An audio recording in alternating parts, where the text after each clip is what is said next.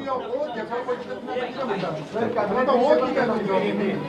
आज भारतीय जनता पार्टी में 8 MLA join हो रहे हैं। मैं उनका स्वागत करता हूं। हमारे साथ में हमारे पार्टी के अध्यक्ष सदानंद कानड़े हैं, हमारे एक्स चीफ मिनिस्टर और कांग्रेस के वरिष्ठ नेता दिगंबर कामत, वो हमें आज ज्वाइन हो गए। Opposition leader, x opposition leader Michael Lobo, the Congress biggest leader of Alex Sequeira, और बाकी उनके साथ में सभी कांग्रेस के नेता आज भारतीय जनता पार्टी में ज्वाइन हो चुके हैं। मैं भारतीय जनता पार्टी में उनका स्वागत करता हूं और वो निश्चित रीत्या honourable prime minister Narendra Modi ji के नेतृत्व में जो नव भारत निर्माण की उनकी संकल्पना है, इसलिए सभी ज्वाइन हो चुके हैं। कांग्रेस ने भारत जोड़ो यात्रा स्टार्ट की थी। मुझे लगता है गोवा से कांग्रेस छोड़ो यात्रा स्टार्ट हो चुकी है। इसी तरह से पूरे देश भर में कन्याकुमारी से लेकर कश्मीर तक सभी लोग कांग्रेस को थोड़े थोड़े छोड़ रहे थे, अभी लमसम में छोड़ रहे हैं। इसी तरह से पूरे सभी छोड़ के भारतीय जनता पार्टी या बाकी जो राष्ट्रहित वाली पार्टी को जुड़ेंगे। निश्चित रीत्या ऑनरेबल प्राइम मिनिस्टर आने 2024 के इलेक्शन में बड़ी जीत ऑनरेबल प्राइम मिनिस्टर को मिलेगी। धन्यवाद। Thank you. धन्यवाद।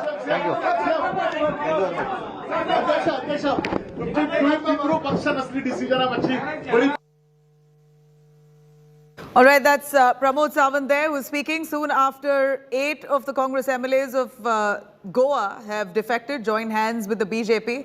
In fact, this has come as a big blow indeed to the Congress. Undoubtedly, all these men earlier had pledged that they will not defect. They won't swear ties with the Congress party and the UPA alliance. But clearly here, they've acted against their own commitment. They've joined hands with the BJP and claim that they want to strengthen the hands of Prime Minister Narendra Modi and Goa Chief Minister Pramod Sawant. Paulmi, who's been tracking that story there. Paulmi, translate for us. What did Pramod Sawant and those Congress MLAs really say? Was this inevitable? Like you said, they've been in touch for quite a while now, but somehow the Congress managed to stave off their defection for a long time, at least until elections.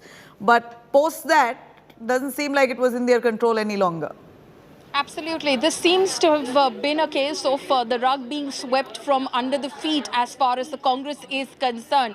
If there were talks and speculations and murmurs and, of course, reports, some quite, certified reports as well, that some of the Congress MLAs were in touch with the Bharatiya Janata Party, how come the Congress was not able to stave off this sort of a defection, which is basically 8 out of 11 MLAs. Their party has, in fact, broken up. What we're also awaiting confirmation on, Nabila, at this point of time, that this Goa Congress faction has now moved a resolution to merge with the Bharatiya Janata Party, so to say, because like I said, 2/3 of the party is now with the Bharatiya Janata Party. So this virtually wipes out the Congress in Goa. Such a defection previously was seen in the year 2019. The Congress has been a divided house. It has been a house which feels that, they do not have the solid backing of their central leadership, that, the central leadership is not building on the kind of base that the Congress has had in the past in Goa. Remember, the last time round, in the last elections as well,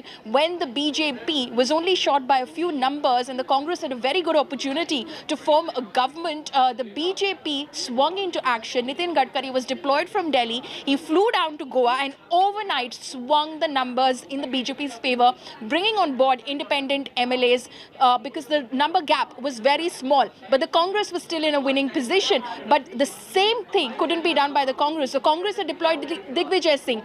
Same night, same place, Nitin Gadkari flies down, Digvijay Singh flies down, Gadkari wins. That is what happened with the Congress party. That demoralized the party as well, and the leadership on the ground. And this time again, the way the BJP broke away members of the Congress party, brought them on board. The big catch here, Nabila, is Digambar Kamat. He is a stalwart of the Congress party. He has been a former chief minister. He is one of the tallest leaders that the Congress had in Goa. The fact that they've got Digambar Kamat on board today just goes to show that the Congress is now in a is in complete disarray. It's virtually been wiped out in Goa unless they find ways or methods to bring their party together, somehow bring the leadership together. But already they were facing a stiff challenge from the Aam Aadmi Party in Goa in this election. The Trinamool had also jumped into the election in Goa. So clearly the BJP versus whose space is being occupied by others now, and the Congress is being wiped out quite literally by the BJP in Goa. All right. Like you rightly said, Digambar Kamat as well as Michael Lobo, the real men who've initiated this faction. We're going to continue tracking those details, but some big breaking news coming in from Karnataka. Chief Minister Basuraj Bommai now answers Kumaraswamy, HD Kumaraswamy, who has protested against celebration of Hindi Divas in the state of Karnataka. Bommai now counters Kumaraswamy of the JDS. He says India is a union of states. There's no question of neglecting regional languages. Every language has its own history and identity. Prime Minister Modi has also said that all regional languages are national languages. So government is bound to protect Kannada and giving utmost priority to Kannada language. First time in the history of Assembly, we're coming up with the law to Kannada language, a compulsory language that's to be made in all institutions. We're also encouraging other languages that people must learn. In fact, other people must learn Kannada in our state. That's also something that we encourage. This is exactly the words of Basuraj Bommai.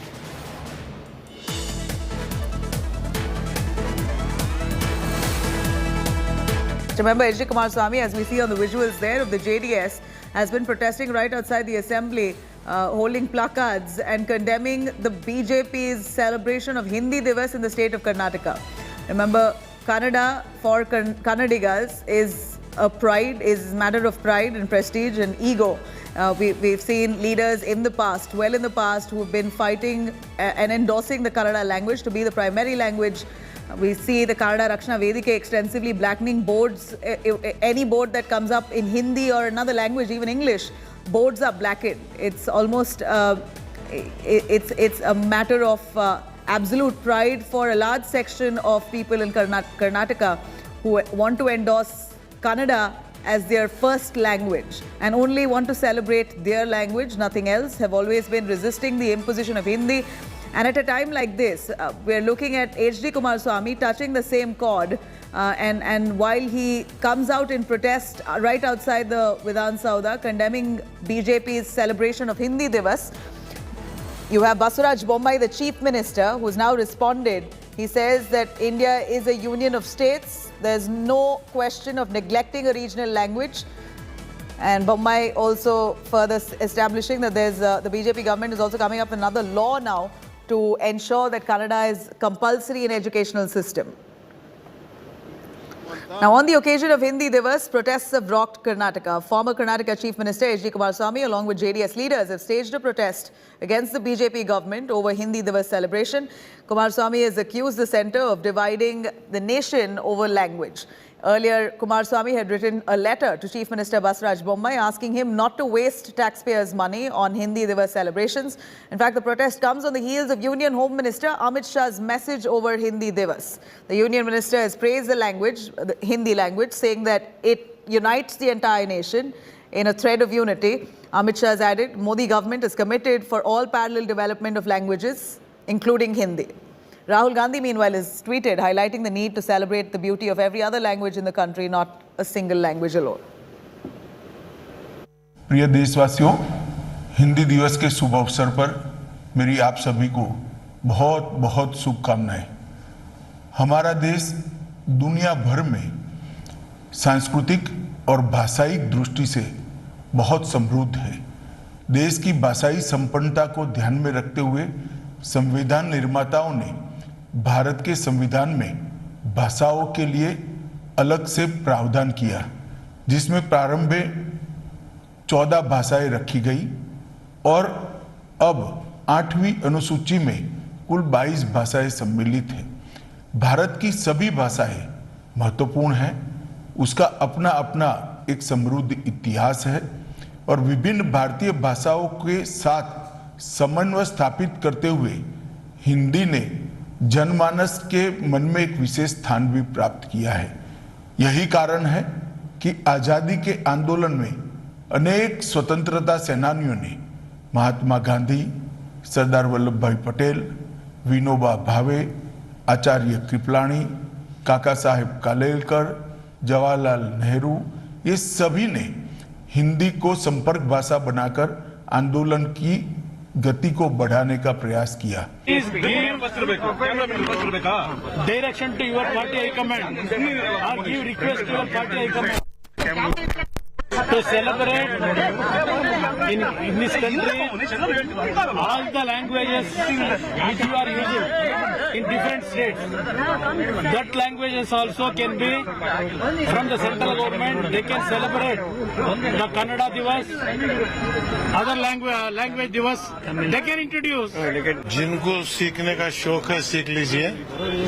हमारे राज्य की भाषा कन्नड़ है। आज आंध्र में, तेलंगाना में, केरल में, पूरा दक्षिण इसके खिलाफ है। कन्नड़ केशव कृपा नहीं है, बसव कृपा है और हिंदी केशव कृपा है। यहाँ बसव कृपा चलेगा, केशव कृपा नहीं चलेगा। Every language has got its importance, and every language is important to everyone.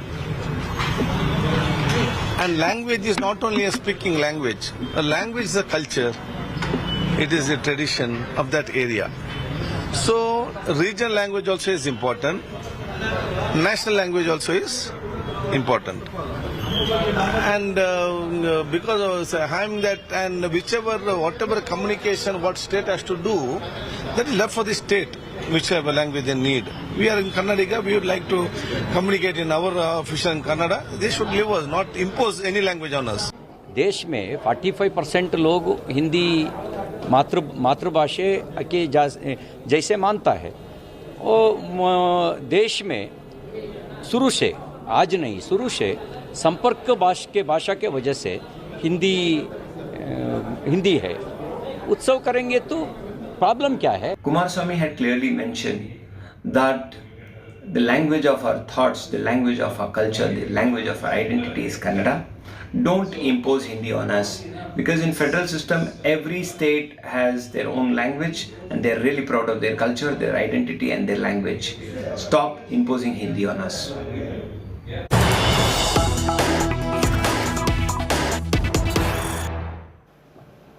All right, we hear a Muslim cleric now has spoken over the madrasa survey and in quite a provocative manner. He says, beat survey team with chappals.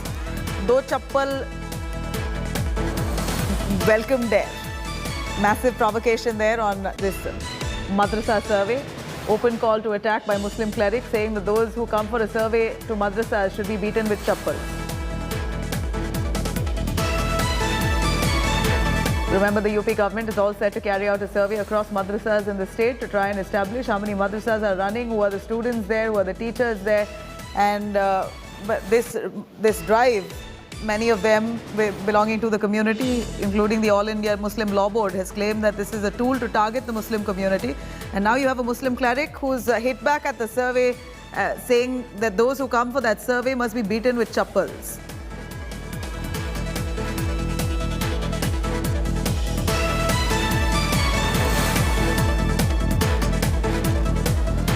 Let me quickly cut across to Samar Srivastava joining us from Lucknow. Samar, a quick word from you.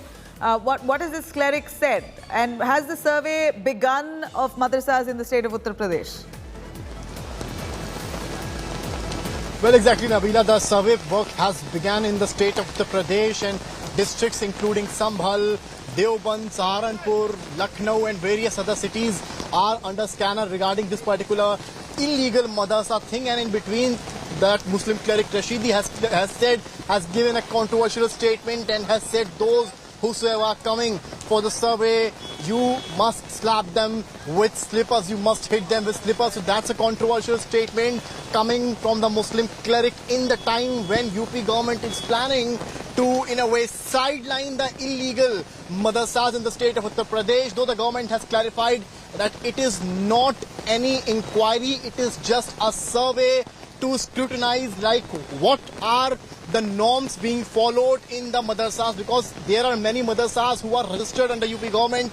Government has no problem with them whatsoever, but they are scrutinizing and in a way sidelining those madrasas who are unregistered and in a way who are focusing just on religious education and not on including subjects like maths, including science, English and various other subjects, but stressing just on Urdu and one particular religion. So that's the concern of UP government, and that's why the scrutiny work and survey work is on.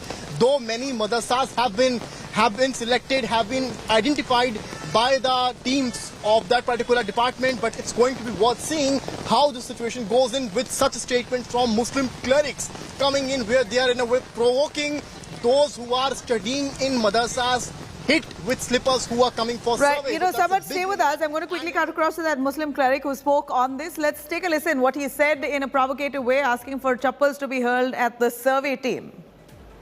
बिल्कुल मैं अपने बयान पर कायम हूँ। ऐसे जाहिल लोगों का, अनपढ़ लोगों का, जो संविधान का ज्ञान न रखें, जो कानून को न माने, ऐसे लोगों का ऐसे ही स्वागत होना चाहिए। मैं भी अगर संविधान को एक तरफ रख के अपनी मनमानी करूं तो मेरा भी वही होना चाहिए। भाई आपके जो मदरसे हैं जिनको आप ऐड देते हैं, उनमें आप देखिए हज़ारों टीचरों के अभी तक तनख्वाही नहीं मिली, कई साल से रुकी पड़ी है। वो लोग धरने प्रदर्शन कर रहे हैं, आप उनको तो दे नहीं पा रहे हैं। मदरसों को आप फर्नीचर नहीं दे पा रहे हैं, मदरसों को आप अच्छी क्लासें नहीं दे पा रहे हैं, अच्छे एजुकेशन नहीं दे पा रहे हैं। जो मदरसे आपके साथ अटैचमेंट हैं, जिनको आप ऐड देते हैं, उनको तो आप कर नहीं पा रहे हैं। प्राइवेट मदरसे जिसमें सिर्फ 4% बच्चे जाते हैं मुसलमानों के, आप उन मदरसों को छेड़ना चाहते हैं, तो क्या हमें गुस्सा नहीं आएगा?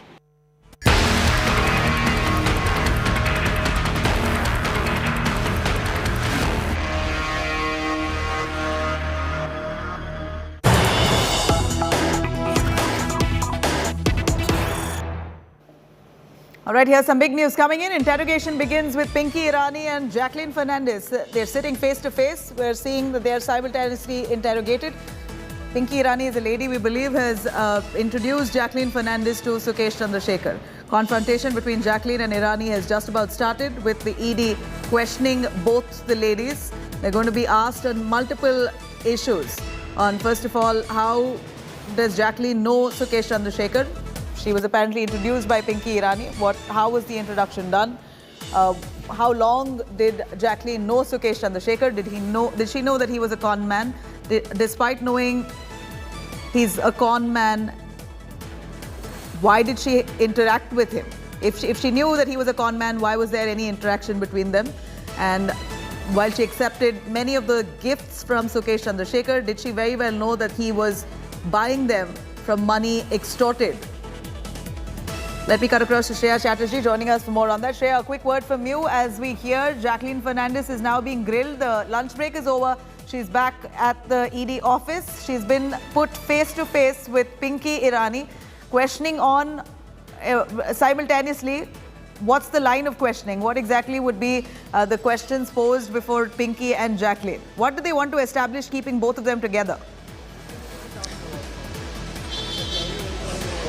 Well, Nabila, the Delhi Police's Economic Offences Wing is right now grilling both Pinky Irani and Jacqueline Fernandez together. And the reason behind that, obviously, is because Pinky Irani is the person who had got Jacqueline and Sukesh in contact. She is the aide of Sukesh Chandrasekhar who went forward and met Jacqueline Fernandez, get in touch with Sukesh Chandrasekhar. There are questioning on the fact since how long Sukesh has known Jacqueline Fernandez. Why did Jacqueline continue to involved in a conversation and a relationship with him even after knowing that he was in jail? How many times did they interact while his stay in jail? So there are a lot of questions that are right now being asked by the Economic Offences Wing. But the confrontation becomes extremely crucial because they were first questioned separately. The reason they confronted is to check that whether there are any inconsistencies in their answers. Pinky Irani was crucial to actually join the dots between Jacqueline and Sukesh Chandrasekhar, because it was from her phone chats that it was established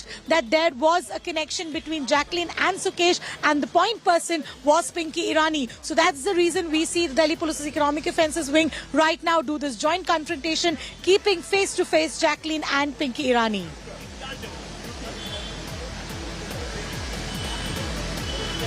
Across to Munish Pandey also joining us more on this. Munish, a quick word. Jacqueline Fernandez has been called in. She's missed 2 summons, finally appeared. She's been put right opposite Pinky Irani and questioned simultaneously. The logic behind this, what really does the ED want to establish here?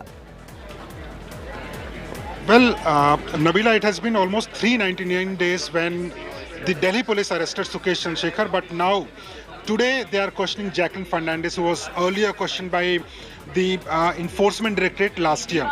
Now, as far as this questioning is concerned, what is important for Delhi police is to establish whether she was part of the extortion racket or not, and if she was not part of the extortion racket, then she will stand witness in the case. Her statement is going to be very important, and we have been given to understand is that Delhi police is in a process to file a supplementary charge sheet in this case, and that is why this questioning is going to be important. As far as this confrontation between Pinky Irani is concerned, remember, Pinky Irani is accused in the ED's case. But why Pinky is Irani important for Delhi police? Because she is the only common link between Sukesh Chandrasekhar and Jacqueline Fernandez. Pinky Irani was the person who was tasked by Sukesh Chandrasekhar to befriend Jacqueline Fernandez. She was the one who approached Jacqueline in the month of December 2020, where she requested Jacqueline to speak to Sukesh Chandrasekhar. Later in the month of January, there were gifts worth crores of rupees which were given to Jacqueline Fernandez so that she can woo her to talk to Sukesh Chandrasekhar. Later on in the month of February also, 1 month after she started speaking to Sukesh, Jacqueline learnt about Sukesh's criminal past, his history, and Pinky Irani was the person who once again convinced Jacqueline Fernandez that she should continue speaking to Sukesh Chandrasekhar. She was the one who was used by Sukesh Chandrasekhar to transfer the money, transfer the gifts. All these things were done by Pinky Irani. So she is a common link between Jacqueline Fernandez and Sukesh Chandrasekhar, and her questioning is going to be very important. That is why the grilling is taking place as we speak between the actor and Pinky Irani, who is also a very close associate of Sukesh Chandrasekhar. Nabila. Stay back, Munish. I'm going to come back to you on this. Shreya, thank you very much for joining us. And of course, we're going to continue tracking those developments as Jacqueline currently is at the ED office. She's been grilled opposite Pinky Irani. Now, ED, the Delhi police heat on actor Jacqueline Fernandez, 200 crore extortion case. India Today has accessed inside details of this grilling. Jacqueline will be questioned until 1:30 approximately in one round, after which she, in fact, while Jacqueline was being questioned earlier, she was given a break for a little while. Grilling has resumed just now. India Today has also accessed details of the probe. Questions are likely to be asked on the lines of whether Jacqueline Fernandez knew Sukesh Chandrasekhar and how expensive gifts were received by her, if she knew that he was a con man. Why did she receive those gifts from him? She's also been asked about how she knows Pinky Irani. Pinky Irani is said to be the close aide of Sukesh Chandrasekhar, who's also introduced Jackie to Sukesh. In fact, the actor is facing heat now by the agencies for receiving gifts from the con man. From house in Sri Lanka to bungalow in Mumbai, the actor has received a variety of luxury gifts from Sukesh, who also gifted cars to Jacqueline's family members. He's also gifted expensive jewelry worth 7 crore rupees.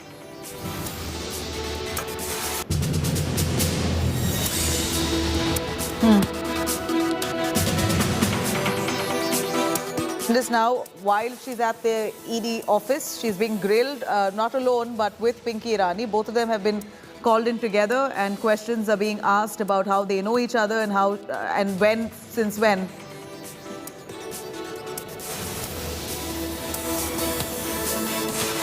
She's there. She's part of the economic. In fact, right now she's at the economic offence wing. That's the office she's at. The ED is currently grilling her, and she's been asked about all that money that and gifts that she's received from all that gift and expensive luxury items that she's got from Sukesh Chandrasekhar over the last 2 years. In fact, what we know is that Sukesh was given enough and more. He had given her and her family members a lot of expensive luxury cars and jewelry, a house. This was worth at least 7 odd crores.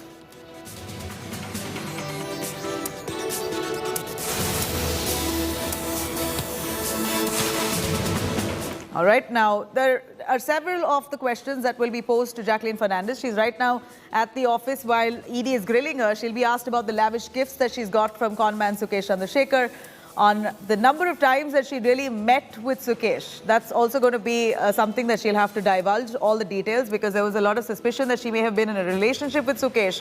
Does that mean she met him often? If she did, how did she meet him? Where did she meet him? Now, we also know that all the phone conversations between Jacqueline and Sukesh will be thoroughly scrutinized, and she'll have to provide all those details to the Enforcement Directorate as well. She'll be asked questions based on what the ED has retrieved as well. Now, Jacqueline will also be asked on her connection with Pinky Irani, and we believe that Pinky Irani has been the one who introduced Jacqueline to Sukesh. So how does she know Pinky Irani, and when did she meet Sukesh and Pinky the first time?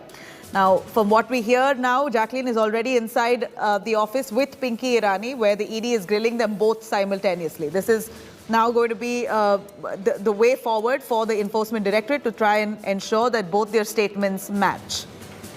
Now, Bollywood diva Jacqueline Fernandez has been hitting the headlines for quite a while now. She's been embroiled in this 200 crore scam case, an extortion case, which involves her alleged boyfriend, Sukesh Chandrasekhar. Delhi police has now prepared a lengthy list of questions for the actress ahead of her summons. In fact, the Chittiya Kalaya actress will be interrogated by Delhi police's economic offence wing today. Here's a quick detailed report.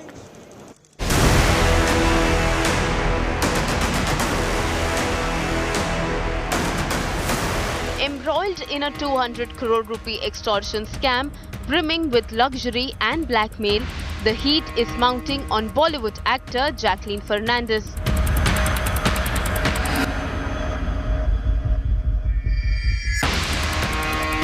India Today had accessed the charge sheet filed against Jacqueline by the ED recently.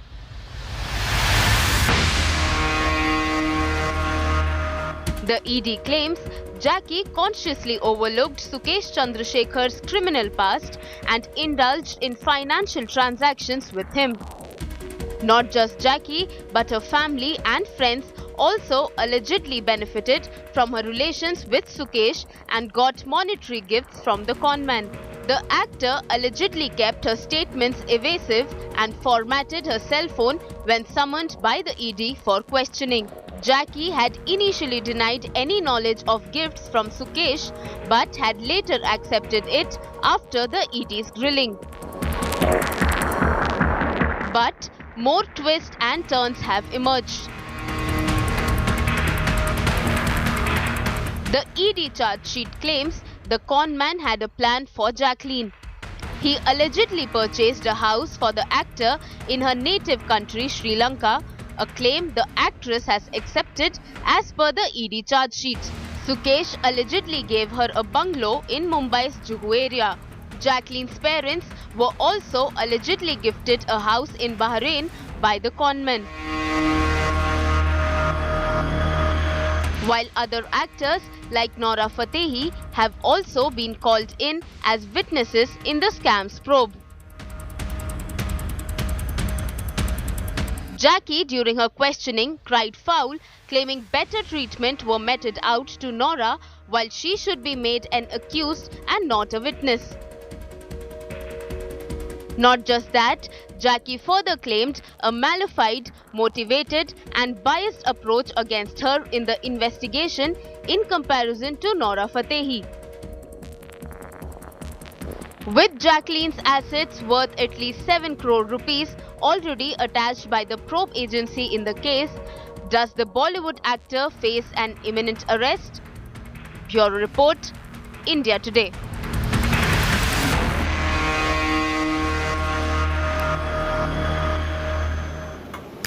All right, let me quickly cut across to Munish Pandey joining us live for more. Munish, from what we see, there's a lot of connection that Sukesh and Jacqueline boast of. The number of gifts that she's accepted from him over the course of 2 years, the contact that she's had with him. It's very hard for the ED, we believe, to establish that this lady really did not know Sukesh or the kind of crime that he was involved in. Tell us who are the officials, some clarity on the officials who are grilling her today.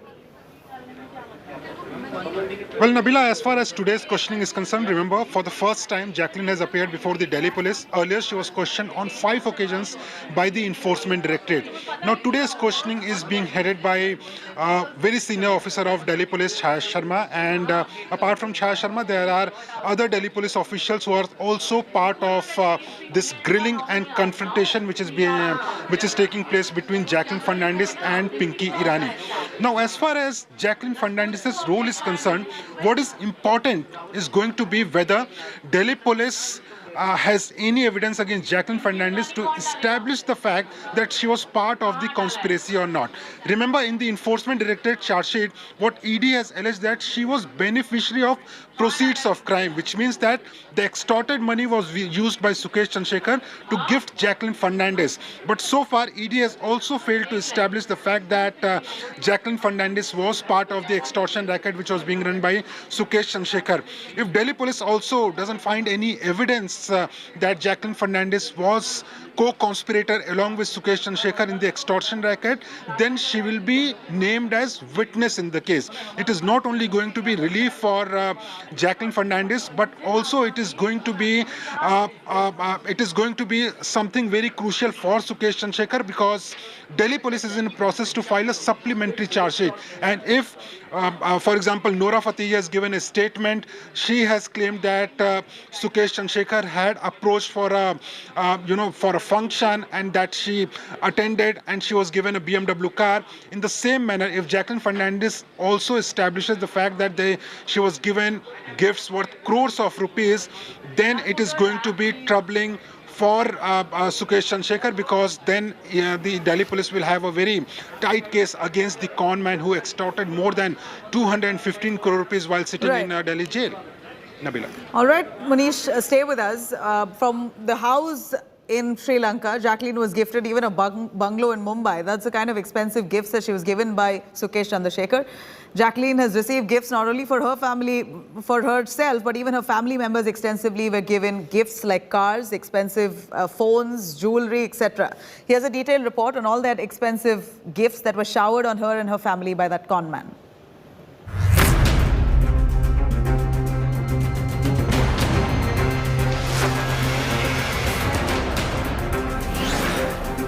A 200 crore rupees fraud, 2 Bollywood divas and an alleged mastermind. The multi-crore scandal gets murkier with every new revelation. The Enforcement Directorate is unraveling a web of lies and deceit, and their latest charge sheet against conman Sukesh Chandrasekhar proves that all that glitters is actually gold. Sukesh has claimed he gifted Jacqueline luxury items worth crores, and the list is long and sparkling. The conman says he gifted the Sri Lankan actor 15 pairs of earrings, bangles and rings from Cartier and a bracelet from Tiffany & Company. Jacqueline allegedly received 5 Birkin bags from Sukesh. Bags for this luxury brand cost anywhere between 30 lakh rupees to 4 crores. Sukesh also sent gifts from Chanel, Gucci and Rolex watches her way. The charge sheet says Sukesh gave the Fernandez family a fleet of luxury cars. A Mini Cooper to Jacqueline, a car she claims she returned, a BMW X5 for the diva's sister in the US, a Maserati and a Porsche to Jacqueline's parents. That's not all.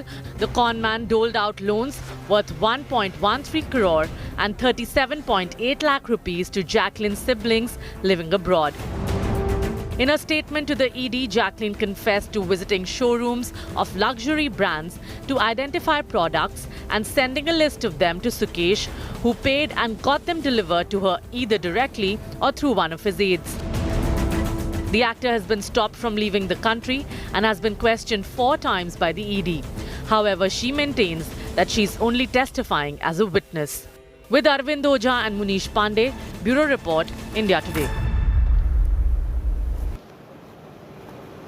All right, on the other side of a short break, 12 killed as a bus falls down in Poonch. 12 people have been killed in that accident, 8 others injured after a bus has fallen into a deep gorge in Poonch district.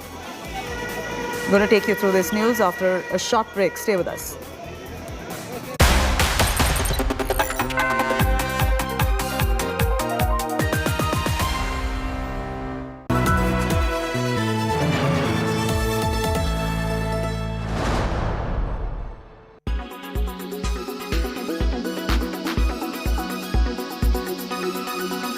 Від перших чисел вересня і до сьогодні наші воїни вже звільнили понад 6 тисяч квадратних кілометрів території України на Сході і на півдні. Рух наших військ продовжується.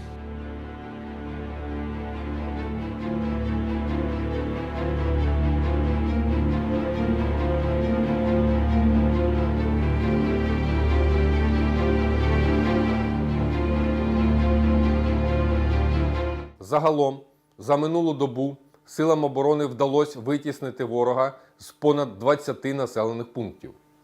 Проводяться взяття їх під повний контроль та стабілізаційні заходи.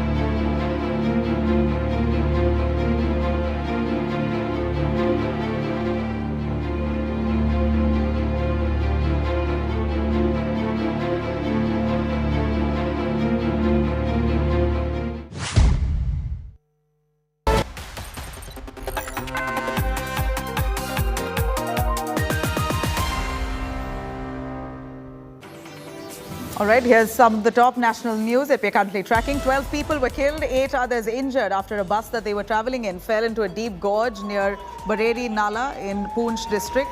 The bus was on its way to Mandi from Sojian when the accident has taken place. Soon after the incident, a rescue operation was launched by the locals, police and the army team. The injured have been shifted to a hospital for treatment.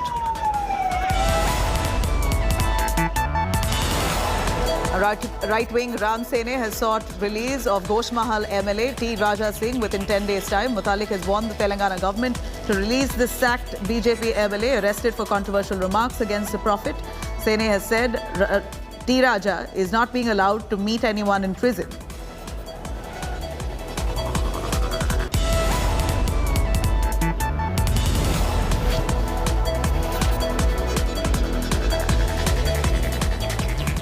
All right, on the other side of a short break, massive setback for Goa Congress unit as 8 out of the 11 MLAs of Congress have defected, joined hands with the BJP. Taking you through news on that on the other side.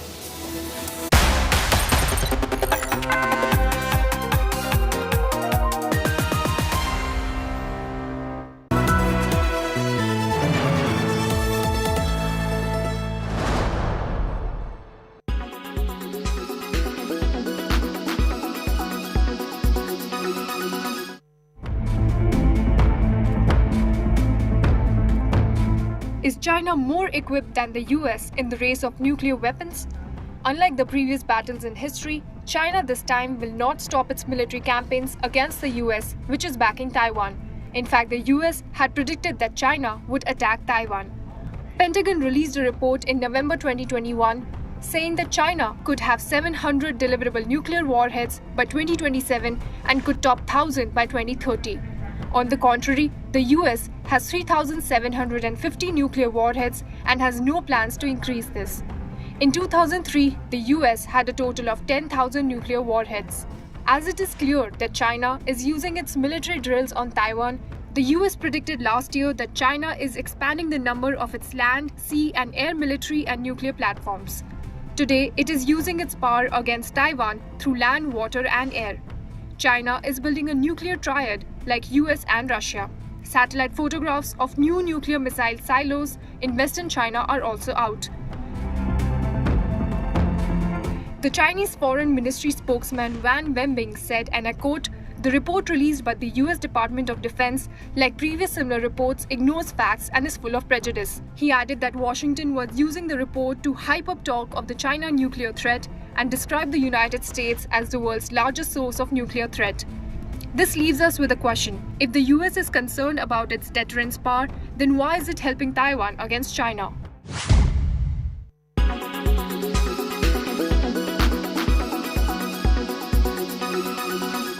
Everyone's busy finding what's trending. You're busy finding out why. India Today, for those who research before reacting. Download the India Today app now.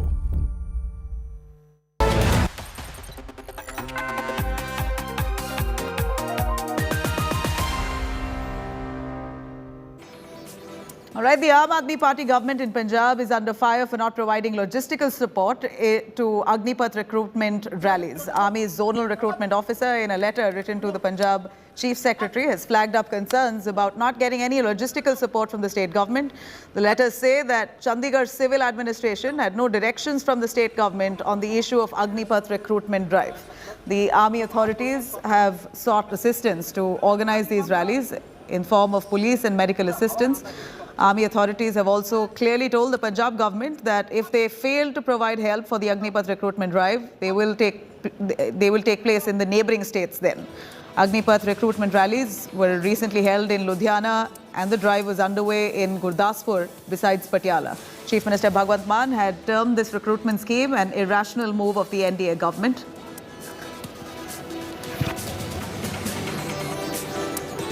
ऐसा होना नहीं चाहिए।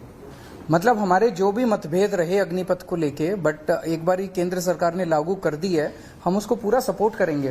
तो पंजाब का specific क्या है issue मैं एक बार ही पता करूंगा, बट हम पूरी तरह से सहयोग करेंगे, इसके स्कीम में भी सहयोग करेंगे, आर्मी का भी सहयोग करेंगे।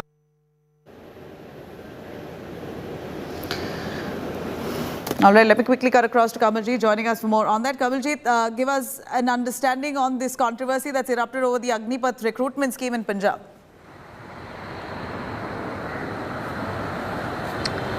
Well, it seems that the government of Punjab is on Agnipath on the Agniveer scheme. Now, Arvind Kejriwal, as the Aam Aadmi Party chief and the Delhi chief minister, may have said that they will look into the matter. It's a central scheme and they will cooperate. Harpal Chima, the finance minister here, has made altogether a different stake. He said that a lot of people have joined the armed forces from the state of Punjab. They've made huge sacrifices. But we are opposed to the scheme of Agniveer and we will continue to oppose it. He didn't really go inside the details of it. But what is very important and significant at this point of time is that the army has expressed concern. We've been told the last recruitment rally which took place in Gurdaspur between 1 to 14th, one of the candidates had died, and that is where the real concern was, whether the facilities, which included medical facilities, it includes arrangements as far as law and order is concerned, police is concerned, Nakas is concerned, crowd control is concerned, also arrangements like the tents and water bottles. At least 27,000 recruits or 27,000 people would be participating in the recruitment rallies. But what is of concern is that army expressing its anguish of about vacillating sort of a support which is coming in from the administration. What is very clear and evident is they don't seem to be happy. But remember, in the past, and we've been speaking to several of the deputy commissioners, we've also found out that as far as the district of Ludhiana is concerned, the army had in a written letter expressed their happiness over the sort of arrangement made.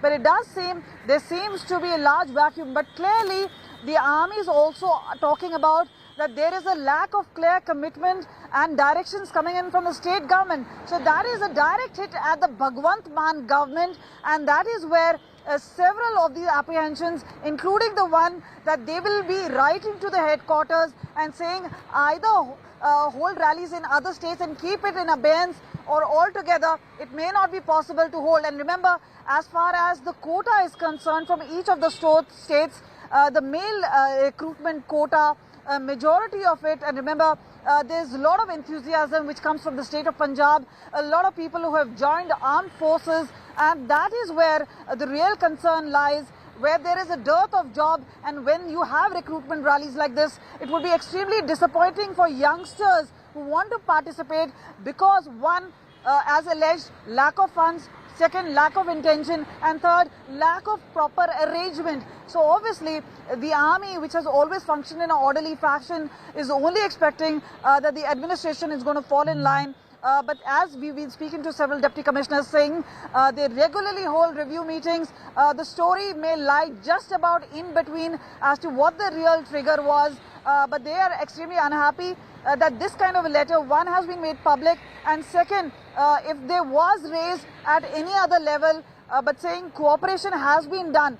Now, Arvind Kejriwal is giving one picture, we will look into the matter, we will cooperate, this is a central scheme. The other coming in from Harpal Chima, a complete opposite to what Arvind Kejriwal has said, saying, we do not believe in this particular scheme, we've been opposed to it and we will continue to oppose it. But in between, what happens to all those people who are interested in being recruited? They've already lost 2 years because of the COVID, and now when they have an opportunity, there seems to be a controversy which has actually drawn them in. All right. Has Punjab and the Aam Aadmi Party government so far shown resistance towards the Agnipath scheme? What's their stance on this? You know, the recruitment rallies have currently been going on. The one in Gurdaspur just ended today. The next we're going to see is in Patiala. As I mentioned to you, at least 27,000 people will be participating from the neighbouring districts.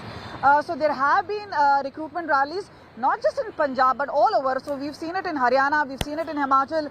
So very clearly, the numbers, despite the controversy, has been overwhelming. It's because people have been waiting for this opportunity. They want to be recruited. They want to be in the government service and the armed forces. And this is where, even though the rallies are taking place, there has been a symbolic stance by the Aam Aadmi Party government that they are opposed to it. But now it only boils down to what sort of arrangements can be made. Is it just about the tents and the water bottles? Is it about the nakas and saying if law and order is an issue? And the police has been consistently telling us we will just do about everything under the sun possible to help the army. But it does seem the sort of medical emergency. And remember, one of the recruits had died recently in Gurdaspur, after which he was rushed to the hospital once he had actually completed the run, and he had fallen, and that is where he could not be saved. And that is what could be the real trigger for this letter to really come up. Whether the medical arrangement, whether the sort of arrangements which is made for mass number of people who congregate there, that kind of water, food, or any of the basic things that need to be given there as part of the recruitment rally. Because remember, army has its own arrangement, they make everything. But as far as the basic arrangement, including tent, water, as far as making law and order, all this is part of the state subject, and that is where the work in tandem with the civil administration and the army putting the blame squarely on the civil administration, saying it seems they are lacking. The other is that they don't seem to have clear direction coming in from the state government, which includes Punjab and Chandigarh. So clearly questions being raised at this point of time, and I say what is at stake is the future of all those people. Imagine if Punjab people cannot be recruited, they will have to go to far away states and go to Haryana or neighbouring Himachal to get themselves recruited. That could be really unfortunate. A lot of people saying there could be more to it than meets the eye. Some people are hinting at political angle to it. But meanwhile, the army has always stayed away from any of the political controversies, keeping it at the basic, saying as far as the good intentions are concerned, they do expect that a word coming in from the top level, coming in from the Aam Aadmi Party government could actually solve the issue. Right. Thank you very much, Kamaljeet, for joining us on that. All right, now cutting across to Goa, we see a massive setback for Goa Congress as 8 of their total 11 MLAs have defected to the BJP. Goa rebel MLAs assert that Congress chodo, BJP ko jodo as they join the Saffron Party. Goa Chief Minister says BJP Jodo campaign has begun from Goa and the same trend will continue to other states as well. Rebel Congress MLA Michael Lobo says that he and other rebels have joined the BJP to strengthen hands of the Prime Minister Narendra Modi as well as Goa Chief Minister Pramod Sawant. Sources claim that one more MLA is believed to be in touch with the BJP. Ironically, all 12 MLAs of the Goa UPA alliance, including Congress and one Goa Forward Party MLA, had taken a pledge of loyalty to stay united and loyal to the alliance back in February. In the 40-member Goa Assembly, Congress has 11 legislators, while BJP has 20. In a similar move in July 2019, 10 Congress MLAs had switched over to the BJP.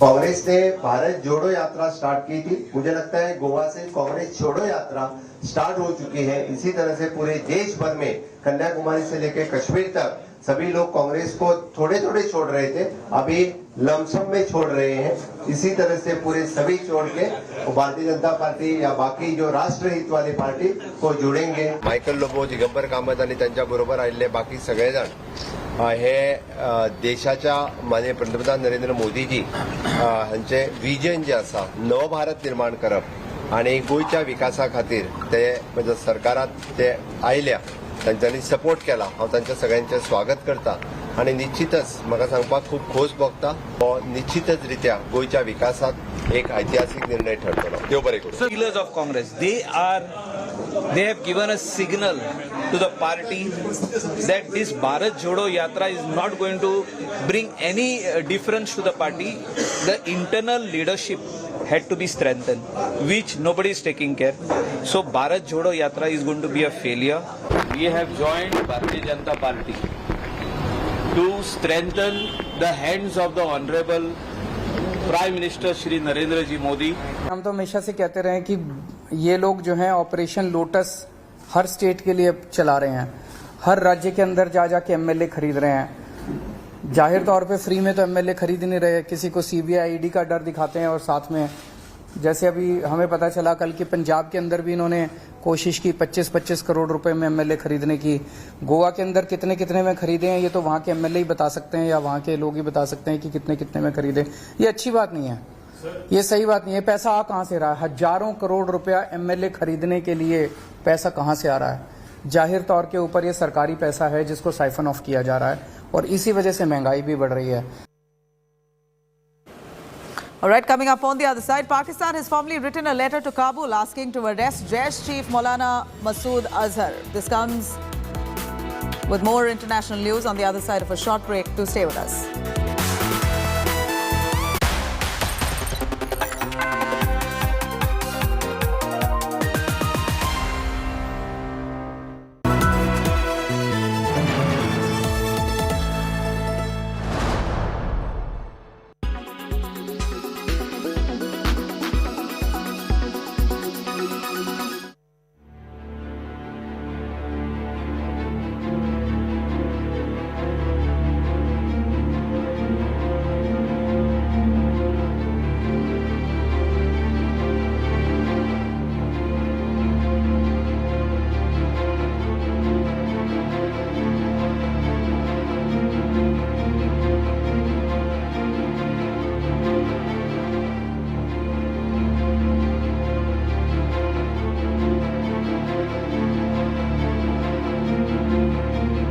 Загалом, за минулу добу силам оборони вдалося витіснити ворога з понад 20 населених пунктів. Проводяться взяття їх під повний контроль та стабілізаційні заходи.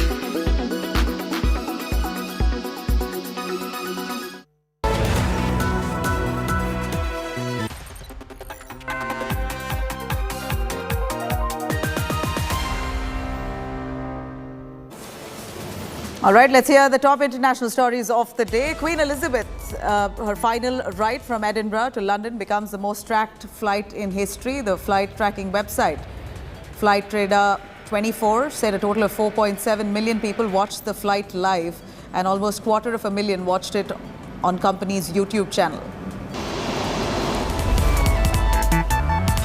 The Foreign Office of Pakistan has formally written a letter to Kabul asking to locate, report and arrest Jaish chief and Pulwama attack mastermind Maulana Masood Azhar. Jaish was recently banned in Pakistan after FATF crackdown. The Pakistan letter has clarified that Jaish is likely to be present in Nangarhar and Kandahar areas of Afghanistan. US has voiced alarm over restrictions on the media in Pakistan. State Department spokesman Ned Price has told restriction on media and lack of accountability undermine the exercise of freedom of expression and informed citizenry. Canadian Prime Minister said that September 19th will be a holiday for federal employees so that they can mourn the Queen's death. Canada is also working for public holiday for other employees, but Ontario and Quebec have declined to make it a public holiday. 49 Armenian army personnel were feared dead after clashes with Azerbaijan army. The recent clashes between the two have resumed the decades-long armed conflict over Nagorno-Karabakh.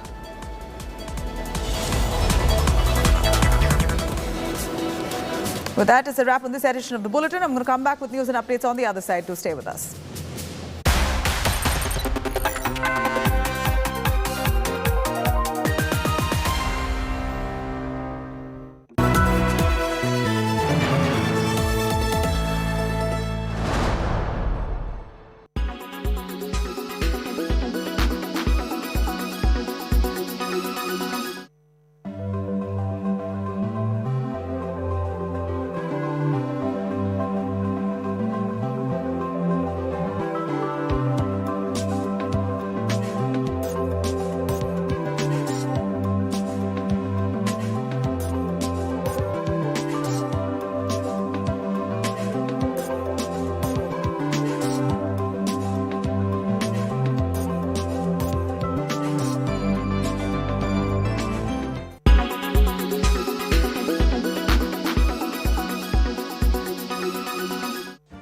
Make your media plan smarter with India Today Live TV on your connected devices. Amplify your brand with 100 million smart internet viewers. To advertise, mail us at sales@aajtak.com.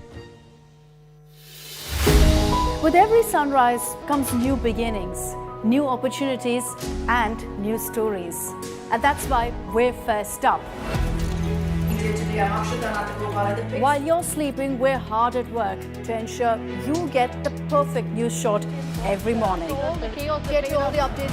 Our morning mission to get you news that's fresh and packed with flavor. Watch First Up every weekday morning with me, Akshata Nandagopal, right here on India Today.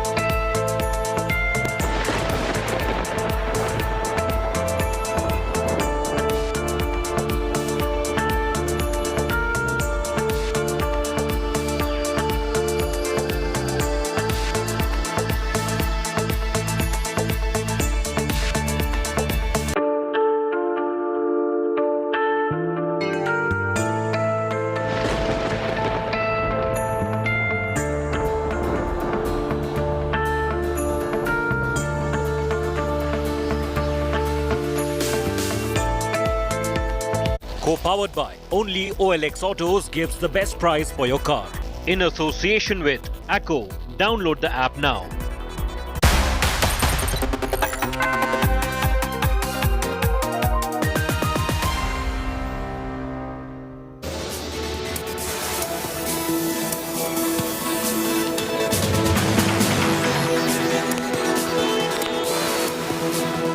A very good afternoon. You're watching India Today. I'm Nabila Jamal. The headlines first. Grilling of actor Jacqueline Fernandez currently underway alongside Sukesh's aide Pinky Irani.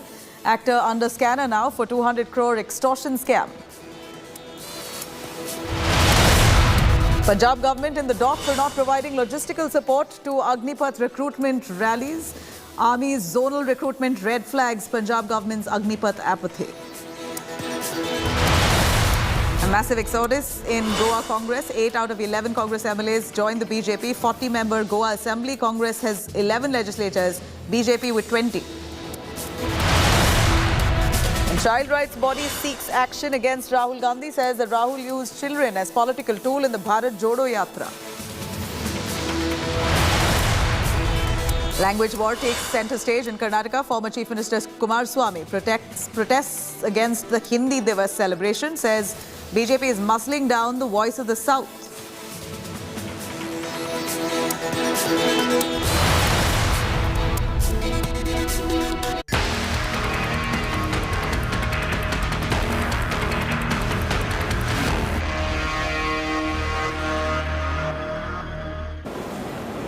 All right, now Bollywood actor Jacqueline Fernandez continues to be grilled by the Delhi police. She's being questioned for about 2.5 hours now in the 200 crore extortion case involving conman Sukesh Chandrasekhar. India Today has also accessed details of the probe and the questions the actor is likely to be asked.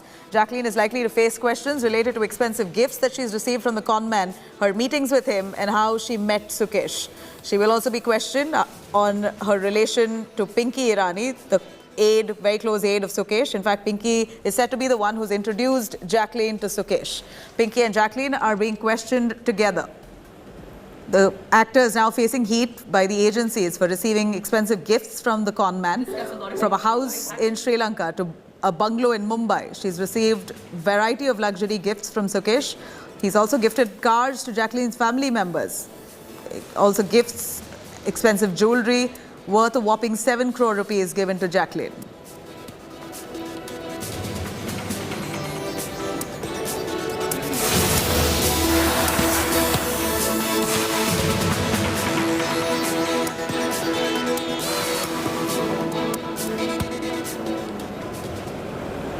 Now, Bollywood diva Jacqueline Fernandez has been hitting the headlines for quite a while now. She's been embroiled in a 200 crore scam, an extortion scam that was floated by her alleged boyfriend, Sukesh Chandrasekhar. Delhi police has now prepared a lengthy list of questions for the actress ahead of her summon.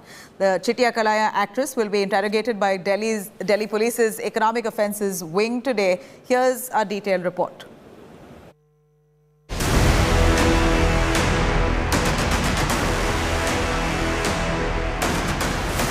Embroiled in a 200 crore rupee extortion scam brimming with luxury and blackmail, the heat is mounting on Bollywood actor Jacqueline Fernandez.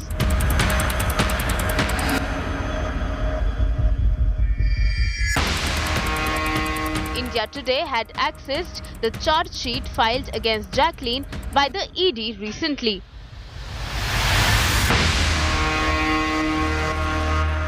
The ED claims Jackie consciously overlooked Sukesh Chandrasekhar's criminal past and indulged in financial transactions with him. Not just Jackie, but her family and friends also allegedly benefited from her relations with Sukesh and got monetary gifts from the conman. The actor allegedly kept her statements evasive and formatted her cell phone when summoned by the ED for questioning. Jackie had initially denied any knowledge of gifts from Sukesh but had later accepted it after the ED's grilling. But more twists and turns have emerged. The ED charge sheet claims the conman had a plan for Jacqueline. He allegedly purchased a house for the actor in her native country, Sri Lanka, a claim the actress has accepted as per the ED charge sheet. Sukesh allegedly gave her a bungalow in Mumbai's Juhu area. Jacqueline's parents were also allegedly gifted a house in Bahrain by the conman. While other actors like Nora Fatehi have also been called in as witnesses in the scam's probe.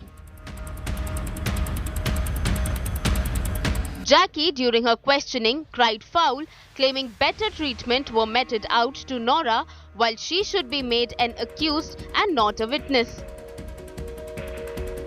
Not just that, Jackie further claimed a malified, motivated and biased approach against her in the investigation in comparison to Nora Fatehi. With Jacqueline's assets worth at least 7 crore rupees already attached by the probe agency in the case, does the Bollywood actor face an imminent arrest? Bureau Report, India Today.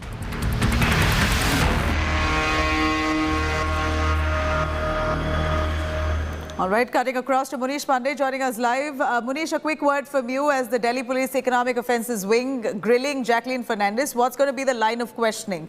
It's very hard to imagine she didn't know that Sukesh was a con man. She's been receiving gifts from him at least for the last 2 years, 2019 to 2021. This is precisely what they're checking to establish if she knew, and if she knew, she will be an accomplice.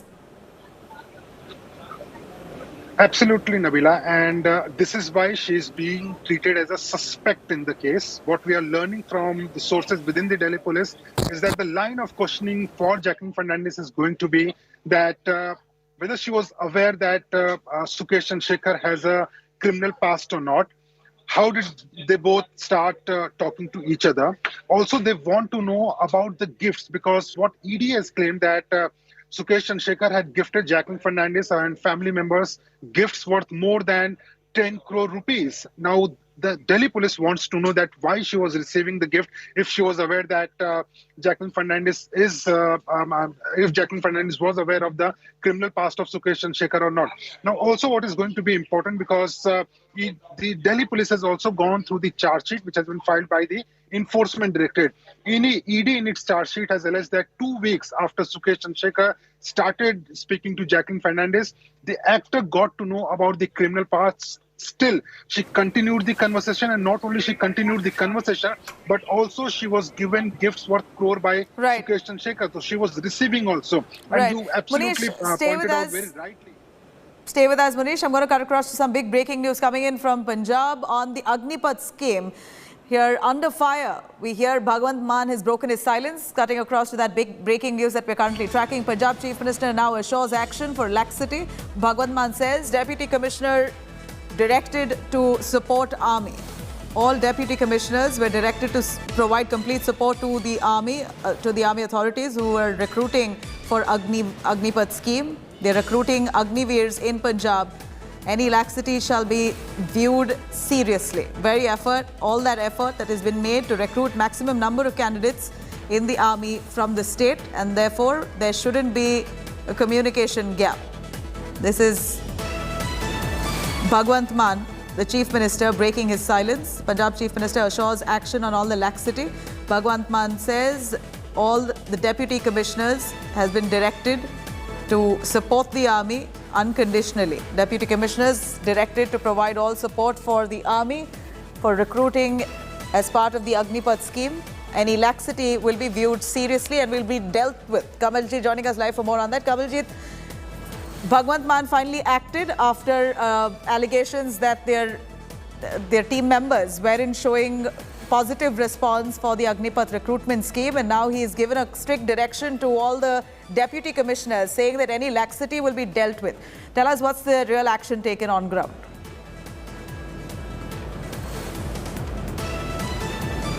Well, after the Army Zonal Recruitment Officer shot off a letter to the Chief Secretary of Punjab, there has been an effort to douse the controversy now by Bhagwant Mann's tweet. Remember, he's currently in Germany, but his Twitter account clearly says that all deputy commissioners were directed to provide complete support to army authorities for recruitment of Agniveers in Punjab. Any laxity shall be viewed seriously, and every effort should be made to recruit maximum numbers. And remember, as far as the rallies itself are concerned, which has been going on for the past 1 month, today one concluded in Gurdaspur, and thereafter there's one in Patiala where around 27,000 recruits will come. The entire news itself came as a shock because the army was very clear. They wanted 3 things done. One was the medical arrangement which needs to be done. The other was the law and order, which is security bandobast, which had to be done. If there is a need for a lathi charge, if there's an overwhelming response or any situation, that needs to be taken care of. The third is obviously about civil amenities like water, tent and the others. And perhaps there seem to be loopholes there.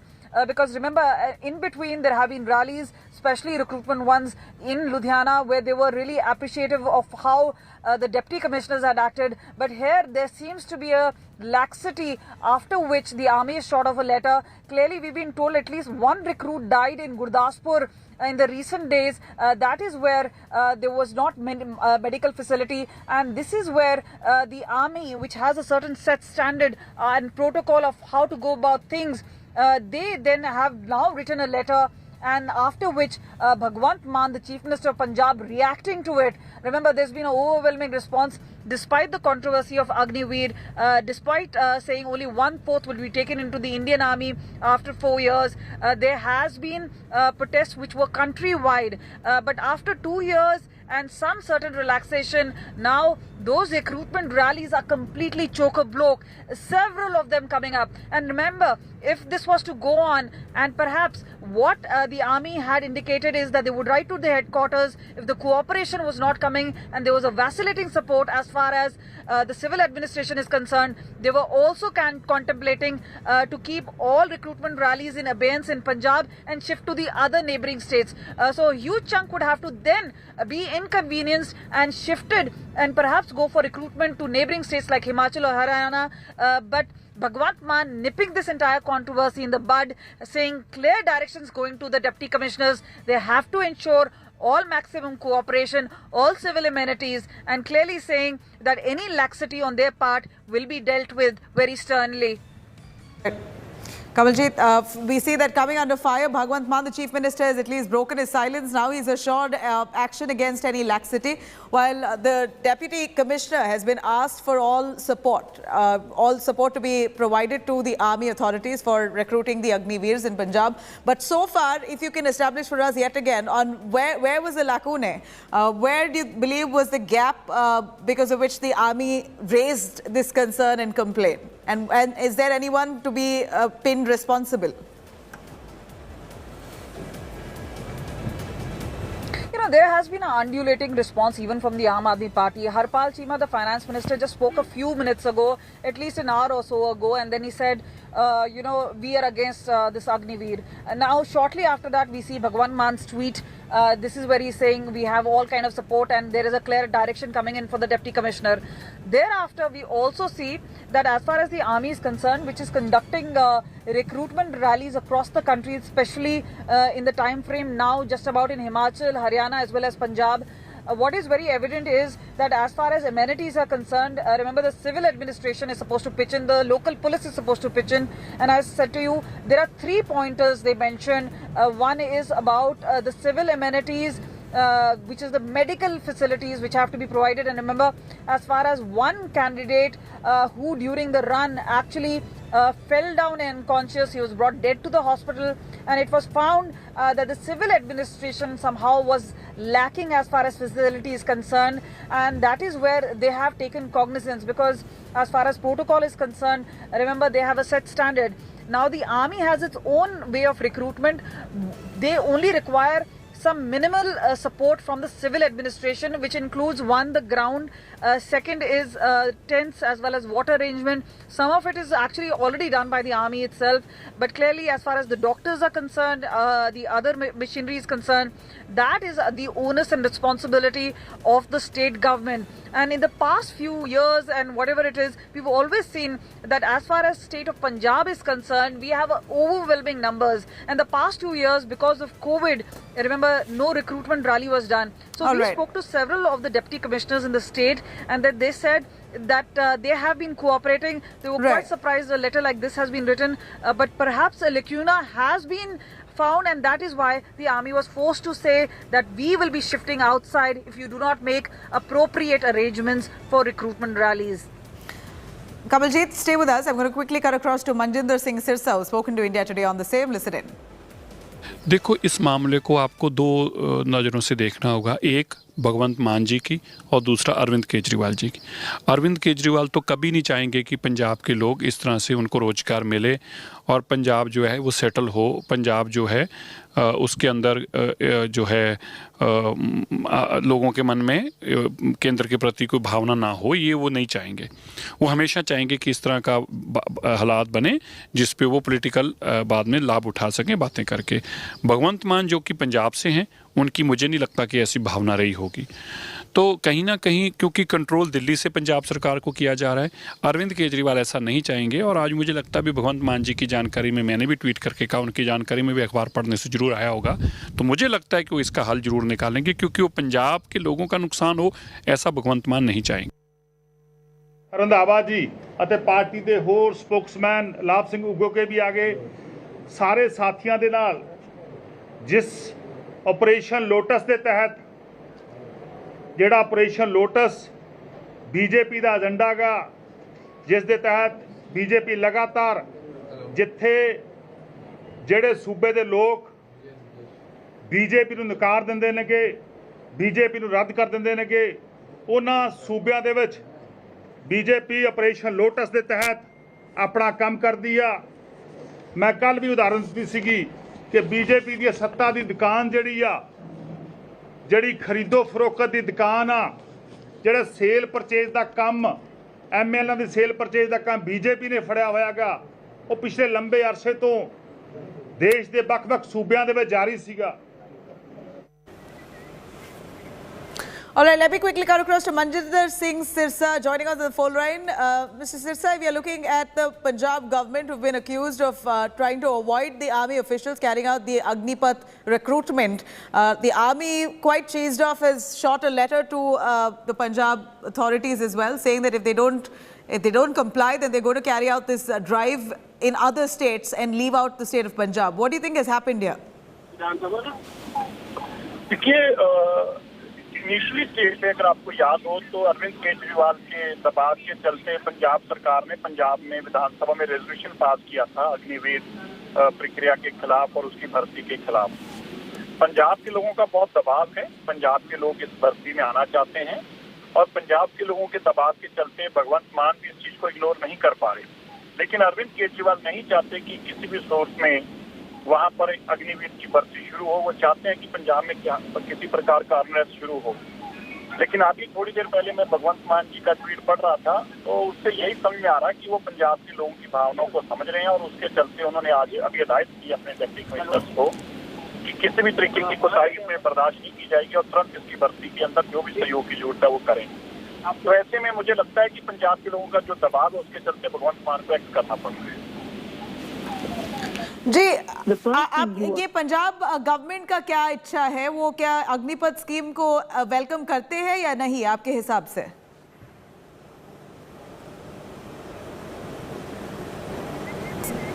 Sirsa जी, आप सुन रहे हो? All right, we seem to have lost his connection, but here we see there's some kind of gap between communication between the officials in Punjab government and the army. Army accusing the Punjab government of not complying with their Agnipath recruitment drive. They believe that they've not been given help, and there's... All right, Manvinder Singh Pal joining us on the phone line from the Aam Aadmi Party. Manvinder Singh ji, यहाँ पर जो army का कहना है कि आप आम आदमी पार्टी गवर्नमेंट पंजाब में वो अग्निपथ स्कीम को रिस्पेक्ट नहीं दे रहे हैं, आप उनको हेल्प नहीं कर रहे हैं, रैलीज वो ड्राइव जो है उनका फैसिलिटेट नहीं कर रहे हैं। देखिए, एक तो थोड़ा डिस्टरबेंस आ रही है आपकी वॉइस में ना, आपको मेरी आवाज सुन रही है? हाँ, आवाज आ रही है, आप प्लीज बोलिए। देखिए, पहली बात तो ये है, पंजाब ने हमेशा ही देश की सिक्योरिटी को लेकर, देश की सुरक्षा को लेकर, भारतीय सेना को लेकर सबसे बड़ा कंट्रीब्यूशन किया है और सबसे बड़ी शहादतें और सबसे ज्यादा शहादतें पंजाब ने दी हैं, पंजाब के नौजवानों ने दी हैं, उसमें कोई दो राय नहीं। दूसरी बात, जहां तक रिक्रूटमेंट में पंजाब स्टेट्स की या पंजाब सरकार की असिस्टेंस की बात है, तो honourable chief minister already directed to all the deputy commissioner of districts कि हर तरीके से कोऑपरेट किया जाए जहां जहां सेंटर बने हैं आर्मी रिक्रूटमेंट के लिए। तीसरी बात, जो सेंट्रल सरकार ने अग्निपथ जो स्कीम है, डेफिनेटली वी आर नॉट इसके सहमत नहीं है. We are not satisfied the schemes by the Indian government. लेकिन आर्मी में पंजाब के हजारों नौजवान जाना चाहते हैं. वो देश के लिए सेवा करना चाहते हैं, देश की सिक्योरिटी के लिए. तो हम किसी भी तरीके से उसको रोक नहीं लगा रहे, ना हम लगाना चाहते हैं. तो सीएम साहब ने कह दिया है कि जहाँ जहाँ असिस्टेंट की जरूरत है तो डिप्टी कमिश्नर असिस्टेंट करेंगे. अल्टीमेटली रिक्रूटमेंट प्रोसेस पूरा ऑटोनॉमस है, ये आर्मी द्वारा ही होता है. ये जो अभी भगवंत मान ने जो डायरेक्शन दिया है, बोल रहे हैं कि डेप्यूटी कमिश्नर्स को स्ट्रिक्टली बोला गया है कि अगर कोई भी लैक्सिटी हो तो वो एक्शन लेंगे. तो अगर सब ठीक चल रहा था तो फिर ये डायरेक्शन क्यों आया? नहीं, ऐसी कोई खबरें आई थी जो आर्मी का स्टेटमेंट का जिक्र आप कर रहे हो. हाँ.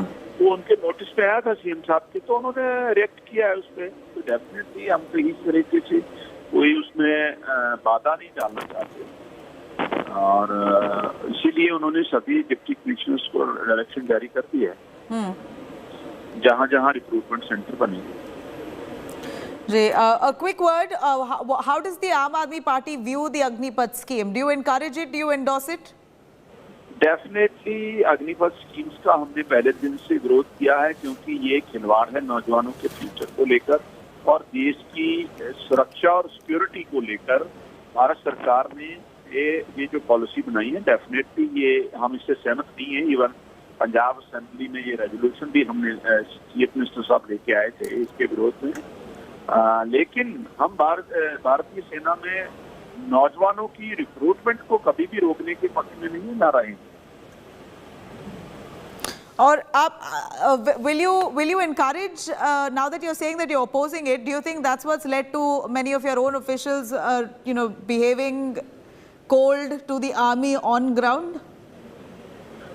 नहीं, इनकरेज करने की जरूरत ही नहीं है. पंजाब के लोगों में तो वैसे जज्बा है देश की सेवा को लेकर. ऑलवेज ये हमारा इतिहास भी रहा है और आज भी है, आगे भी रहेगा. देश की सिक्योरिटी में, देश की सुरक्षा में इंडियन डिफेंस फोर्सेस में पंजाब का कंट्रीब्यूशन बहुत बड़े लेवल पे हमेशा से रहा है. जी, all right. Thank you very much for joining us on that. Now, the Aam Aadmi Party in Punjab there are under fire for not providing logistical support to the Agnipath recruitment rallies. Army's zonal recruitment officer in a letter has written to the Punjab Chief Secretary, flagged up concerns about not getting any logistical support from the state government. Punjab government now sending out a direction to Deputy Commissioner saying any laxity will be dealt with.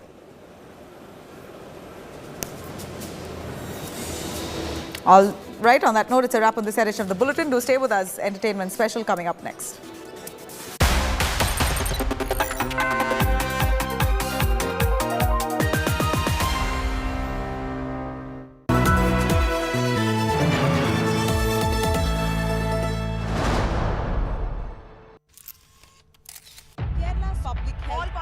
Traveling from different parts. Armed with facts, Looking at political back. she takes the news by its horns. Do you think the future of these students are not hampered?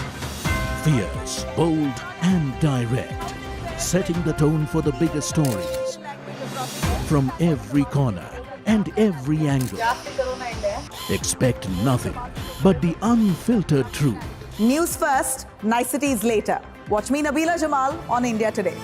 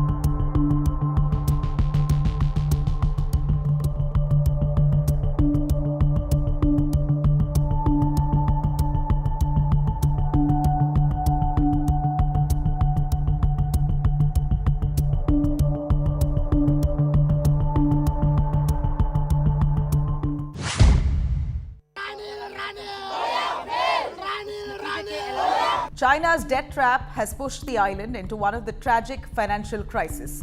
Now the IMF has agreed to restore macroeconomic stability within the country. Sri Lanka reached an agreement with the IMF where it said that it will provide a loan worth $2.9 million to Sri Lanka. The extended funds will help Sri Lanka to restore their sustainability. The 48-month program is yet to be approved by...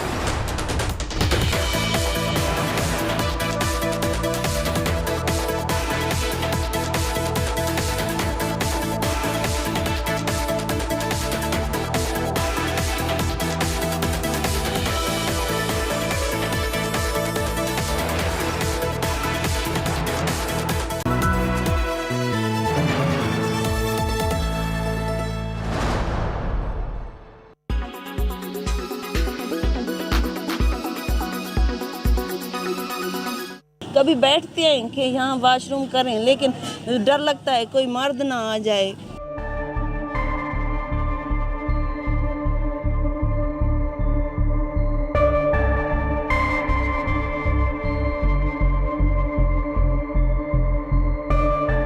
इता station त्यान बैठे से नौजवान धीरियन इडे वेंदु ता मर्दन इडे वेंदु ता मर्न आज औखा दौरे धीरे को कल्ला भेजू ता किता भेजू इता ना वॉशरूम दी जरूरत है सकूं।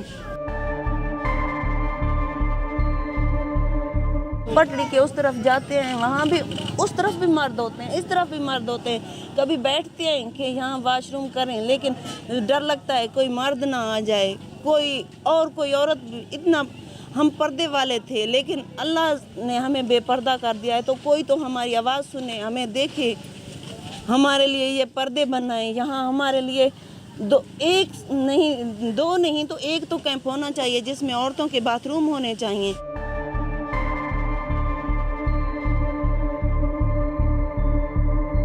अप्रॉक्सीमेटली 30-35 पेशेंट ऐसे हैं जो गैस्ट्रोएंटराइटिस के साथ हैं। तो गैस्ट्रोएंटराइटिस की मेन रीज़न ये है कि यहाँ पे वॉशरूम वगैरह नहीं है। पेशेंट जो हैं कि वो उनको यहाँ पे खुले में जाना पड़ता है, जो भी यूटिलाइज़ करती इस तरह की चीज़ें हैं जिनकी वजह से पेशेंट हमारे पास जो लैंड कर रहे हैं वो गैस्ट्रोएंटराइटिस के साथ है। हिस्ट्री है पेशेंट की, ये उसको लूज स्टूल्स हैं और डायरिया, उसकी हिस्ट्री, वॉमिटिंग की हिस्ट्री, उसके साथ पेशेंट प्रेजेंट कर रहे हैं हमारे पास।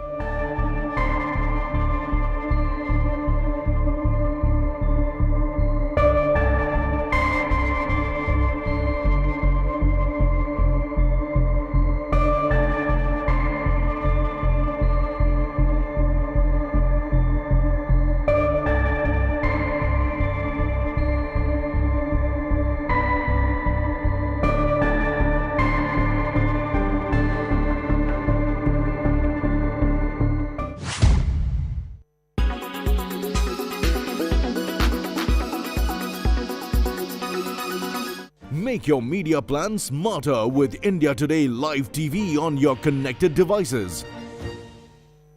Everyone's busy finding what's trending. You're busy finding out why. India Today, for those who research before reacting. Download the India Today app now. Make your media plan smarter with India Today Live TV on your connected devices.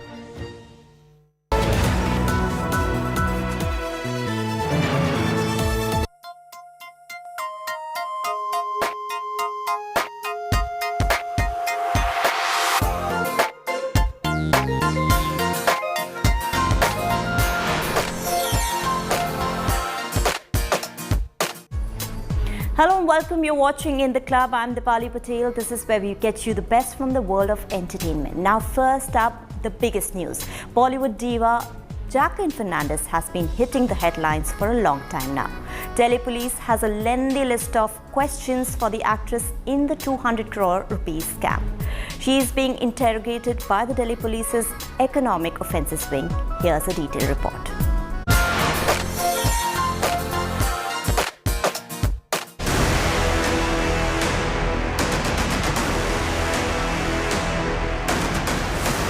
Embroiled in a 200 crore rupee extortion scam brimming with luxury and blackmail, the heat is mounting on Bollywood actor Jacqueline Fernandez.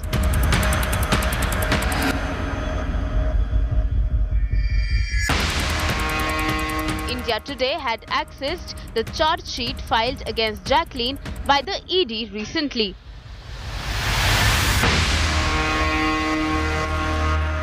The ED claims Jackie consciously overlooked Sukesh Chandrasekhar's criminal past and indulged in financial transactions with him. Not just Jackie, but her family and friends also allegedly benefited from her relations with Sukesh and got monetary gifts from the conman. The actor allegedly kept her statements evasive and formatted her cell phone when summoned by the ED for questioning. Jackie had initially denied any knowledge of gifts from Sukesh but had later accepted it after the ED's grilling. But more twists and turns have emerged. The ED charge sheet claims the conman had a plan for Jacqueline. He allegedly purchased a house for the actor in her native country, Sri Lanka, a claim the actress has accepted as per the ED charge sheet. Sukesh allegedly gave her a bungalow in Mumbai's Juhu area. Jacqueline's parents were also allegedly gifted a house in Bahrain by the conman. While other actors like Nora Fatehi have also been called in as witnesses in the scams probe. Jackie, during her questioning, cried foul, claiming better treatment were meted out to Nora while she should be made an accused and not a witness. Not just that, Jackie further claimed a malified, motivated and biased approach against her in the investigation in comparison to Nora Fatehi. With Jacqueline's assets worth at least 7 crore rupees already attached by the probe agency in the case, does the Bollywood actor face an imminent arrest? Bureau Report, India Today.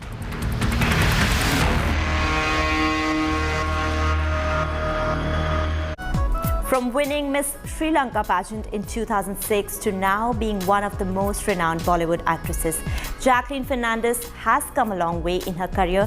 Here's a look at her journey so far.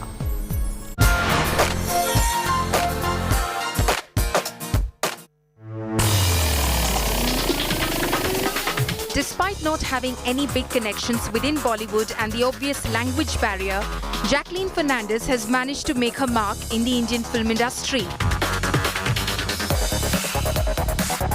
The Bahraini Sri Lankan actress was born on August 11, 1985 in Bahrain and comes from a multi-ethnic family. After studying mass communication in Australia, Jacqueline started to work as a presenter in Sri Lanka while modelling on the side. Ladies and gentlemen, the Trillium High Miss Sri Lanka Universe for 2006. Please put your hands together for Miss Jacqueline Fernandez. Jacqueline made heads turn in 2006 when she won the Miss Sri Lanka pageant. Congrats,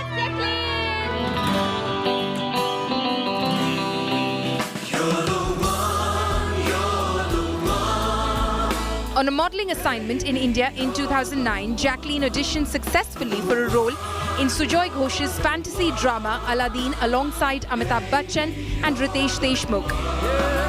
Her Bollywood debut might have been a box office failure, but the actor left a mark with her performance.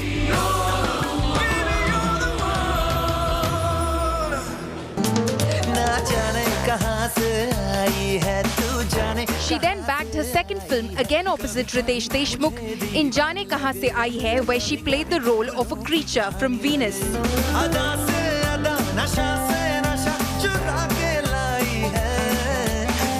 Her first two films might have tanked at the box office, but Jackie's third film, Murder 2, was a commercial success.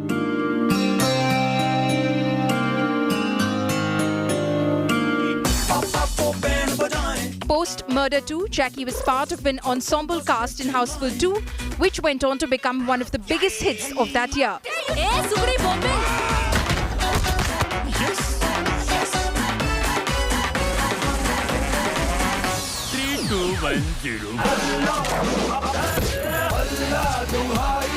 She then signed another multi-starrer, Race 2, which was an action thriller and also starred Saif Ali Khan, John Abraham and Deepika Padukone.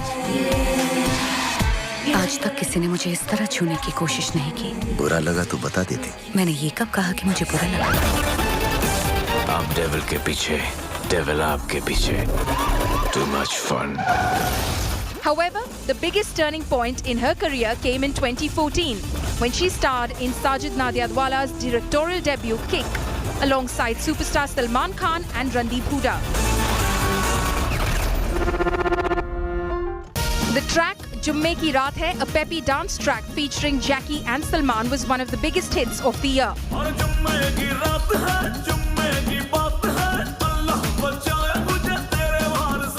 Kick was a blockbuster hit and raked in over 231 crores at the box office. However, her next two projects, Vikramjit Singh's Roy and Karan Malhotra's action drama Brothers, failed to light up the box office. She then went on to star in Houseful 3 and A Gentleman. ये मेरा प्रेम है। ये मेरा राजा है। राजा, please help me. Ladies, इससे कहते हैं जुड़वा। Jacqueline also starred in David Dhawan's comedy film Judwa 2 opposite Varun Dhawan and Taapsee Pannu.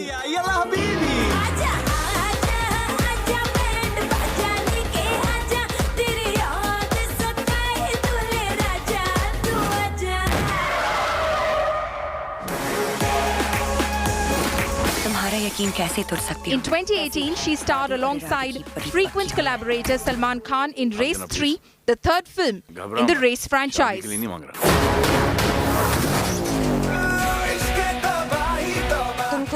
Sri Lankan beauty was in another multi-starrer, a horror comedy titled Bhoot Police, which had a digital release on a streaming platform. तुम्हारी जिंदगी ना केवल दो चीजों से चलती है, पैसा और हवस। काली ऊर्जा है। अबे कोई ऊर्जा नहीं है, ये जवानी की फ्रस्ट्रेशन है। मेरे खाता खोल लो। Besides films, Jacqueline has other interests too. She opened a restaurant in Colombo and is also the co-founder of an active wear clothing lineup. She was named Woman of the Year by PETA India in 2014 for advocating the welfare of animals. Entertainment Bureau, India Today. Jacqueline Fernandez was last seen in John Abraham's starrer Attack, which released in April. And now that she has been accused in the charge sheet by the ED, looks like a lot is already riding on makers' front, who have signed her to play the role in their films. Take a look at what all is in store for her.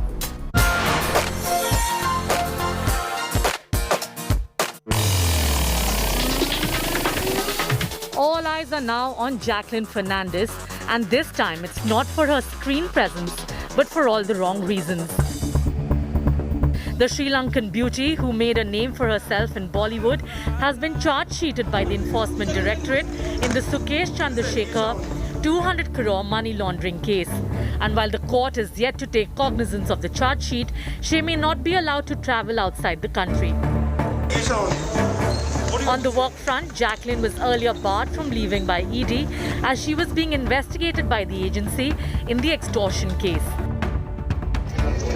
The actress had to seek permission from the court to even travel to Abu Dhabi in May to attend IFA, where she turned showstopper for designer Falguni and Shane Peacock. The court suspended the lookout circular against her from May 31 to June 6 after she submitted details about her stay and furnished her itinerary to the authorities. As far as the other projects are concerned, Jacqueline Fernandez was last seen in a song from Kicha Sudeep's film Vikrant Rona.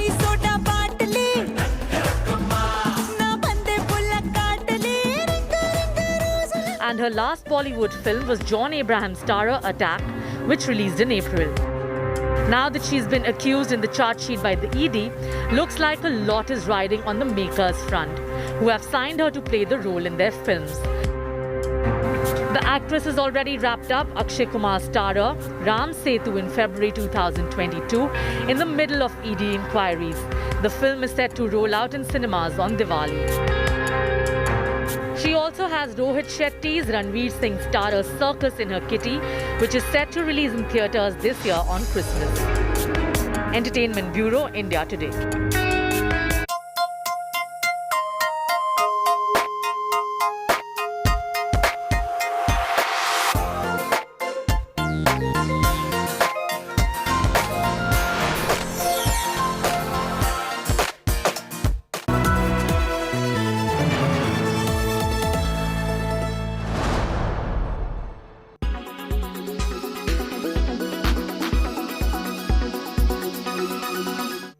India has a powerful case to be a permanent member of the United Nations, says External Affairs Minister S. Jaishankar.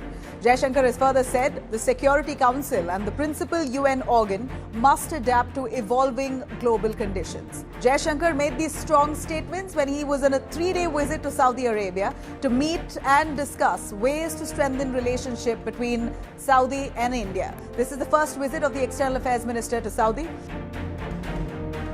The External Affairs Minister categorically said that this is the right time for India to become a permanent member of the UN Security Council. In fact, India has been at the forefront of the years-long efforts to reform the Security Council. Now, speaking of the relation between Saudi Arabia and India, Prime Minister Modi sent a written message to Saudi Crown Prince Mohammed bin Salman. External Affairs Minister Jaishankar has termed Saudi Arabia as quite an important player in the global economy. Saudi Arabia has impressive growth numbers and position in the energy markets. In fact, the Gulf indeed is an important economic partner of India. Energy is the keystone area in bilateral cooperation. Both countries are collaborating in the domains of new and renewable energy. The External Affairs Minister has agreed to closely work together in G20 and multilateral organizations. India gets more than 18% of crude oil imports from Saudi Arabia. The bilateral trade was valued at $29.2 from April to December. The Indian community is indeed the largest expatriate community in that kingdom, with approximately 2.2 million population. Speaking of both the countries' relationship, well, it appears Saudi and India have come together through thick and thin. Both of them have seen challenging times all through the COVID period. Artificial intelligence, or AI, is the science of programming machines or computers to reproduce human processes like learning and decision making. Recent technological advances, for example, intelligent algorithms which decide autonomously what actions to take to achieve their objective, have seen AI take great strides forward, creeping steadily into our daily lives. Smartphones are getting smarter, cyber assistants can find information in the blink of an eye, and autonomous vehicles could soon increase road safety, potentially eliminating the risk of human error. AI offers the promise of a highly efficient world in which robots take care of our sick, stock our fridges, plan our holidays, and do hazardous jobs humans should not or will not do. Game playing is a crucial measure of AI progress, proving that a machine can execute certain intellectual tasks better than humans. Computer mastery of chess and more recently Go, the ultimate board game, have been hailed as moments in humanity's quest to create smart machines. In medicine, software can already diagnose illnesses, including some cancers, as efficiently as a real doctor. But the issue of how to adapt workforces to cope with this fourth industrial revolution has economists and policymakers scratching their heads. Millions of jobs could be threatened as robots become capable of nearly everything humans do. There are concerns that if left unchecked, the development of superintelligence could pose a threat to humanity, with computers outsmarting and outmanipulating humans.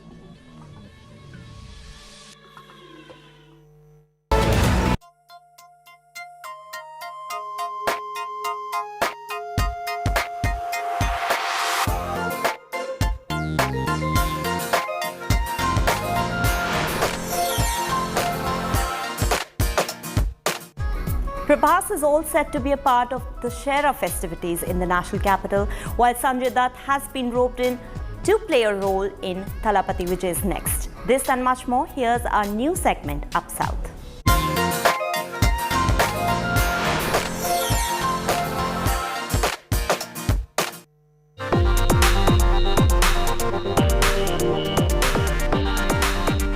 The year 2022 has been all about traveling for Ajit Kumar. From cycling trips to bike tours, he has been doing it all. Actor Ajit Kumar is extremely passionate about biking. After his bike tour in Russia, he decided to hit the road again with his friends. This time, Ajit Kumar went to Ladakh and photos and videos from the tour have been doing the rounds on social media. The actor is currently on a scheduled break for his upcoming film AK-61 and Ajit Kumar decided to go on a bike trip to Ladakh with his friends. His AK-61 co-star Manju Warrior also accompanied him on the trip. On September 12th, Ajit's publicist shared 2 black and white pictures and wrote, "Man and the Machine." Ajit Kumar was last seen in director H. Vinod's Valamai, which received an overwhelming response from critics and audiences alike.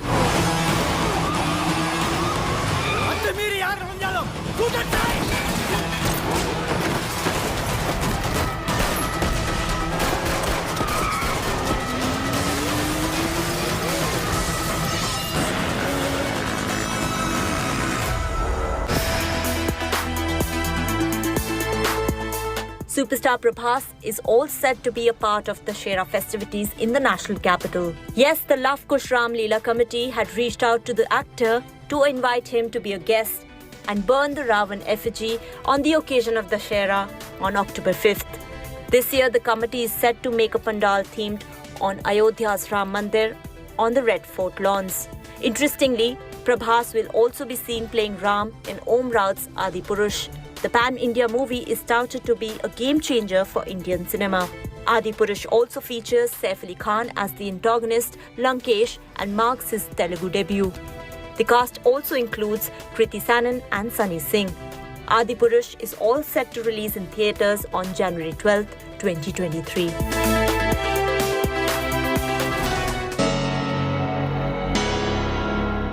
Sanjay Dutt has reportedly been roped in for Thalapathy Vijay's yet-to-be-titled film with Lokesh Kanagaraj. Vijay will be seen essaying the role of a gangster, while Dutt is expected to play his nemesis. According to reports, the actor will be paid a sum of rupees 10 crores for the film, which is expected to be the biggest one in the Hindi film industry for Vijay. What's more, the film is expected to go on floors by October or November. Sanjay Dutt, meanwhile, has been giving some interesting performances. While Shamshera might have tanked at the box office, his KGF Chapter 2 alongside Yash was a rousing success. His performance as Adhira was praised by fans and critics alike. Entertainment Bureau, India Today. It's time to check out what is keeping our celebrities busy. Here's our popular segment, What's Trending.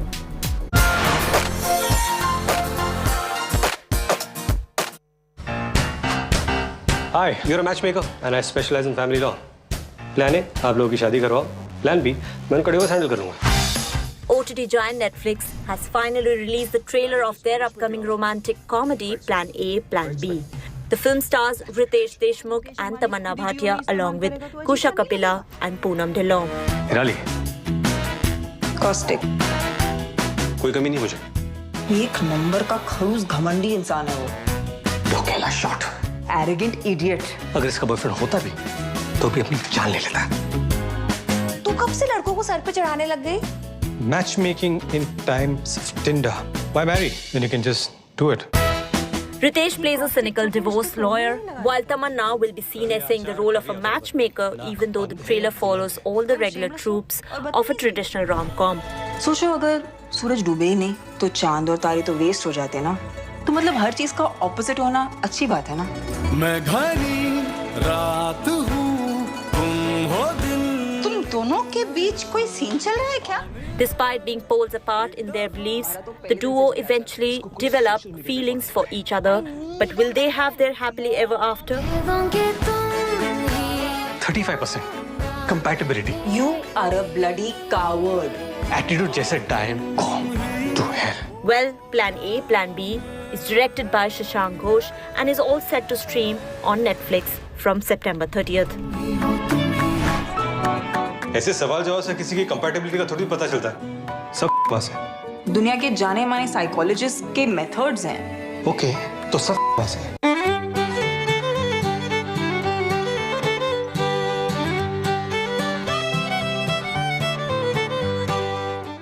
Soha Ali Khan shared a cute video of her day out with daughter Inaya, where the duo went out for grocery shopping.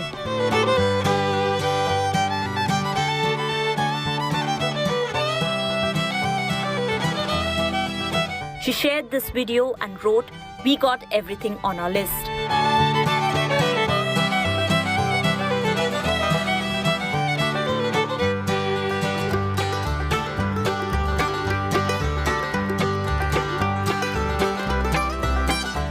Soha will next be seen in the 7-episode thriller series Hush Hush. The show will also feature Juhi Chawla and Aisha Julka, who mark their digital debuts, apart from Kritika Kamra, Shabana Goswami and Karishma Tanna. Hush Hush is all set to premiere on Amazon Prime Video from September 22nd. मेरा दिल कह रहा है वो लोग कुछ ना कुछ जरूर जानते हैं। अगर इंस्टिंक्ट कुछ कहती है ना तो दूसरी तरफ तूफान ही वेट कर रहा होता है। तू अमीर है नहीं, इसलिए तुझे समझ में आएगा नहीं। Siddharth Malhotra was spotted cycling in Manali. The Shesha actor is seen donning a black jacket and black t-shirt, which he paired with grey cargo pants.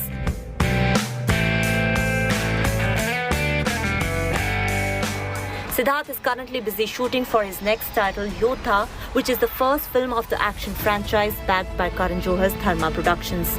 The film is being directed by Sagar Omre and Pushkar Ojha. The makers had released a small teaser of the action last year. Ladies and gentlemen, please welcome Ayan Kapoor. ये हो क्या रहा है? कौन हो तुम लोग? Meanwhile, Siddharth is also currently awaiting the release of his next film, Thank God, in which he plays the role of a regular office-goer stuck between life and death after meeting with an accident. He meets Chitragupt, aka Ajay Devgan, who makes him confront his weaknesses like anger, jealousy, among others. Game खेलेंगे. Game? कौन सा game? The game of life.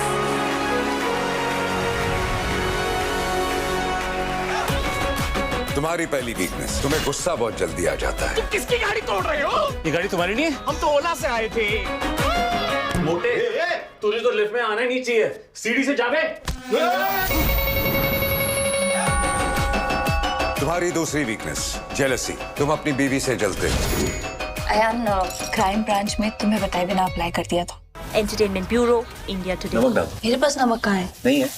तो मेरे जख्मों पे तो छिड़क ही रहना। Aryan Khan's latest photos have gone viral on the internet. For Aryan, who's recently received a clean chit in the drugs on cruise case, this post probably marks his return to the limelight. India Today Lifestyle Bureau with this report.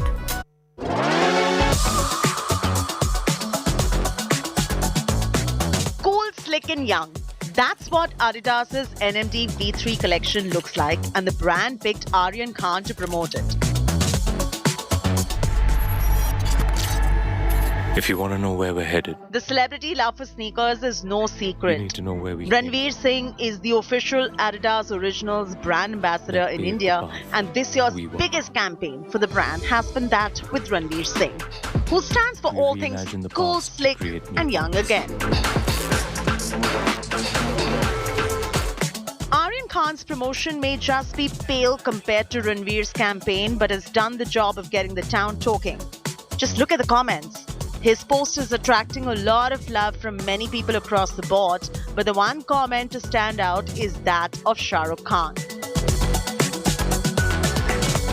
King Khan had a rather witty comment, and I quote, "Looking really good, and as they say, that whatever is silent in the father speaks in the son. By the way, that grey t-shirt is mine," unquote.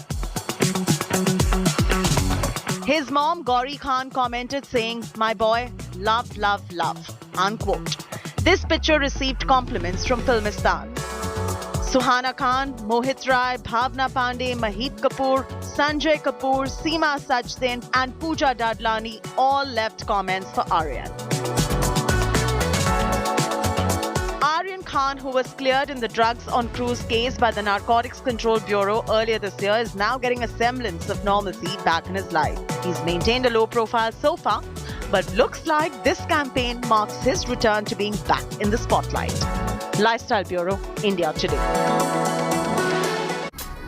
That's all we could pack in our show today, but keep watching In the Club from Monday to Friday at 2:30 p.m. and 11:30 p.m. only on India Today to get your daily dose of entertainment.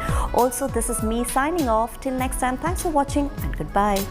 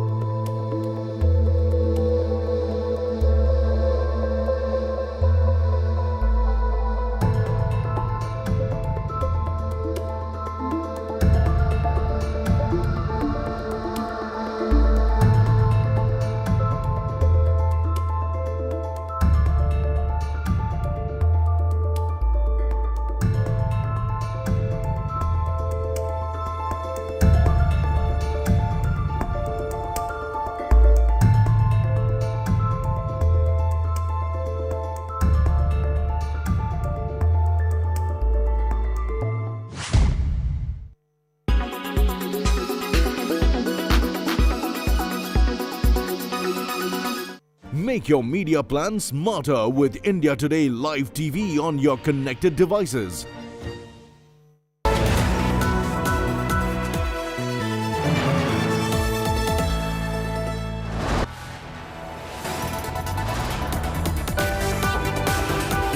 You are watching India Today.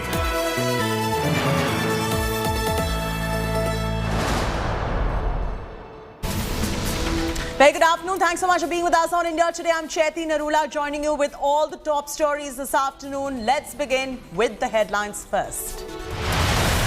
Grilling of actor Jacqueline Fernandez underway alongside Sukesh's aide Pinky Irani, actor under scanner for 200 crore rupees extortion scam.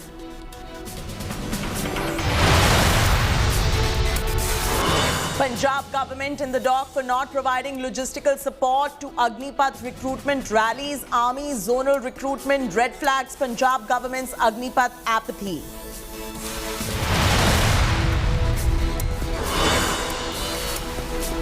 Massive exodus in Goa Congress. 8 out of 11 Congress MLAs joined BJP. 40-member Goa Assembly. Congress has 11 legislators, BJP 20.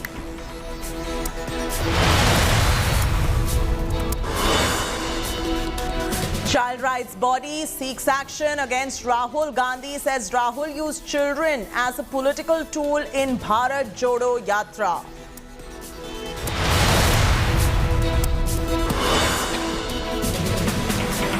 Language war takes center stage in Karnataka. Former Chief Minister Kumaraswamy protests against Hindi Divas. Bomai says no question of neglecting Kannada.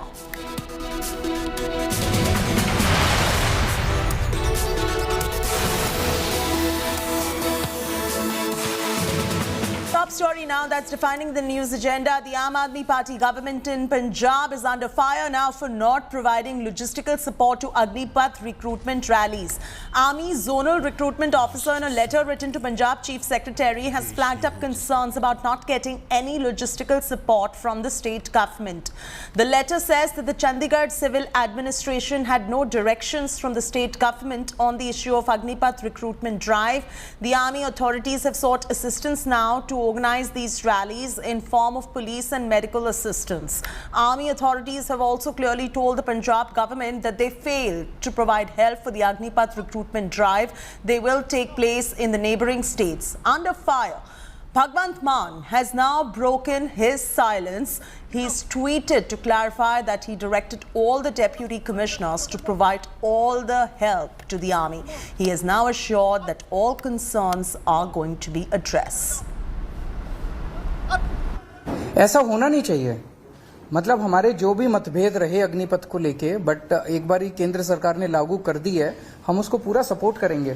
तो पंजाब का specific क्या है issue मैं एक बार ही पता करूंगा, but हम पूरी तरह से सहयोग करेंगे, इसके स्कीम में भी सहयोग करेंगे, आर्मी का भी सहयोग करेंगे। रिक्रूटमेंट में पंजाब स्टेट्स की या पंजाब सरकार की असिस्टेंस की बात है, तो honourable chief minister already directed to all the deputy commissioner of districts कि हर तरीके से कोऑपरेट किया जाए जहां जहां सेंटर बने हैं आर्मी रिक्रूटमेंट के लिए। तीसरी बात, जो सेंट्रल सरकार ने अग्निपथ जो स्कीम है, डेफिनेटली वी आर नॉट इसके सहमत नहीं है। We are not satisfied the schemes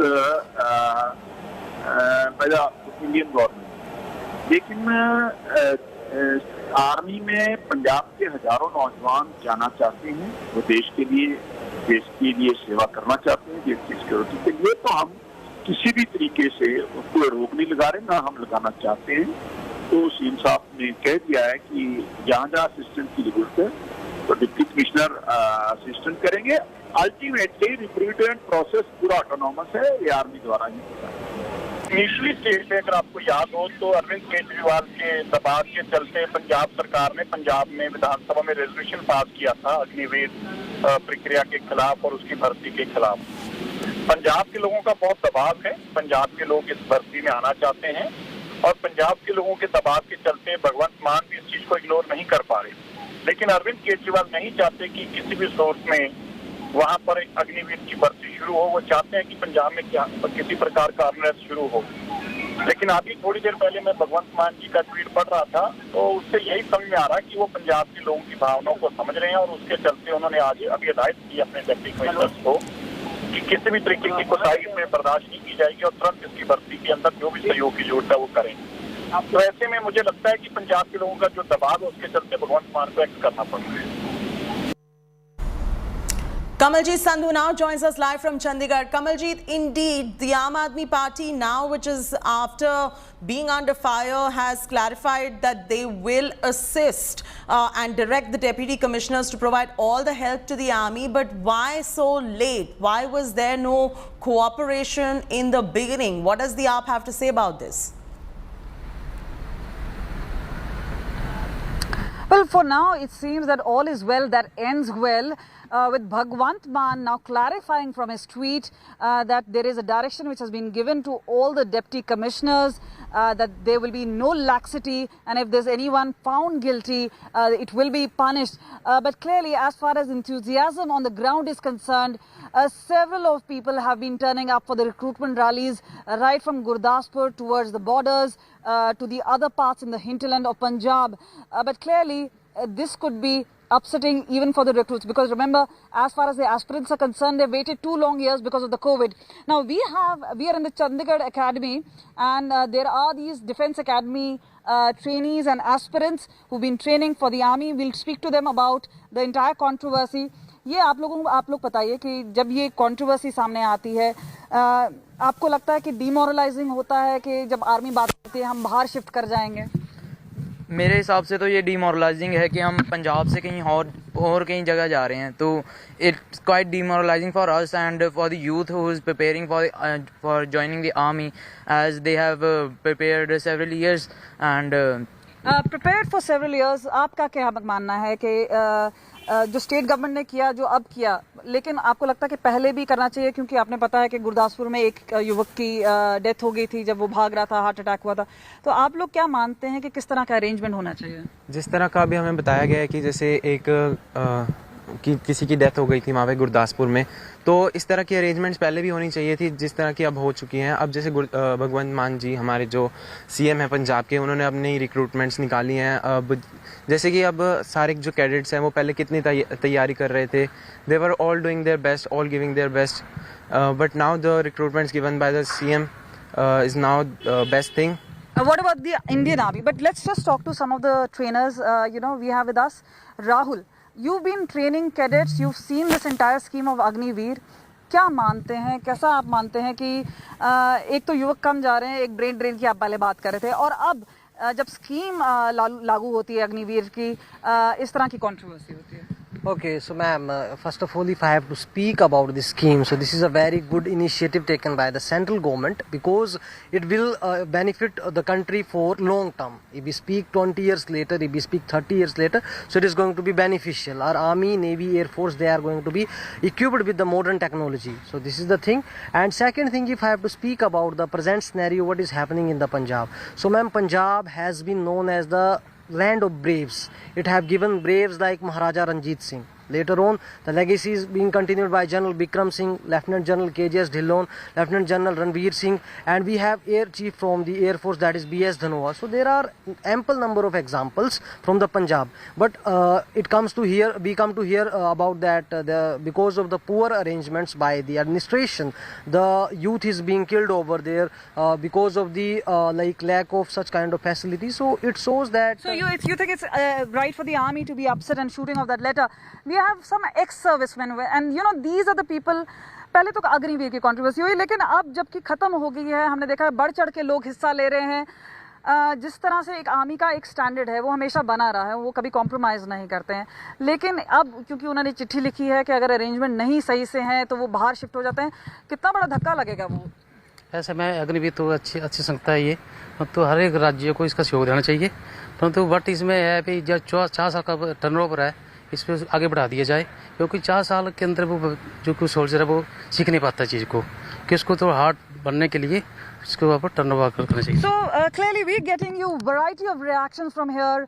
One thing is very clear, they do believe that the administration needs to up its game. They need to provide facility as asked by the army. The other is obviously to end the controversy as soon as possible, because there are thousands and lakhs of recruits. They would want to participate, want to get selected. It's been too long years since the COVID. So they feel that with Bhagwant Mann giving that kind of a direction, perhaps things will be okay.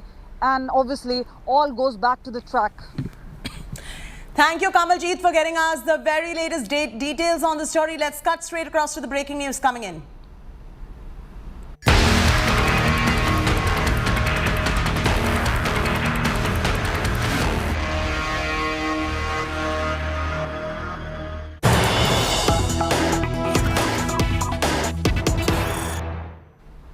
Breaking news just coming in. Sources have revealed questioning likely to get over today by 5 p.m. in the Jacqueline Fernandez case. Jacqueline Fernandez likely to be called again tomorrow. It's a marathon grilling for actor Jacqueline Fernandez. She appeared before the Delhi police in the 200 crore rupees extortion case, which is linked to conman Sukesh Chandrasekhar.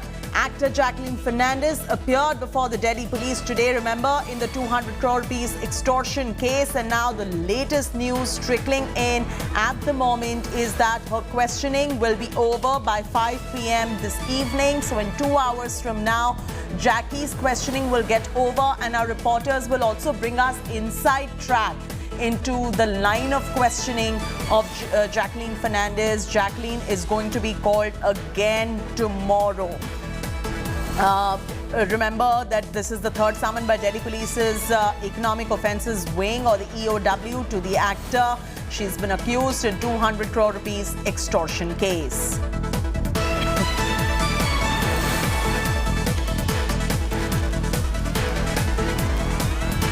Bollywood actor Jacqueline Fernandez continues to be grilled by the Delhi police. She's being questioned for over 3.5 hours in the 200 crore rupees extortion case involving Sukesh Chandrasekhar, who's a con artist. India Today has also accessed the details of this probe. Jacqueline is likely to face questions related to expensive gifts that she received from Sukesh, who's the con artist, her meetings with him, and how she even met Sukesh. She's also going to be asked questions related to Pinky Irani, who is an aide of Sukesh Chandrasekhar. Pinky is the one who introduced Jacqueline to Sukesh. Pinky and Jacqueline are being questioned together. The actor is being questioned by agencies for receiving gifts from the conman. From house in Sri Lanka to bungalow in Mumbai, the actor received a variety of luxurious gifts from Sukesh, including posh cars and high-end cars for herself and her family members. Sukesh also gifted expensive jewelry worth 7 crore rupees to Jacqueline Fernandez. Shreya is now joining us live. Shreya, the latest coming in is that her questioning will get over at 5 p.m. What are you picking up from sources in terms of the line of questioning for Jacqueline Fernandez, who's been accused in the 200 crore rupees extortion case linked to con artist Sukesh Chandrasekhar? Well, Chaiti, as you were mentioning, the questioning is already under its way and it's been over 3.5 hours. Now, today the questioning is likely to last till, say, 5 p.m. and what we're learning from our sources, she'll likely be called again tomorrow. Now, the line of questioning is regarding her role of knowing Sukesh Chandrasekhar. From when did she get in touch with Sukesh Chandrasekhar? When did she get to know that Sukesh was in jail? And when she got to know that he was in jail, why did she continue to maintain the relationship? What the EOW also is going to question her or is questioning her about is that how many times did she meet Sukesh in person, about the transactions that allegedly she got from Sukesh in terms of luxury cars, in terms of other luxury products, and also the money that was transferred by Sukesh to the account of Jacqueline's siblings. Now, the other thing that the EOW is concerned about is that whether Jacqueline had any clue about the other associates of Sukesh who have also been booked under Makoka. This is important to establish the fact whether Jacqueline was aware of the extortion racket that Sukesh was running, and she's also been confronted together with Pinky Irani, the aide who actually made Sukesh meet Jacqueline Fernandez. So it's a long day that's going in for Jacqueline today. What we also, as I pointed out, will happen is a second day of questioning for Jacqueline Fernandez tomorrow. All right, stay on with us, Shreya. Shreya continues to get us all the very latest details on this story. Bollywood diva Jacqueline Fernandez has been hitting the headlines for a long time now. Embroiled in the 200 crore rupees scam, Delhi police has now prepared a lengthy list of questions for the actress ahead of her summons. The Chittiya Kalaya actress will be interrogated by Delhi Police's economics wing. She's being interrogated as we speak till 5 p.m. and 5 p.m. is when her questioning and interrogation will get over. We just got you the breaking story as well. Let's take a look at this detailed report.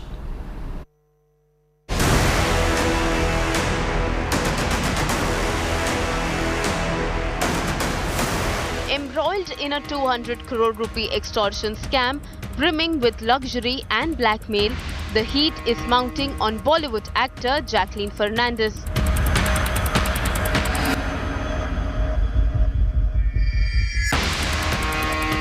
India Today had accessed the charge sheet filed against Jacqueline by the ED recently.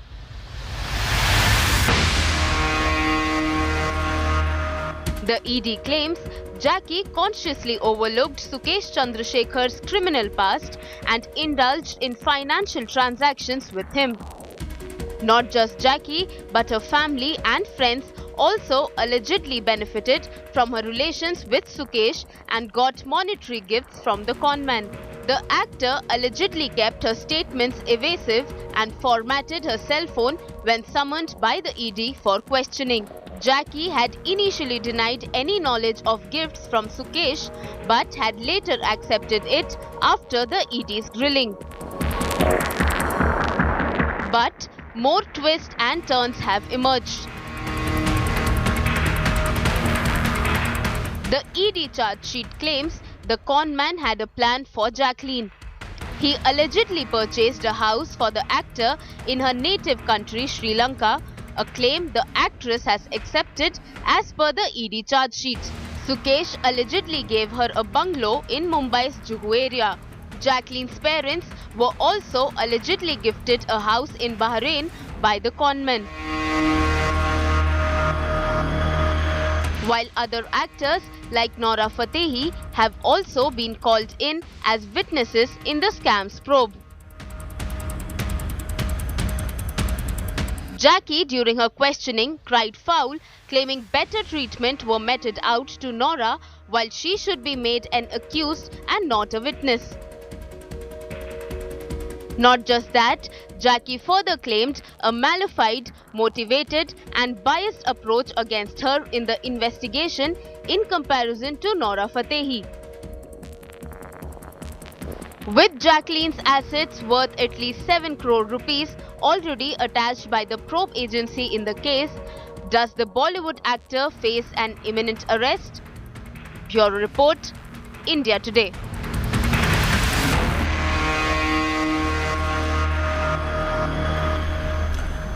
From a house in Sri Lanka to a bungalow in Mumbai, actor Jacqueline Fernandez received luxurious gifts from con artist Sukesh Chandrasekhar. The list also includes expensive gifts like cars, phones, jewelry, etc. Here's a detailed report on the expensive gifts that Jacqueline got from con artist Sukesh Chandrasekhar.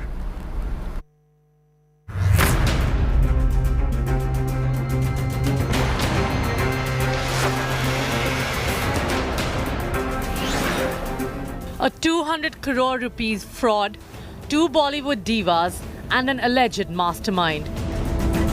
The multi-crore scandal gets murkier with every new revelation. The Enforcement Directorate is unravelling a web of lies and deceit, and their latest charge sheet against conman Sukesh Chandrasekhar proves that all that glitters is actually gold. Sukesh has claimed he gifted Jacqueline luxury items worth crores, and the list is long and sparkling. The conman says he gifted the Sri Lankan actor 15 pairs of earrings, bangles and rings from Cartier and a bracelet from Tiffany & Company. Jacqueline allegedly received 5 Birkin bags from Sukesh. Bags for this luxury brand cost anywhere between 30 lakh rupees to 4 crores. Sukesh also sent gifts from Chanel, Gucci and Rolex watches her way. The charge sheet says Sukesh gave the Fernandez family a fleet of luxury cars. A Mini Cooper to Jacqueline, a car she claims she returned, a BMW X5 for the diva's sister in the US, a Maserati and a Porsche to Jacqueline's parents. That's not all. The conman doled out loans worth 1.13 crore and 37.8 lakh rupees to Jacqueline's siblings living abroad. In a statement to the ED, Jacqueline confessed to visiting showrooms of luxury brands to identify products and sending a list of them to Sukesh, who paid and got them delivered to her either directly or through one of his aides. The actor has been stopped from leaving the country and has been questioned 4 times by the ED. However, she maintains that she's only testifying as a witness. With Arvind Oja and Munish Pandey, Bureau Report, India Today. Shreya Chatterjee still continues to be with us, joining us live from Delhi on the story. Shreya, give us a sense of the kind of gifts and the expensive, luxurious cars and those branded bags and whatnot that Jacqueline has received from Sukesh Chandrasekhar and how she's linked to Sukesh for the benefit of our viewers. Well, Chaiti, first of all, so far as the ED charge sheet is concerned, we do know that over 7 crores have already been attached so far as Jacqueline Fernandez is concerned. Now, the gifts that she received that ranged from luxury cars, that ranged from other luxury items like luxury bags, jewelries. There was also a horse that she was given and 4 Persian cats. Now, also we do know that there were individual luxury cars given to the family members of Jacqueline Fernandez as well. Apart from that, what is yet to be ascertained but has come forward in the investigation is that there is a bungalow in Sri Lanka that was given to Jacqueline by Sukesh Chandrasekhar and a token amount for a flat in Juhu in Mumbai. This is something that the ED is also investigating, but at least an amount to the tune of 7 crore rupees has already been ascertained by the Enforcement Directorate so far as the gifts received by Jacqueline Fernandez is concerned, and that's the reason that amount has also been attached so far as Jacqueline Fernandez is concerned. Thanks, Shreya, for joining us with the very latest details on this. Moving on to the other big story we're tracking here on India Today, from Jacqueline Fernandez's questioning now to another story that's making headlines. There's another type of Palghar-type lynching in Maharashtra. In a tragic incident, 4 sadhus were brutally beaten up by a mob in Sangli district. Villagers thrashed sadhus on suspicion of child theft. This incident has taken place at Lavana village, where 4 men hailing from were heading towards the temple town of Pandharpur from Bijapur in Karnataka in a car. They had halted at a temple in the village on Monday. While resuming the journey, they asked a boy for directions. This led to some locals to suspect that they were part of criminal gangs that abduct children. Meanwhile, 6 people have been arrested in the case, and we'll continue updating the story as and when we get more information. पैदा हो चुकी है कि जिस दिन से भाजपा प्रणीत ED की सरकार जो आई है, ये सरकार के प्रशासन में कि मंत्री अभी भी अपने चेयर पे नहीं बैठे हैं, उनके मलाई के खाते उनको नहीं मिले हैं, प्रशासन पूरा ठप बैठा हुआ है, लोग परेशान हैं। और ऐसे परिस्थिति में जैसे पालघर में जब घटना हुई थी तो बीजेपी ने बड़ा उसका इशू किया था। अब बीजेपी की सरकार महाराष्ट्र में है, केंद्र में उनकी सरकार है। अब जब वो इशू बनाते हैं तो वो सब बात को समझना चाहिए। जैसे अभी विधायक जी से बता रहे हैं, तो गैर समझ हुआ है या समझ हुआ है ये बात नहीं है। बच्चों को चुराने वाली कोई टोली आई है और उसमें लोगों को डर पैदा हुआ है। तो इसका मतलब ये कि सरकार महाराष्ट्र में अब अस्तित्व नहीं रही है। और इस तरह के आपने देखा होगा कि मुंबई में सत्ता पक्ष के एक एमएलए ने तो बंदूक निकालकर फायरिंग करना शुरू किया था। तो जो कानून व्यवस्था पूरी महाराष्ट्र में विपरीत हो चुकी है और ऐसे समय में ये घटना होना स्वाभाविक है। जो भी हुआ है वो निंदनीय है, लेकिन जो साधुओं को मारन हुई हुए वो कंफ्यूज मतलब कि गैर समझूती से हो गई। ऐसा कुछ नहीं है कि उनको जानबूझ के मारा गया, ऐसा कुछ नहीं है। यहाँ पे पिछली बार ऐसा गैर समझूती जो हो गया था कि ऐसा पहराव करके, साधु का पहराव करके बच्चों को थोड़ा बहुत उठा लिया, ऐसा हो गया था। तो उसकी वजह से थोड़ा बहुत लोकल जो लोग हैं हमारे वहाँ पे, जो उनको गैर समझ हो जाता है और उसी वजह से ये हो गया था। This is extremely appalling, and I want to guarantee to the nation that those sadhus will get justice. Previously with Palghar sadhu lynching, when it happened, they could not get that justice, but now in Maharashtra government is the new government, and under the leadership of Eknath Shinde and Devendra Fadnavis ji will probe in this matter, and whoever are guilty will punish them. ये सरकार एक तरफ कहती है कि हम हिंदूवादी हैं, हम हिंदुओं के संरक्षक हैं, और एक तरफ सांगली में हमारे संतों की भूमि पर साधुओं की पिटाई का मामला सामने आता है। कितने भाजपा के नेता वहां जाएंगे, कितने भाजपा के एमएलए वहां जाएंगे? देखिए, जब हमारी सरकार थी तब आरोप लगाना बहुत आसान होता था कि ये सरकार हिंदू विरोधी है, संतों की विरोधी है, साधुओं की विरोधी है। इन साधु संतों पर कुछ गांव के लोगों ने असॉल्ट किया है। पुलिस को इन्फॉर्मेशन मिलने के बाद पुलिस उस स्पॉट पे गई और उन साधुओं को हॉस्पिटल ले जाकर उनका औषध उपचार करा के इस घटना की पुलिस ने सो मोटो कॉग्निजेंस लिया है। उमदी पुलिस स्टेशन के हद्दी में हर्ट और राइट सेक्शंस अप्लाई करके ऑफेंस रजिस्टर किया गया है। 6 अक्यूज़ को अरेस्ट किया गया है और जो इतर अक्यूज़ है उनको ढूंढने का काम चल रहा है। और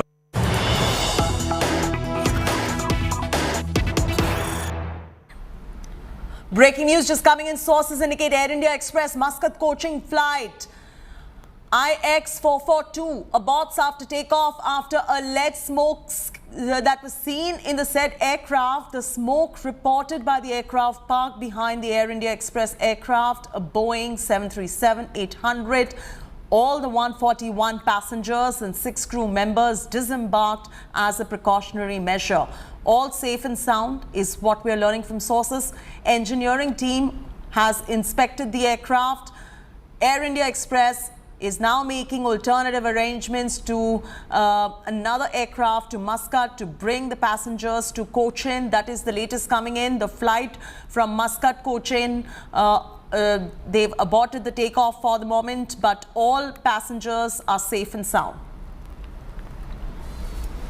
Slipping to a break. When we return, coming up next, 12 killed and 8 injured after a bus fell into a deep gorge, Poonch district. This and other national news on the other side of a very short commercial break.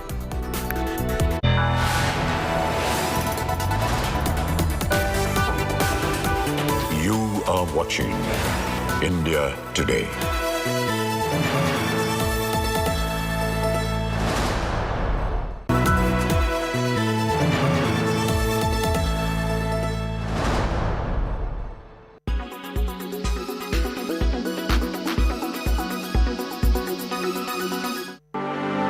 Not only Kohinoor, but the UK has many other valuable things in possession that were looted or stolen from India.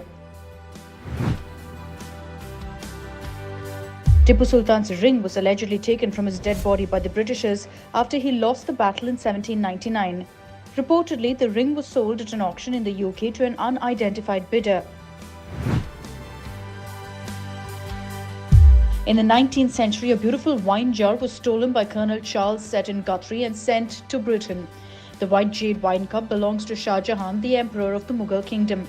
Since 1962, the cup has been placed at the Victoria and Albert Museum in London.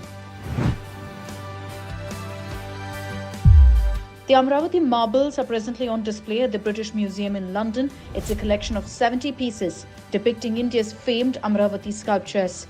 The British discovered the sculptures almost 140 years ago, and in 1859 they were shipped to the UK from Madras.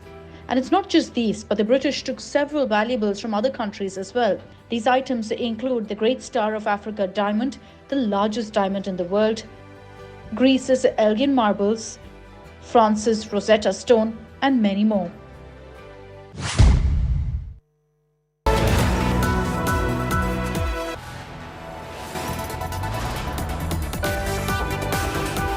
You are watching India Today.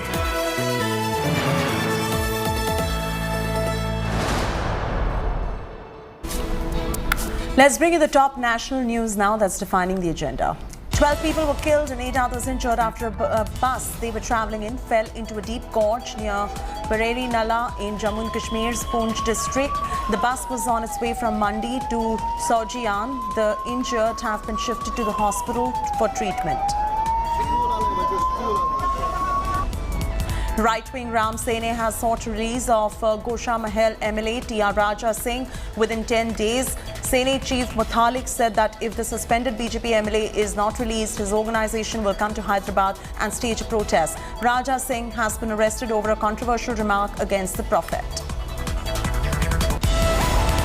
1 killed, 11 injured in mass shooting by 2 bike-borne criminals in Bihar's Begusarai. The duo went on a 30-kilometer ride, firing randomly at passerby.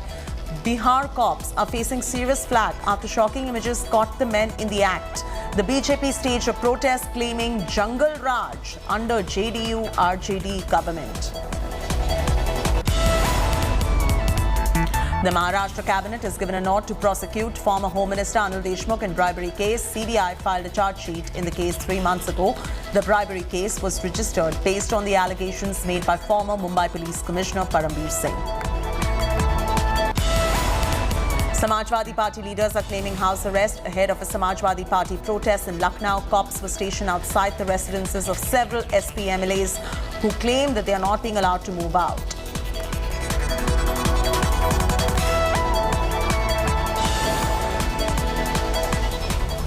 Slipping to a very short commercial break, but when we return, massive exodus in Goa Congress. 8 out of 11 Congress MLAs joined the BJP. 40-member Goa Assembly. Congress has 11 legislators. BJP has 20.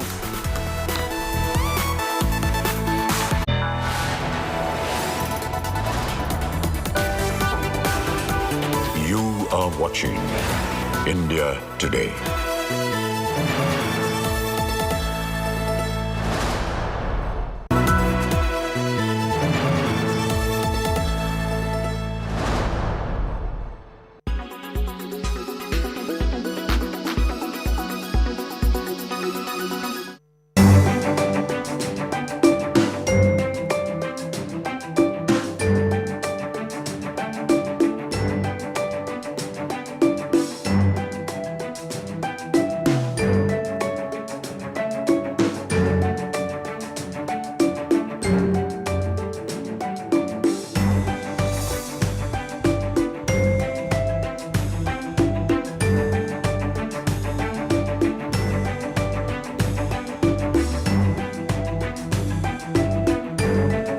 Non, c'était bien, c'était excitant. Tu voyais que les gens étaient passionnés, ils avaient leur bateau de districts différents, fait que c'était vraiment intéressant. Puis je pense que c'est la première fois depuis 3 ans aussi que ça a lieu. Fait que tu sentais un peu là, les gens qui coursaient, l'émotion puis l'excitation. Sono a Venezia, prima volta alla regata storica. Di solito la evitavo per timore di assembramenti, folla. Ne valse la pena. Bellissimo, bellissima giornata di sole. Abbiamo fatto video e foto, bellissimo.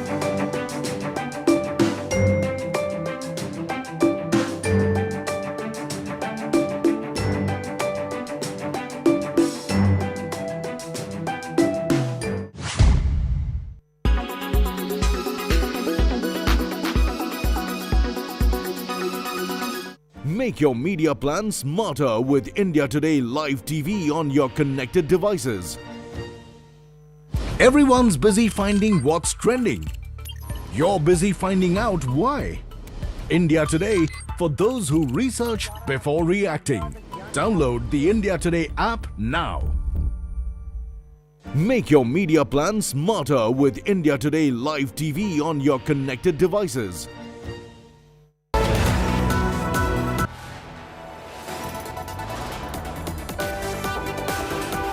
You are watching India Today.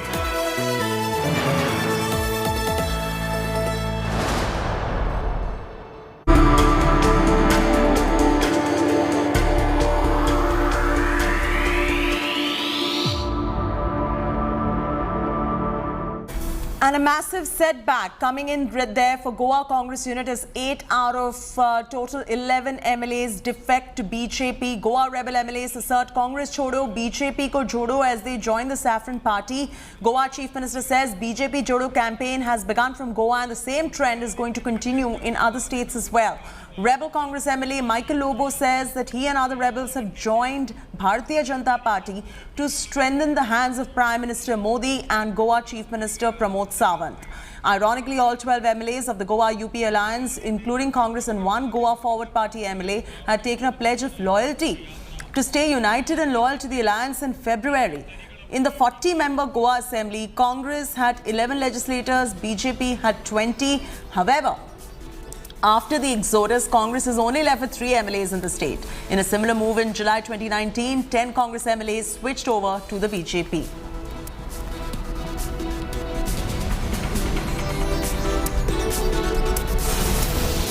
Michael Lobo Digambar Kamat आणि त्यांच्याबरोबर आलेले बाकी सगळेजण हे देशाच्या माननीय पंतप्रधान नरेंद्र मोदीजी हांचे vision जे आसा नव भारत निर्माण करप आणि गोयच्या विकासा खातीर ते म्हणजे सरकारात ते आयल्या तांच्यांनी सपोर्ट केला हांव तांच्या सगळ्यांचे स्वागत करता आणि निश्चितच म्हाका सांगपाक खूब खोस भोगता हो निश्चितच रित्या गोयच्या विकासात एक ऐतिहासिक निर्णय ठरतलो देव बरें करूं. We have joined Bharatiya Janata party to strengthen the hands of the honorable Prime Minister Shri Narendra Ji Modi.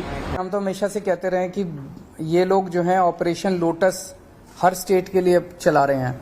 हर राज्य के अंदर जा जाके एमएलए खरीद रहे हैं। जाहिर तौर पे फ्री में तो एमएलए खरीद नहीं रहे, किसी को सीबीआई ईडी का डर दिखाते हैं और साथ में जैसे अभी हमें पता चला कल कि पंजाब के अंदर भी इन्होंने कोशिश की 25-25 करोड़ रुपए में एमएलए खरीदने की। गोवा के अंदर कितने कितने में खरीदे हैं ये तो वहां के एमएलए ही बता सकते हैं या वहां के लोग ही बता सकते हैं कि कितने कितने में खरीदे। ये अच्छी बात नहीं है, ये सही बात नहीं है। पैसा आ कहां से रहा है? हजारों करोड़ रुपया एमएलए खरीदने के लिए पैसा कहां से आ रहा है? जाहिर तौर के ऊपर ये सरकारी पैसा है जिसको साइफन ऑफ किया जा रहा है और इसी वजह से महंगाई भी बढ़ रही है।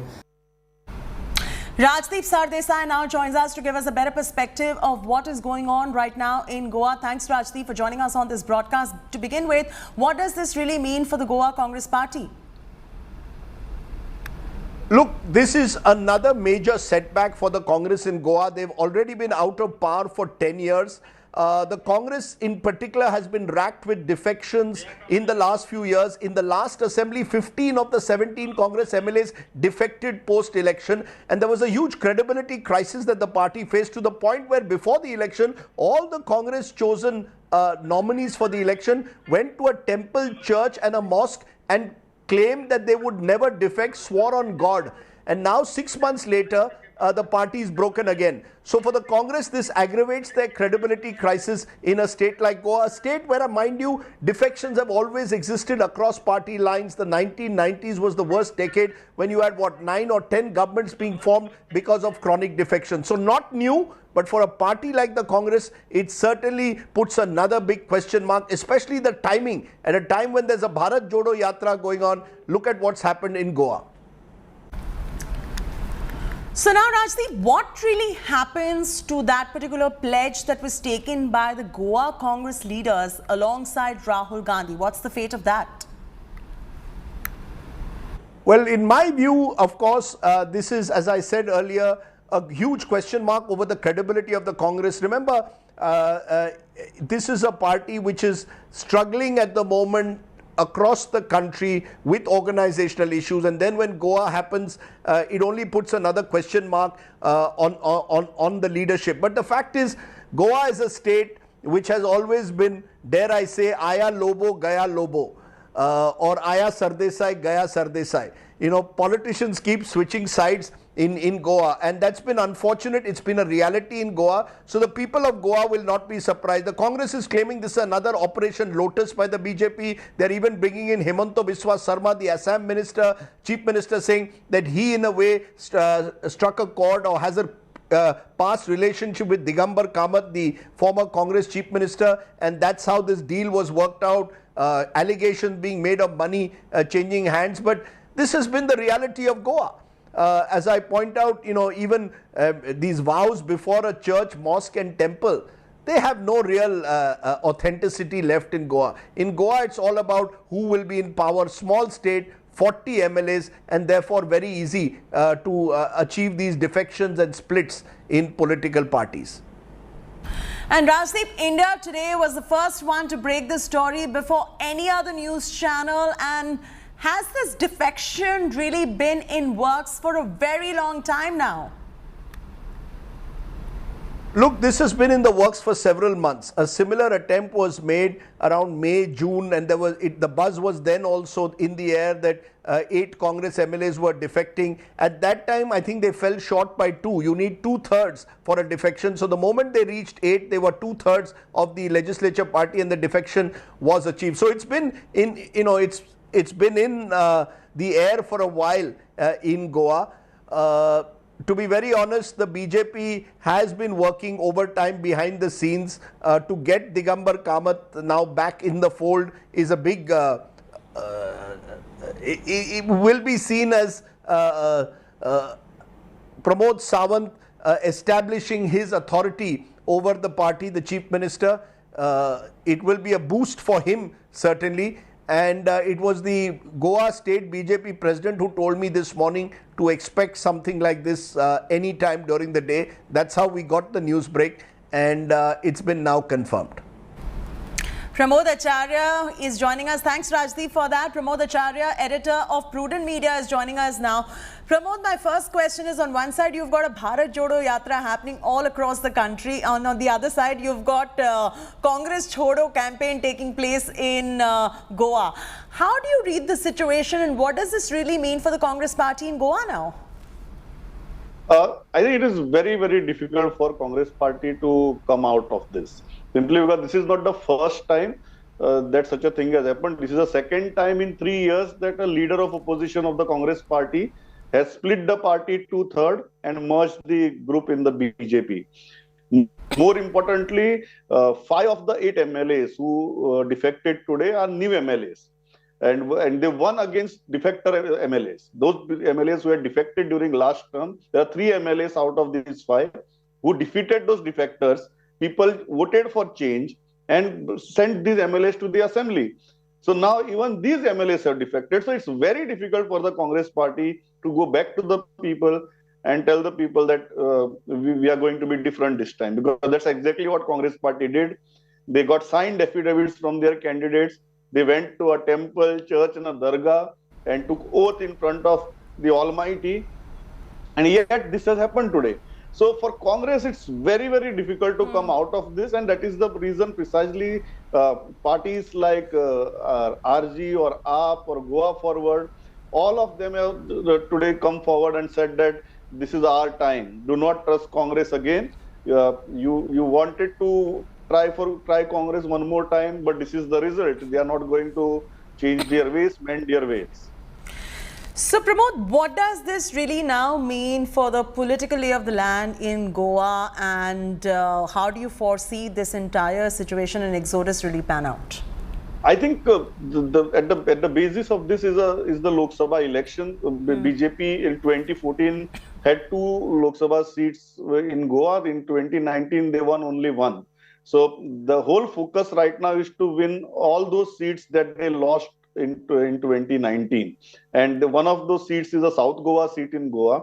If you see the alignment and the kind of people they have taken in, most of these people are influential people in South, apart from their influence in the North. And at the root of this is rather than political stability, because that was never in doubt as far as government of Goa is concerned. All right, Pramod, thanks so much. For Lok Sabha election. Right. Thanks so much, Pramod, for joining us with your inputs on this. Really appreciate you taking the time out. Now, on the occasion of Hindi Divas, protests have rocked Karnataka. Former Karnataka Chief Minister H.D. Kumaraswamy, along with JDS leaders, protested against the BJP government over Hindi Divas celebration. H.D. Kumaraswamy accused the centre of dividing the nation over language. Retaliating to former Karnataka Chief Minister H.D. Kumaraswamy's remarks, Chief Minister Basavaraj Bommai stated that there is no question of neglecting regional languages. Bommai also said that every language has its own history and identity. The protest was coming on the heels of Union Home Minister Amit Shah's message over Hindi Divas to all the Indian official language conference. The Union Minister praised the language and said that it unites the entire country in a thread of unity. Amit Shah has also added that the official language must be given importance. आज एक बात मैं बहुत स्पष्ट कर देना चाहता हूं. कुछ लोग अपप्रचार कर रहे हैं कि हिंदी और गुजराती स्पर्धक हैं, हिंदी और तमिल स्पर्धक हैं, हिंदी और मराठी स्पर्धक है. हिंदी देश की कोई भाषा की स्पर्धक हो नहीं सकती. हिंदी देश की सभी भाषाओं की सखी है. ये बात आप मानकर चलिए. और मैं विश्वास दिलाना चाहता हूं, हिंदी के समृद्ध होने से इस देश की सारी भाषाएं समृद्ध होगी, और इस देश की सारी भाषाओं के समृद्ध होने से हिंदी ही समृद्ध होती है. इस बात को सब लोगों ने स्वीकार करना चाहिए और सब लोगों ने समझना भी चाहिए. Direction to your party high command. Give request to your party high command. to celebrate in this country all the languages which you are using in different states. That languages also can be from the central government. They can celebrate the Kannada Divas, other language Divas. They can introduce. जिनको सीखने का शौक है सीख लीजिए. हमारे राज्य की भाषा कन्नड़ है. आज आंध्र में, तेलंगाना में, केरल में, पूरा दक्षिण इसके खिलाफ है. कन्नड़ केशव कृपा नहीं है, बसव कृपा है, और हिंदी केशव कृपा है. यहाँ बसव कृपा चलेगा, केशव कृपा नहीं चलेगा. Every language has got its importance, and every language is important to everyone. And language is not only a speaking language. A language is a culture. It is a tradition of that area. So regional language also is important. National language also is important. And because of having that, and whatever communication what state has to do, that is left for the state, whichever language they need. We are in Karnataka, we would like to communicate in our official in Kannada. They should leave us, not impose any language on us. देश में 45% लोग हिंदी मातृभाषा के जैसे मानता है. और देश में शुरू से, आज नहीं, शुरू से संपर्क भाषा के वजह से हिंदी है. उत्सव करेंगे तो प्रॉब्लम क्या है? Kumaraswamy had clearly mentioned that the language of our thoughts, the language of our culture, the language of our identity is Kannada. Don't impose Hindi on us, because in federal system every state has their own language and they're really proud of their culture, their identity and their language. Stop imposing Hindi on us. Sagai Raj now joins us for the latest. Sagai, what's going on? Are the protests still going on, and what is the sentiment amongst the people of Karnataka on the back of this development?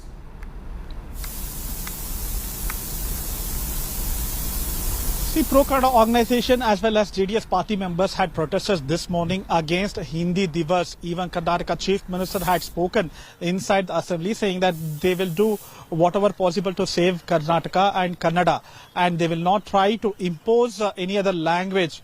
But they didn't criticize about Hindi Divas. But the JDS leaders as well as pro-Kannada organization activists have criticized the government, stating that they should not spend taxpayers' money on celebrating Hindi Divas. And they also went on to say that by doing this, the central government is trying to divide people on basis of language, and they have it out at central government on the same. As we speak now, only a few pro-Kannada organizations as well as JDS leaders are protesting on this. All right, Sagai, thanks for joining us with the very latest details. We've got some breaking news coming in, cutting straight across to it.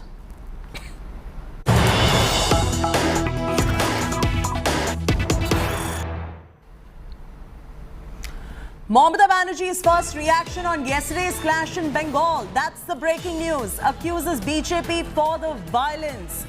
Mamata Banerjee says goons were brought via trains. Outsiders were brought in for the sole purpose of vandalism. This is a huge accusation by Chief Minister of Bengal, Mamata Banerjee, on the back of the street fight and the street war you saw yesterday between the BJP Karyakartas and TMC Karyakartas and the police. Yesterday in West Bengal, you saw that situation. There were, police cars that were vandalized. One police car was set ablaze as well. And you see there was stone pelting going on your visuals. You can see how water cannons were sprayed as well. And now Mamata says that this was all done because goons were brought via trains, accusing Bharatiya Janata Party for this kind of violence, saying that outsiders were brought in for the sole purpose of vandalism.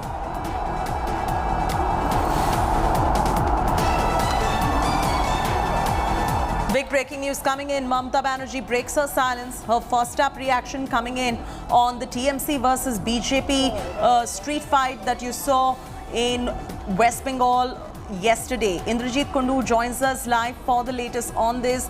This is a big accusation coming in, Indrajit, that she has accused the Bharatiya Janata Party for the violence, saying that there were goons that were brought in via trains. Has the BJP responded to this? Well, Chelsea, we'll have to wait for the BJP to react right now. But clearly, since yesterday, the BJP was saying that all those people who have indulged in vandalism and arson, violence, they have nothing to do with the BJP. They were instead saying that we were TMC goons who were masquerading as police officers plus in civil clothes within the BJP rally. Now, Mamata Banerjee today, of course, she was holding an administrative meeting in East Midnapur district, and she gave a very stern message. She said that anybody who wants to, take out a peaceful demonstration, peaceful political activity, they are free to do so. There was no bar. However, one cannot indulge in any violence. And she accused the BJP of bringing people from outside the state, hordes of them in trains, and people who were carrying arms, people who were carrying stones, and they were pelting stones and, stopping, public servants from doing their job. She also said that the common masses were harassed yesterday during the Navanno Chalo Abhiyan that the BJP undertook yesterday. But this moot point is a stern message that West Bengal Chief Minister wanted to give to the opposition BJP. She said that the police showed a lot of restraint. Had they been much more stern, they could have even fired at the protesters. And this is not me taking any side over here, but just a simple question. In a democracy, when a certain particular political party, whether it is the BJP or any other party, wants to protest, what's the problem? Why is it that there is always an objection when any political party likes to protest? Well, Chaiti, the Chief Minister did not say that there was any objection to holding a democratic protest. She said that, she made that very clear, that anybody who wants to protest can protest peacefully and democratically in a democratic society. However, what she did say was that there are concerns over those who have indulged in violence, and law will take its own course. Stern action would be initiated against them. Because remember, what the West Bengal government and the police is telling us, there are 27 police officers who are injured. Correct me if I'm wrong. When we saw those chaotic visuals that were coming in, it was very difficult to decipher who was the one who provoked that violence in the first place. Well, it's not for us, Chaiti, in fact, to decide as to who exactly indulged in violence. But the images that we've all aired and seen is that there were people with, BJP flags in their hands setting to fire a Kolkata police PCR van and also trashing an assistant commissioner of police of Kolkata police official. So these are images that were brought, that was brought to millions of viewers on television through the cameras that were present there. So there has to be an investigation, and there has to be a logical conclusion. So you're saying that there was a fair amount of provocation that came in from the Bharatiya Janata Party side as well. At the moment, where does the investigation stand? Because this is an incident that really needs a thorough investigation. Well, absolutely. It does require an investigation. The police is investigating. There are several FIRs that have already been filed against, the miscreants who were involved in arson and vandalism yesterday. And as Chief Minister Mamata Banerjee is saying that, the police will take stern action against those who have involved in, vandalism of public property. What does Mamata Banerjee mean when she says that outsiders were brought in for the sole purpose of vandalism? Is she trying to say that these people who were posing as BJP Karyakartas were not Karyakartas? What does this mean, if you could clarify? See, what the Trinamool Congress's position is that, the BJP does not really have much of a ground support here in Bengal. I apologize about the interruption. Rahul Sinha of the Bharatiya Janata Party joins us on this broadcast. Mr. Sinha, your first up reaction. Mamata Banerjee has broken her silence and accused the Bharatiya Janata Party of all this violence that took place in West Bengal yesterday, saying that you were the ones who, that is the BJP, was the one who brought in goons for the sole purpose of vandalism. Mr. Sinha? Hello. Yes, Mr. Sinha, are you being able to hear me? हाँ, actually Mamata Banerjee ने जो बात आज कही, हाँ जी, उनका police तो programme का पहला दिन से ही लाठीचार्ज शुरू किया। आपने देखा स्टेशन में जो लोग आ रहा था, उन लोगों को गिरफ्तार करना, लाठीचार्ज करना, एक क्या कोई सभ्य देश में हो सकता है? कोई एक जनतांत्रिक राज्य में हो सकता है? जिस ढंग से उन्होंने लाठीचार्ज का काम किया और जनता को इतना जनता आ रहा था देख के भयभीत हो गया। ये सारे जो कांड हुआ ये ममता बनर्जी का भय का कारण हुआ। वो भय हुआ इसलिए उन्होंने एक रण क्षेत्र बनाया उस प्रोग्राम स्टॉल को, और पहले ही कोई लोग पहुंचने का पहले ही या तो लाठीचार्ज शुरू हो गया या आंसू गैस या पानी का गोला फेंकने का काम शुरू हो गया। जो पॉलिटिकल पार्टी का आंदोलन इस पश्चिम बंगाल में पहला नहीं है, बहुत इसके पहले भी आंदोलन हुआ, ममता बनर्जी भी आंदोलन किए, लेकिन ऐसा हम लोगों ने कभी नहीं देखा कि प्रोग्राम का पूर्व दिन से ही लाठीचार्ज करना और अरेस्ट करने का काम जिला जिला में शुरू हो गया। एक कोई पश्चिम बंगाल का कोई रीति है, कभी हुआ था ऐसा?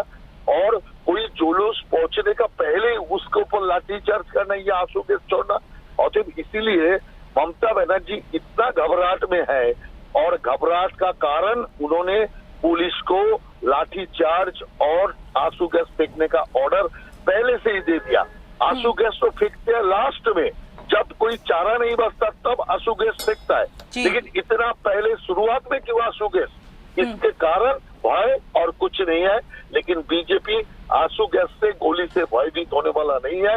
बंगाल को उद्धार हम करेंगे और करके ही रहेंगे। ठीक है, आप हमारे साथ जुड़ने के लिए धन्यवाद। We'll get a reaction from the TMC as well on all that Rahul Sinha of the Bharatiya Janata Party had to say as a first step reaction to the accusation by Mamata Banerjee about the violence in West Bengal yesterday. She has accused the Bharatiya Janata Party for it. We'll continue keeping a close watch on the story. But that's it from me, Chaiti Narula, on this bulletin. For further news and updates, don't forget to log on to indiatoday.in or download the app. Stay with us. Up next, grilling of actor Jacqueline Fernandez underway, along with Sukesh Zaid, Pinky Irani. More details with my colleague Sneha Mordani in moments from now.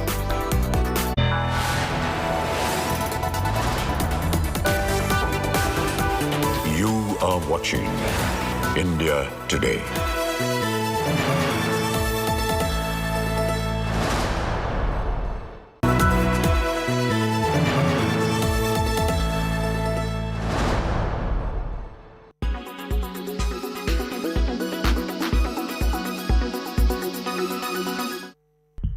Can Taiwan defend itself against China? China did many military drills around Taiwan. If China decides to launch a full-blown military attack, its armed forces would dwarf Taiwan's. Here's China and Taiwan's military capabilities compared. Total active forces: China 20,35,000, Taiwan 1,69,000. Ground forces: China 9,65,000, Taiwan 94,000. Navy: China 2,60,000, Taiwan 40,000. Air Force: China 3,95,000, Taiwan 35,000. Reserves: China 5,10,000, Taiwan 16,57,000. Tanks: China 5,400, Taiwan 650. Submarines: China 59, Taiwan 4. Naval ships: China 86, Taiwan 26. Artillery: China 9,834 plus, Taiwan 2,093. Aircraft: China 3,227 plus, Taiwan 504 plus.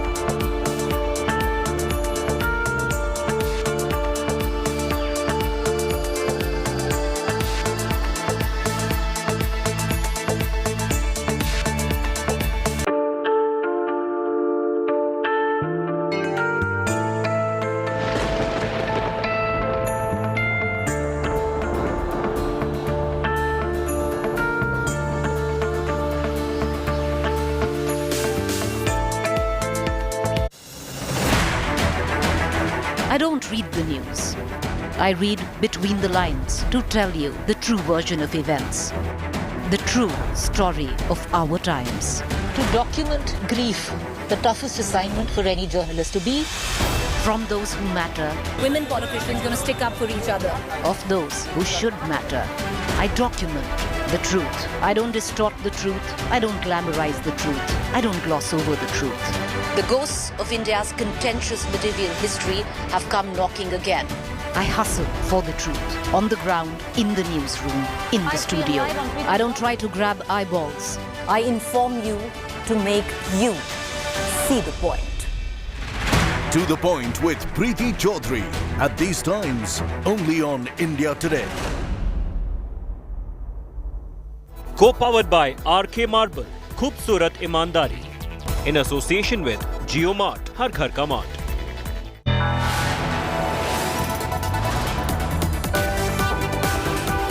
You are watching India Today.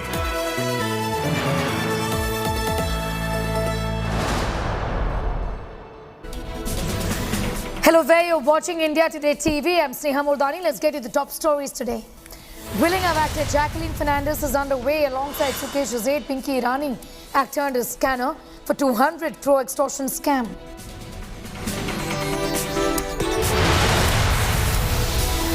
Massive exodus in Goa. Congress with 8 out of 11 Congress MLAs joining the BJP. 40-member Goa Assembly. Congress has 11 legislators while BJP has 20.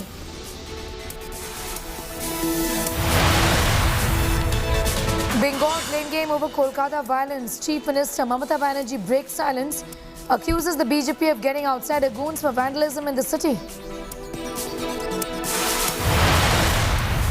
Child rights body seeks action against Rahul Gandhi, says Rahul used children as political tools in the Bharat Jodo Yatra.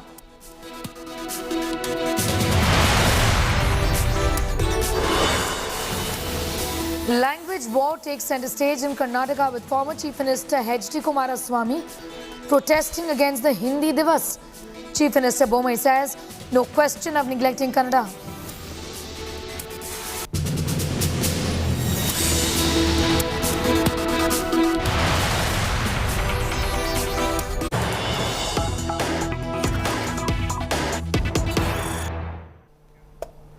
Some news just coming in, and this has got to do with the questioning of Jacqueline Fernandez. The grilling is on since 11 o'clock. Questioning likely to get over by 5 p.m., which is in 1 hour from now. Jacqueline likely to be called again tomorrow is what we are learning. Remember, Fernandez is being questioned by the Economic Offences Wing of the Delhi Police in connection with a 200 crore extortion case in which conman Sukesh Chandrasekhar has been involved.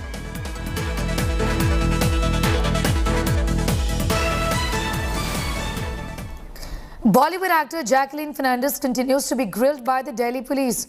She is being questioned, has been questioned rather, for over 3.5 hours in the 200 crore extortion case involving Sukesh Chandrasekhar. India Today has also accessed the details of the probe. Jacqueline is likely to face questions related to expensive gifts from the con man and meetings and how she met him. She will also be asked questions about Pinky Irani, the aide of Sukesh. Pinky is the one who introduced Jacqueline to Sukesh. Pinky and Jacqueline are being questioned together. The actor is being questioned by agencies for receiving gifts. She got posh cars for her family members. Sukesh also gifted expensive jewelry worth 7 crore rupees to Jacqueline Fernandez.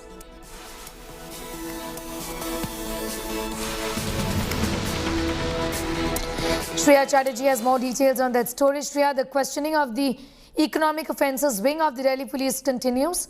Take us to the line of questioning and her being confronted with Pinky Irani as well during the questioning. But Sneha, the reason Pinky Irani is being confronted with Jacqueline Fernandez because she is the aide who introduced Sukesh Chandrasekhar to Jacqueline Fernandez. Now that's the reason we see the Delhi Police's Economic Offences Wing first separately question both of them, and then now they have been confronted together. This is to iron out inconsistencies, if any. Now, the reason that's happening is because when Sukesh was in jail, it was Pinky who actually went forward and met Sukesh, and then subsequently the both got in touch with Jacqueline Fernandez. The other line of questioning is about since Jacqueline has been knowing Sukesh Chandrasekhar, why did she continue to speak with Sukesh even after knowing that she was lodged in the jail? How many times did they physically meet? The luxury gift that she had received, and also the transactions that were made by Sukesh to his siblings. So these are the set of questions that pertains to the proceeds of the crime, whether Jacqueline had amassed any of this that Sukesh had extorted from the former Ranbaxy owner's wife. This was during the time period of Jan 2020 to May 2021. It was the Delhi police which was first filed the case. There's already a charge sheet filed in. This is the questioning that's happening so far as Jacqueline and Pinky Irani is concerned will be a part of the supplementary charge sheet that will be filed by the Delhi police and the EOW. Yes. Shreya, also the questioning along with Pinky Irani continues, given that the association of Jacqueline with Pinky, who introduced him first to Sukesh Chandrasekhar, would be an interesting development, would be an interesting piece of information rather. The police would want from Jacqueline also to put together the sequence of events and then to see on what kind of involvement eventually Jacqueline had in this extortion matter. Well, absolutely so. The reason so is because Sukesh Chandrasekhar wouldn't have got in contact with Jacqueline if not for the help of Pinky Irani. Now, whether Pinky Irani had already divulged the information to Jacqueline about the whereabouts of Sukesh is something that the Economic Offences will be investigating. The other thing, remember, there are already a lot of officials from the Rohini jail who've also been booked by the Delhi police. Whether or not any of them came in contact with Jacqueline is something that the Economic Offences Wing is also investigating, because that will be a crucial ground to pin Jacqueline, that the fact that she had already been aware of the extortion racket that Sukesh Chandrasekhar was running. The other thing, the Delhi police has already booked them under Makoka. Whether Jacqueline also met the other associates of Sukesh Chandrasekhar is also pertaining to the line of questioning. So the entire picture is to ascertain and establish the fact of whether Jacqueline was aware about the criminal background of Sukesh Chandrasekhar, because she has been defending that so far. That's the reason EOW has been questioning Jacqueline today since 11 in the morning, likely to go on till 5 p.m. today, and we probably will be seeing a second round tomorrow. All right, Shreya, thanking you for the moment. In fact, we'll keep coming back to you for more developments on that story. Jacqueline likely to be questioned up until 5 o'clock today is what Shreya is telling us. So what is the questioning really about? These pictures, of course, of Jacqueline Fernandez entering the Economic Offences Wing, I beg your pardon, of the Delhi police. Questions on lavish gifts from conman Sukesh Chandrasekhar. Questions on the number of meetings that she's had with Sukesh. Also on the phone conversations with the conman. Jacqueline Fernandez is going to be asked about the aid of Sukesh Chandrasekhar, Pinky Irani. She's also going to be questioned on how she met Sukesh Chandrasekhar. Jacqueline, of course, is going to be facing a joint grilling session with Pinky Irani. Bollywood diva Jacqueline Fernandez has been hitting the headlines for a very long time now. Embroiled in the 200 crore scam, the Delhi police has now prepared a lengthy list of questions for the actor. She's been summoned today by the Economic Offences Wing of the Delhi police. She is being interrogated as we speak by the Delhi police. Here's a detailed report.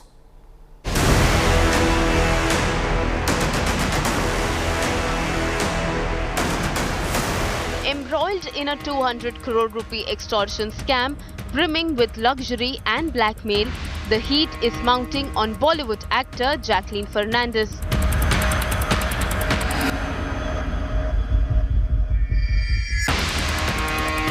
India Today had accessed the charge sheet filed against Jacqueline by the ED recently.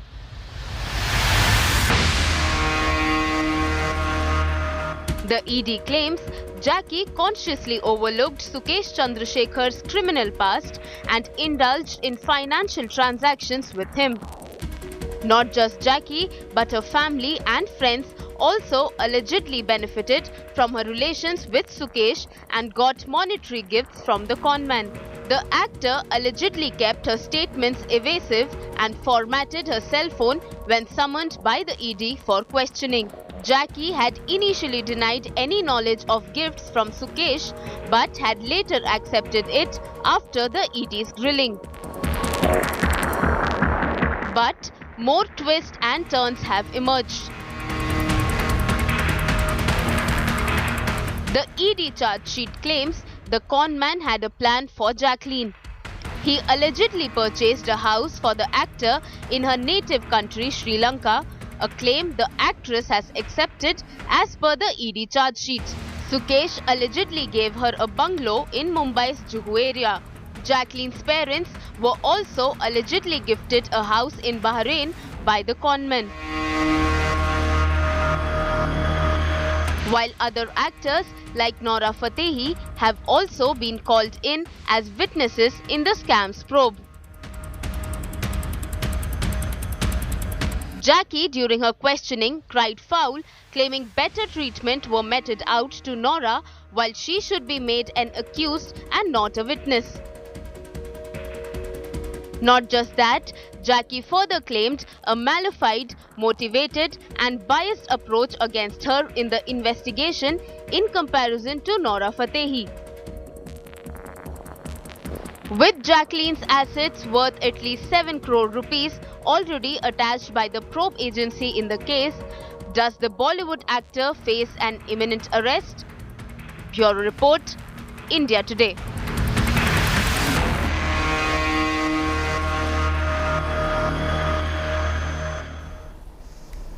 From a house in Sri Lanka to a bungalow in Mumbai, actor Jacqueline Fernandez received luxury gifts from conman Sukesh Chandrasekhar.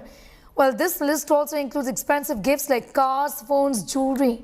Here is a detailed report on the expensive gifts that Jacqueline got from the conman.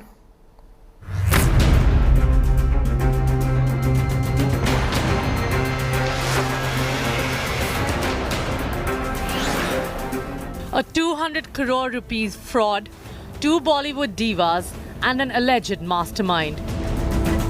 The multi-crore scandal gets murkier with every new revelation. The Enforcement Directorate is unraveling a web of lies and deceit, and their latest charge sheet against conman Sukesh Chandrasekhar proves that all that glitters is actually gold. Sukesh has claimed he gifted Jacqueline luxury items worth crores, and the list is long and sparkling. The conman says he gifted the Sri Lankan actor 15 pairs of earrings, bangles and rings from Cartier and a bracelet from Tiffany & Company. Jacqueline allegedly received 5 Birkin bags from Sukesh. Bags for this luxury brand cost anywhere between 30 lakh rupees to 4 crores. Sukesh also sent gifts from Chanel, Gucci and Rolex watches her way. The charge sheet says Sukesh gave the Fernandez family a fleet of luxury cars. A Mini Cooper to Jacqueline, a car she claims she returned, a BMW X5 for the diva's sister in the US, a Maserati and a Porsche to Jacqueline's parents. That's not all. The conman doled out loans worth 1.13 crore and 37.8 lakh rupees to Jacqueline's siblings living abroad. In a statement to the ED, Jacqueline confessed to visiting showrooms of luxury brands to identify products and sending a list of them to Sukesh, who paid and got them delivered to her either directly or through one of his aides. The actor has been stopped from leaving the country and has been questioned 4 times by the ED. However, she maintains that she is only testifying as a witness. With Arvind Oja and Munish Pandey, Bureau Report, India Today.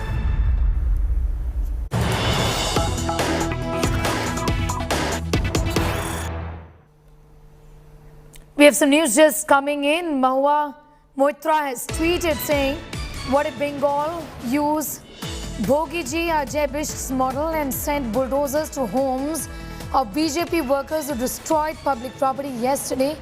Will the BJP stand by its own policy is the question. The BJP has also responded to Mahua, saying if you have the courage, then run a dozer on even a single BJP worker's home. We have a reaction that's also coming. Listen in. महुआ मोइत्रो को रास्ते में आंदोलन में कभी हम लोग देखते नहीं है, वो ट्विटर में बिजी है।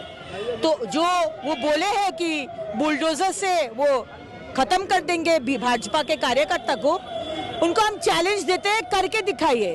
आप एक कार्यकर्ता को बुलडोजर से खत्म करके दिखाइए, फिर हम लोग भी देते हैं आपको जवाब, हम लोग भी देंगे। पहले भी बोले हैं आप अच्छी तरह से बात करेंगे, हम लोग भी आपको गले लगाएंगे। लेकिन अगर आप सोचेंगे कि हम लोग को मारेंगे, पीटेंगे, केस देंगे और बुलडोजर से मारेंगे, तो मार का बदला मार ही होगा। The face-off between the BJP and the TMC continues there, with the BJP throwing a challenge to TMC's Mahua Moitra, who in fact went on to say whether the TMC government also should be following a bulldozer model and be sending a bulldozer to the houses of the BJP workers who were involved in the arson that you see on your screens right now. The kind of drama that took place in Kolkata, with public property being damaged and the TMC and the BJP clashing just yesterday. The BJP in turn has said, try and do it and we'll give you a befitting reply. The political face-off over the violence in Kolkata between the TMC and the BJP continues there.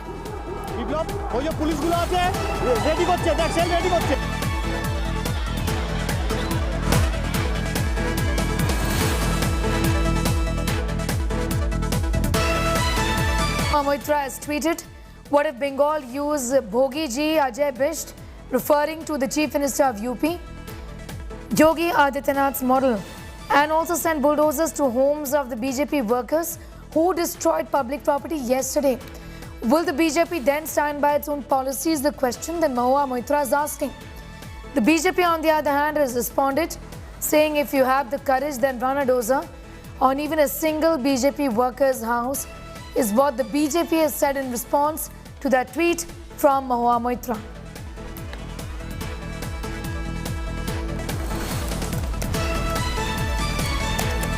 Indrajit Kundu gets us more details on that. The kind of arson that we've seen in Kolkata is rather unbelievable, really. The TMC taking the BJP on, saying that we are capable of giving you a dose of your own bitter medicine, isn't it? Well, absolutely, Sneha. Trinamool Congress MP Mahua Moitra tweeting out and saying that what if Yogi Adityanath's policy of bulldozing those who vandalize and destroy public property, what if the same policy is applied on those who are accused of indulging in vandalism at the BJP rally yesterday? Will that suffice? Will BJP leaders across Bengal and across the country, the BJP leadership there in Delhi, will they support similar kind of action?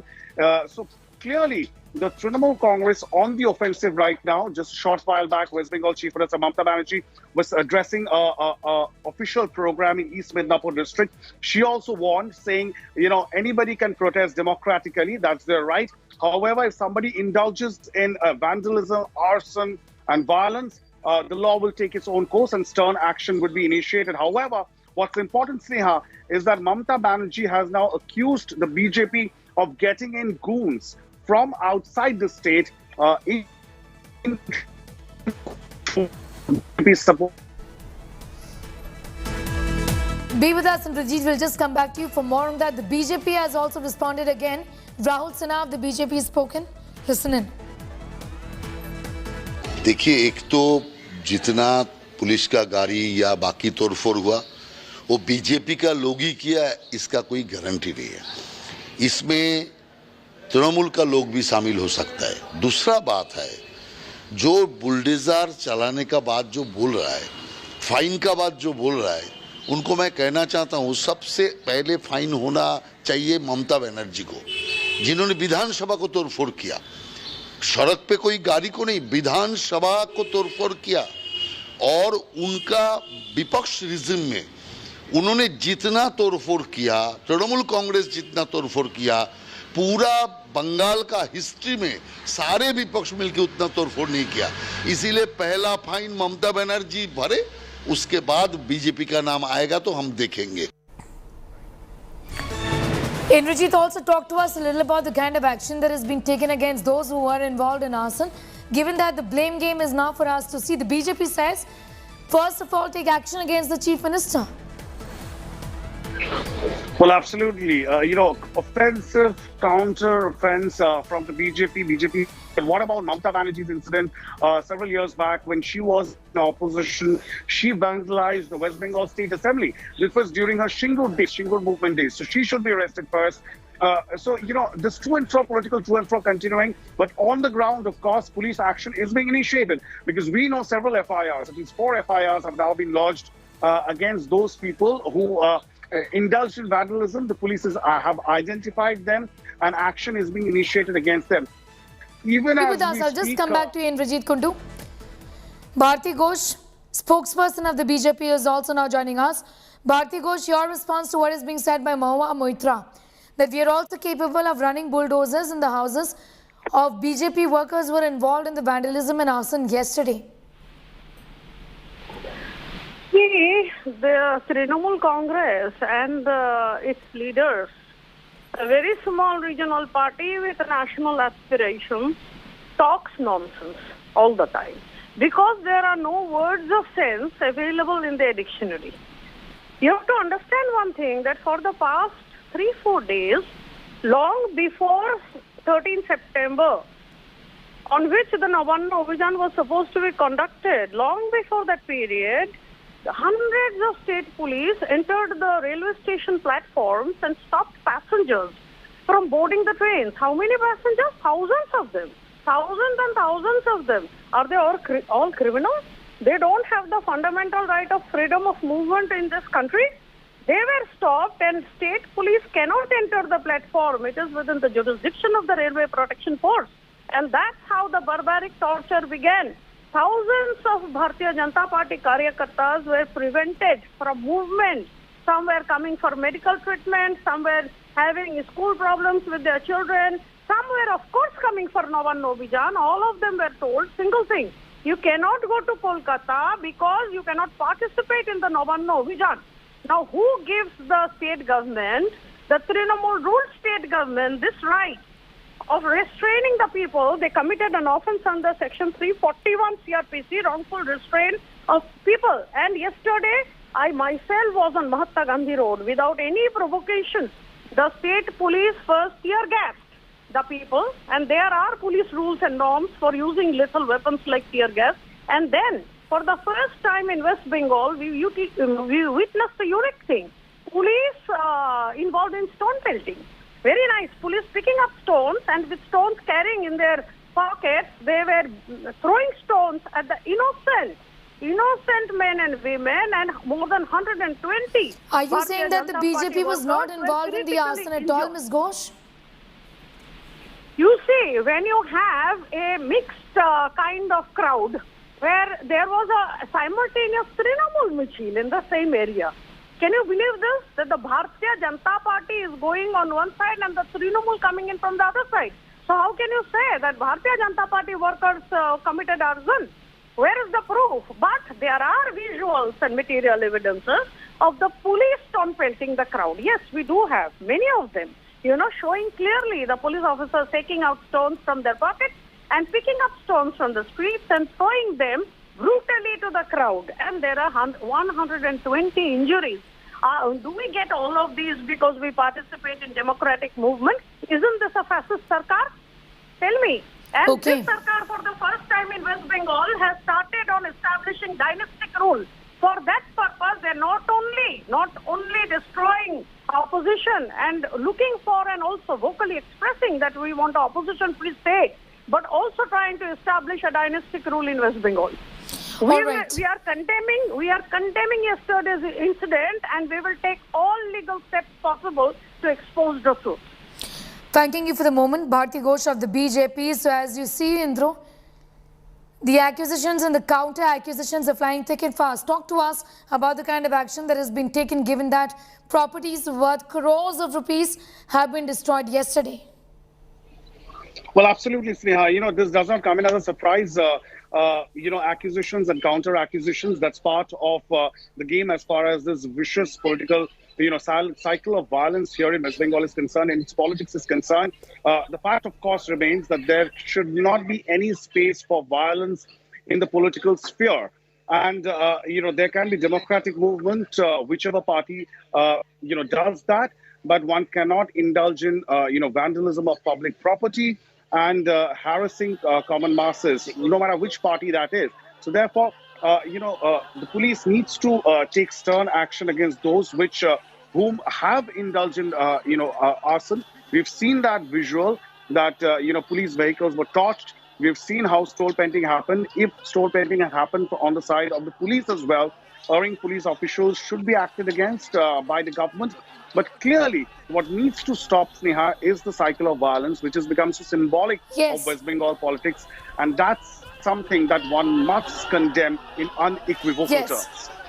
Just coming back to you for more on that, be with us. In fact, we have a reaction from the Chief Minister on the kind of violence in Howrah. Listen in. গতকাল এই যে একটা আমাদের দেবজ্যোতিকে কিভাবে মেরেছে ওকে ও পুরো surgery হবে কিন্তু এটা কখনো হতে পারে না যে ট্রেন ভাড়া করে এমনকি বাইরের বর্ডারে অন্যান্য রাজ্যের লোকও নিয়ে এসে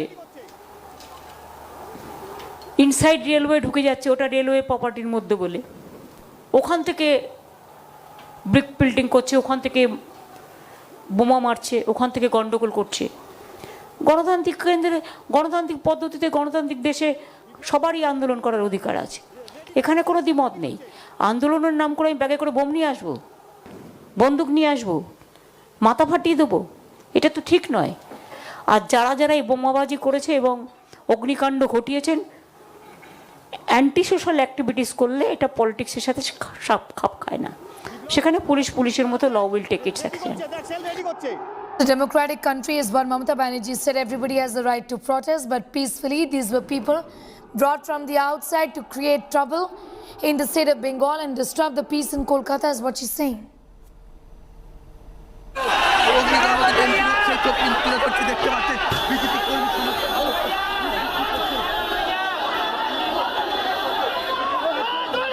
Banerjee, referring to the violence seen in Kolkata yesterday, say that BJP in fact is responsible and that they brought gundas from the outside to create trouble in Kolkata.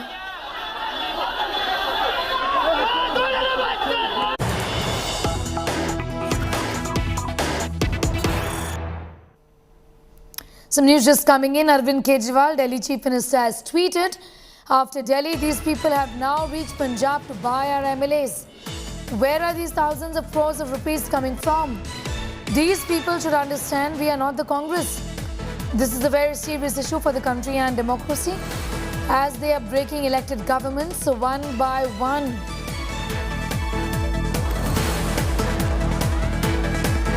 Arvind Kejriwal has made a strong allegation against the BJP, saying that they're trying to horse trade and that they're trying to topple the government of Punjab.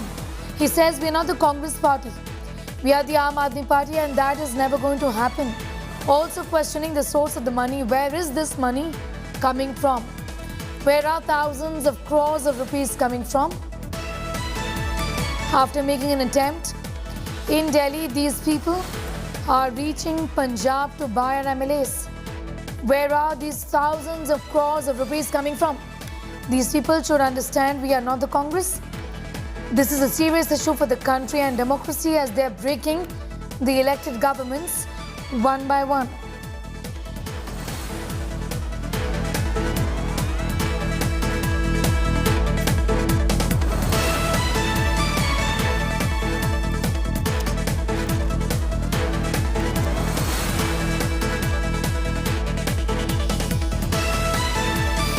The Delhi Chief Minister levelling allegations against the BJP, accusing the BJP of using money power to try and buy the MLAs of the AAP government in Punjab, saying that they tried it in Delhi and failed and they're trying the same formula in Punjab as well, but they must understand that we're not the Congress party and that the government in Punjab is not going to fall.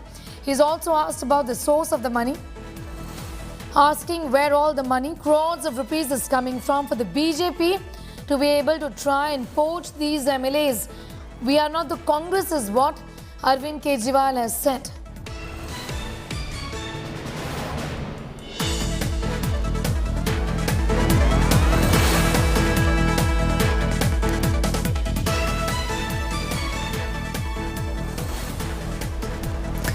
There's another Palghar-type lynching bid in Maharashtra. It's an incident where 4 sadhus were brutally beaten up by a mob in Sangli district. Villagers thrashed the sadhus on suspicion of child theft. This incident took place at the Lavana village where 4 men were headed towards the temple town from Bijapur in Karnataka in a car. They halted at a temple. While resuming the journey, they asked a boy for directions, but the villagers mistook them from those in a gang involved in child abduction. 6 people have been arrested in connection with the case, while these sadhus were brutally beaten up by these villagers.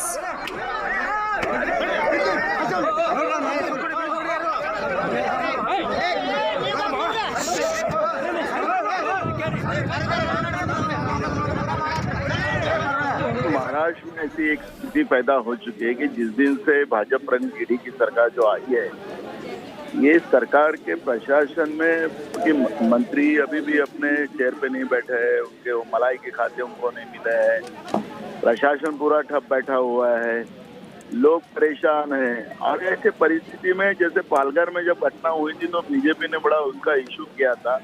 अब BJP की सरकार महाराष्ट्र में है, केंद्र में उनकी सरकार है। अब जब वो इशू बनाते हैं तो वो सब बात को समझना चाहिए। जैसे अभी विधायक जी से बता रहे हैं तो गैर समझ हुआ है या समझ हुआ है ये बात नहीं है। बच्चों को चुराने वाली कोई टोली आई है और उसमें लोगों को डर पैदा हुआ है। तो इसका मतलब ये कि सरकार महाराष्ट्र में अब अस्तित्व नहीं रही है। और इस तरह के आपने देखा होगा कि मुंबई में सत्ता पक्ष के एक एमएलए ने तो बंदूक निकालकर फायरिंग करना शुरू किया था। तो जो कानून व्यवस्था पूरी महाराष्ट्र में विपरीत हो चुकी है और ऐसे समय में ये घटना होना स्वाभाविक है। जो भी हुआ है वो निंदनीय है, लेकिन जो साधुओं को मारहाण हुई है वो कंफ्यूज मतलब कि गैर समझूती से हो गई। ऐसा कुछ नहीं है कि उनको जानबूझ के मारा गया, ऐसा कुछ नहीं है। यहाँ पे पिछली बार ऐसा गैर समझौते जो हो गया था कि ऐसा पहराव करके, साधु का पहराव करके बच्चों को थोड़ा बहुत उठा लिया, ऐसा हो गया था। तो उसकी वजह से थोड़ा बहुत लोकल जो लोग हैं हमारे वहाँ पे, जो उनको गैर समझ हो जाता है और उसी वजह से ये हो गया था। This is extremely appalling, and I want to guarantee to the nation that those sadhus will get justice. Previously with Palghar sadhu lynching, when it happened, they could not get that justice, but now in Maharashtra government is the new government, and under the leadership of Eknath Shinde and Devendra Fadnavis ji will probe in this matter, and whoever are guilty will punish them. ये सरकार एक तरफ कहती है कि हम हिंदूवादी हैं, हम हिंदुओं के संरक्षक हैं, और एक तरफ सांगली में हमारे संतों की भूमि पर साधुओं की पिटाई का मामला सामने आता है। कितने भाजपा के नेता वहां जाएंगे, कितने भाजपा के एमएलए वहां जाएंगे? देखिए, जब हमारी सरकार थी तब आरोप लगाना बहुत आसान होता था कि यह सरकार हिंदू विरोधी है, संतों की विरोधी है, साधुओं की विरोधी है। इन साधु संतों पर कुछ गांव के लोगों ने असॉल्ट किया है। पुलिस को इन्फॉर्मेशन मिलने के बाद पुलिस उस स्पॉट पे गई और उन साधुओं को हॉस्पिटल ले जाकर उनका औषध उपचार करा के इस घटना की पुलिस ने सुओ मोटो कॉग्निजेंस लिया है। उमदी पुलिस स्टेशन के हद्दी में हर्ट और राइट सेक्शंस अप्लाई करके ऑफेंस रजिस्टर किया गया है। 6 अक्यूज़ को अरेस्ट किया गया है और जो इतर अक्यूज़ है उनको ढूंढने का काम चल रहा है। और It's time for a quick break here on the other side. 12 killed and 8 others injured after a bus fell into a deep gorge in Poonch district. This is another national news on the other side of this very short break.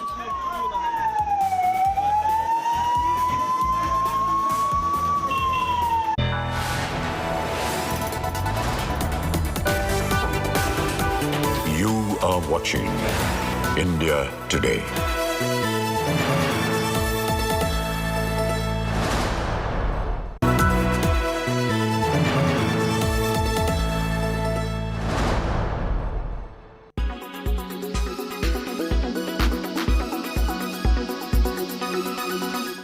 Artificial intelligence or AI is the science of programming machines or computers to reproduce human processes like learning and decision making. Recent technological advances, for example, intelligent algorithms which decide autonomously what actions to take to achieve their objective, have seen AI take great strides forward, creeping steadily into our daily lives. Smartphones are getting smarter, cyber assistants can find information in the blink of an eye, and autonomous vehicles could soon increase road safety, potentially eliminating the risk of human error. AI offers the promise of a highly efficient world in which robots take care of our sick, stock our fridges, plan our holidays, and do hazardous jobs humans should not or will not do. Game playing is a crucial measure of AI progress, proving that a machine can execute certain intellectual tasks better than humans. Computer mastery of chess and more recently Go, the ultimate board game, have been hailed as moments in humanity's quest to create smart machines. In medicine, software can already diagnose illnesses including some cancers as efficiently as a real doctor. But the issue of how to adapt workforces to cope with this fourth industrial revolution has economists and policymakers scratching their heads. Millions of jobs could be threatened as robots become capable of nearly everything humans do. There are concerns that if left unchecked, the development of superintelligence could pose a threat to humanity, with computers outsmarting and outmanipulating humans.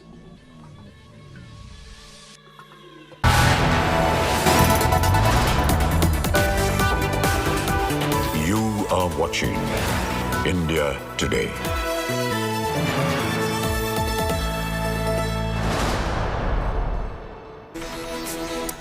Welcome back here. The top national news.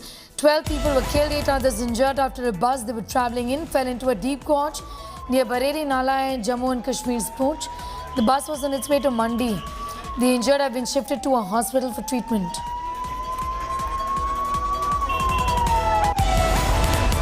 Right-wing Ram Sene has sought release of Gosha Mahal MLA T. Raja Singh within 10 days. Sene Chief Mutalik said if suspended BJP MLA is not released, his organisation is going to come to Hyderabad and stage a protest.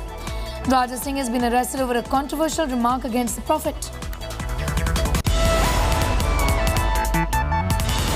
One killed, 11 injured in mass shooting by 2 bike-bound criminals in Bihar's Begusarai. The duo went on a 30-kilometer ride, in fact, firing randomly. They went on a rampage, firing at the passers-by there. In fact, Bihar police are facing some serious flack after the images caught the men in this act. The BJP staged a protest claiming Jungle Raj under the JDU-RJD government.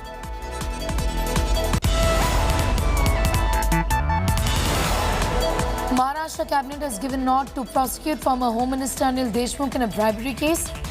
The CBI had filed a charge sheet in this case 3 months ago.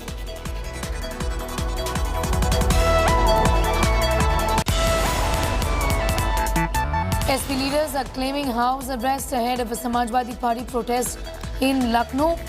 Cops were stationed outside the houses of several MLAs of the SP who claim they are not being allowed to move out.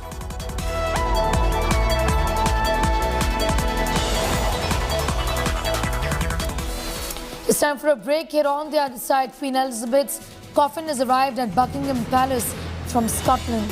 Getting you all the details of the Queen's final journey on the other side.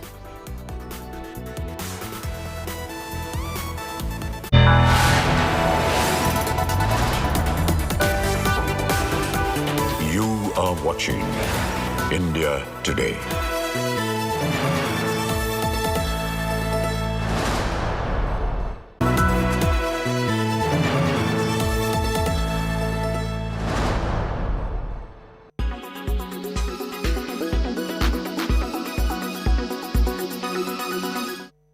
India has a powerful case to be a permanent member of the United Nations, says External Affairs Minister S. Jaishankar.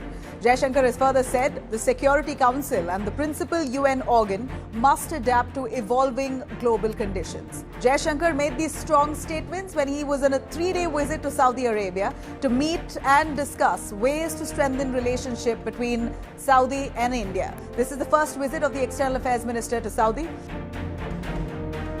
The External Affairs Minister categorically said that this is the right time for India to become a permanent member of the UN Security Council. In fact, India has been at the forefront of the years-long efforts to reform the Security Council. Now, speaking of the relation between Saudi Arabia and India, Prime Minister Modi sent a written message to Saudi Crown Prince Mohammed bin Salman. External Affairs Minister Jaishankar has termed Saudi Arabia as quite an important player in the global economy. Saudi Arabia has impressive growth numbers and position in the energy markets. In fact, the Gulf indeed is an important economic partner of India. Energy is the keystone area in bilateral cooperation. Both countries are collaborating in the domains of new and renewable energy. The External Affairs Minister has agreed to closely work together in G20 and multilateral organizations. India gets more than 18% of crude oil imports from Saudi Arabia. The bilateral trade was valued at $29.2 from April to December. The Indian community is indeed the largest expatriate community in that kingdom, with approximately 2.2 million population. Speaking of both the countries' relationship, well, it appears Saudi and India have come together through thick and thin. Both of them have seen challenging times all through the COVID period.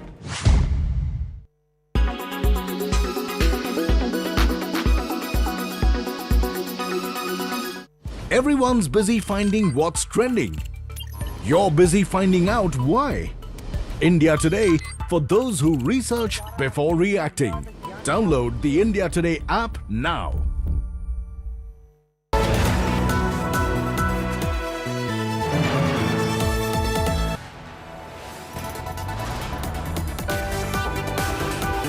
You are watching India Today.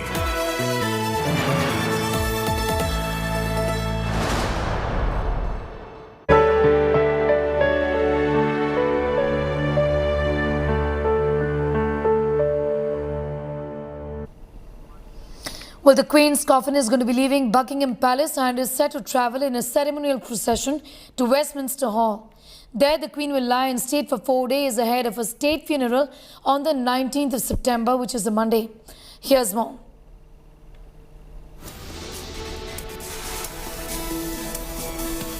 We're getting you all the details of the funeral procession, in fact, of the Queen. The Queen's Elizabeth, remember, arrived at Buckingham Palace from Scotland on Tuesday night ahead of a state funeral. These are the top defining images. Queen Elizabeth's coffin arrived at the palace on Tuesday night, is currently resting at the Bow Room. The coffin will be borne in a procession on a gun carriage of the King's Troop Royal Horse Artillery to the Palace of Westminster today. King Charles III and the royal family received the Queen's coffin. At Buckingham Palace, Prince Harry and Meghan Markle, Prince William and Kate Middleton were also present to pay their respects. Queen Elizabeth II's coffin was greeted by large crowds at Buckingham Palace. Several mourners who gathered used their mobile phones as candles to light the way for the late monarch as she made a final journey to her home. Thousands of mourners had lined up the route in heavy rain to pay their last respects to the Queen as the coffin arrived at the British capital.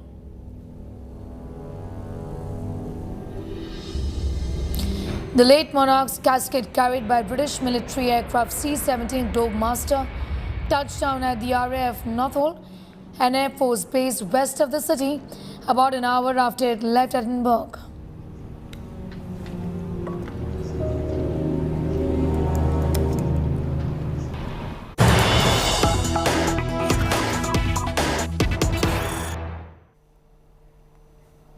We have some news just coming in. Let's go straight to that. This is from the Supreme Court of India. And this is the court's order. The Supreme Court has green flagged longer tenures for Saurav Ganguly and for Jay Shah at the BCCI. So it's a win situation for Jay Shah and Saurav Ganguly.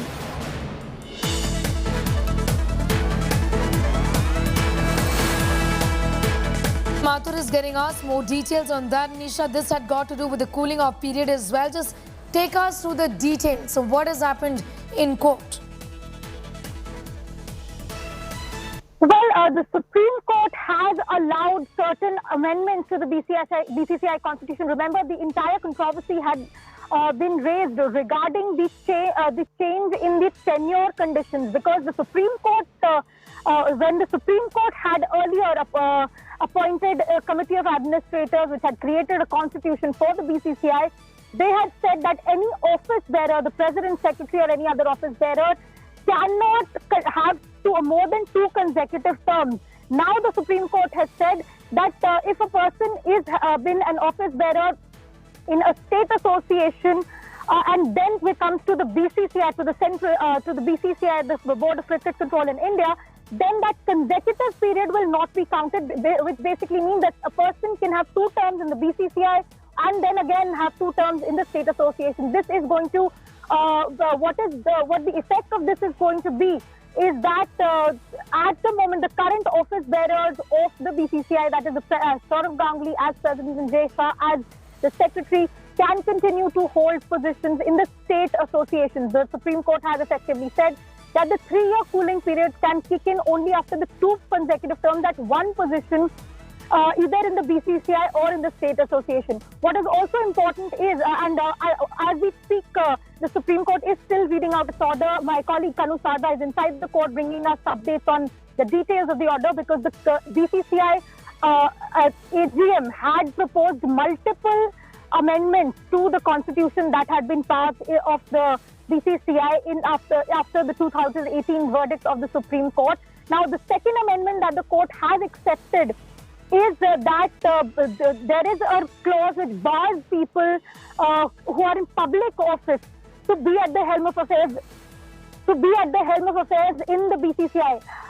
To be at the helm of affairs in the BCCI, what the Supreme Court has accepted is that the bar would only apply to persons who are ministers or other senior public officials. This bar will not apply to other persons holding public office. So this is also going to be very crucial, because there has been an entire series of allegations over the years regarding political control of the BCCI. The Supreme Court has noted that former players must be given a chance to administer the sporting authority. And as we speak, as I said, the order is still being read out by the court. It is still being dictated in open court by the bench of Justices D.Y. Chandrachud and Hima Kohli, and my colleague Kanu Sada is inside the court getting us minute-by-minute updates of exactly what the order is right now. What the court has said that what is also interesting is that there was a bar under the court-mandated constitution that any person with criminal charges cannot be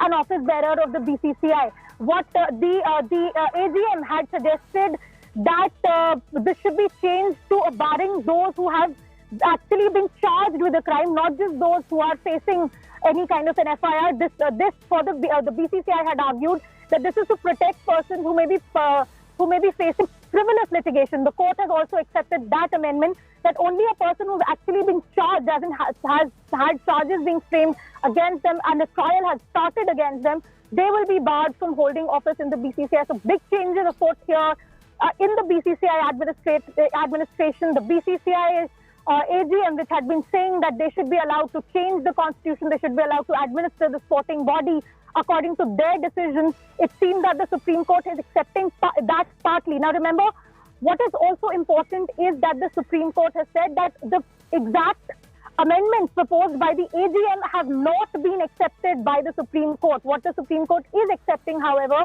are the amendments with incorporating the suggestions that have been given by amicus curiae senior advocate Maninder Singh. So we will be seeing a slew of amendments again in the way the BCCI is being allowed to function. But the big takeaway from this is that the current office bearers have been given a bit of a breather.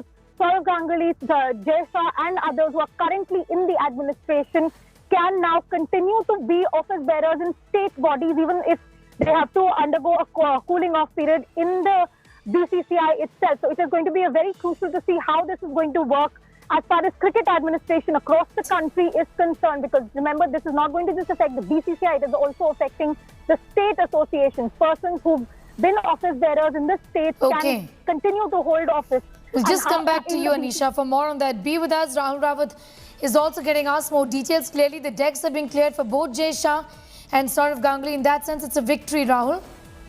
Well, it certainly is a relief for the BCCI and the top bigwigs like Jay Shah, who's currently the board secretary, and Saurav Ganguly, the board president.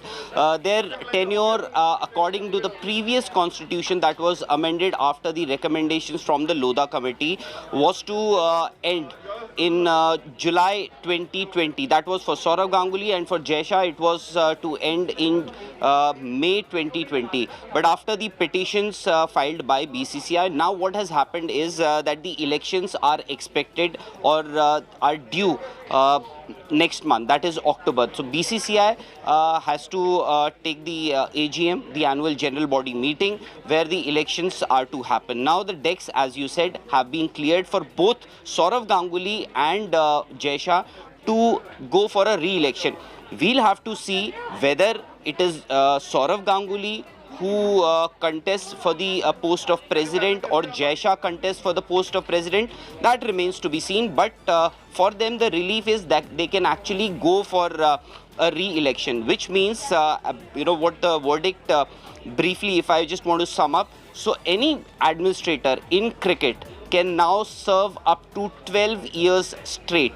6 years, that is 2 terms of 3 years each in state association, and then without a cooling off period, the same individual can get elected in the BCCI and can serve up to 6 years, that is 2 terms of 3 years each. So that's the verdict. And also what the other clause that has been amended by the Supreme Court is that earlier the clause was that anybody who's been charge sheeted, has a criminal case against him, cannot be part of or cannot be an elected member in the state association or the BCCI. Now what the Supreme Court has done is it has done away with that charge sheet clause. Now any conviction, any convicted individual will not be allowed to contest for the post of an office bearer in the BCCI or in the Supreme Court. And of course the individuals who have a political background, as in who are a member of parliament or are ministers in the government, cannot be part of the BCCI. So we'll have to see what happens with Rajiv Shukla. He is currently the vice president of the BCCI. So we'll have to see if he will continue to remain in the BCCI or not. But as far as Jay Shah, the board secretary, and Saurav Ganguly, the board president, is concerned, it's a huge relief for them, because it was Saurav Ganguly, in fact, who had first filed this petition way back in 2020. And surprisingly, yesterday, that is Tuesday, was the first day when, when the Supreme Court heard that petition. Rahul Rawat, I'm thanking you for the moment. Also, Anisha Mathur, thanks for getting us those details. It's time for a quick commercial break here. News for the hearing impaired on the other side.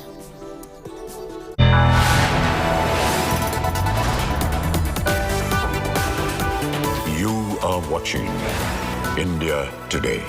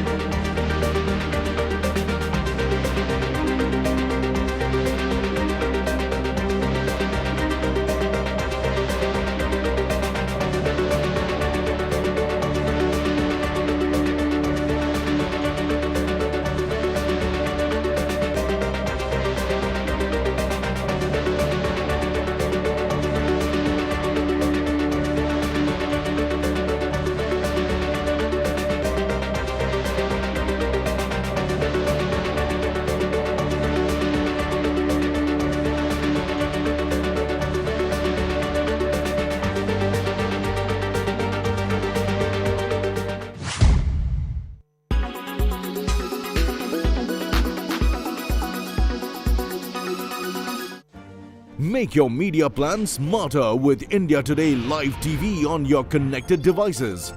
Amplify your brand with 100 million smart internet viewers. To advertise, mail us at sales@aajtak.com.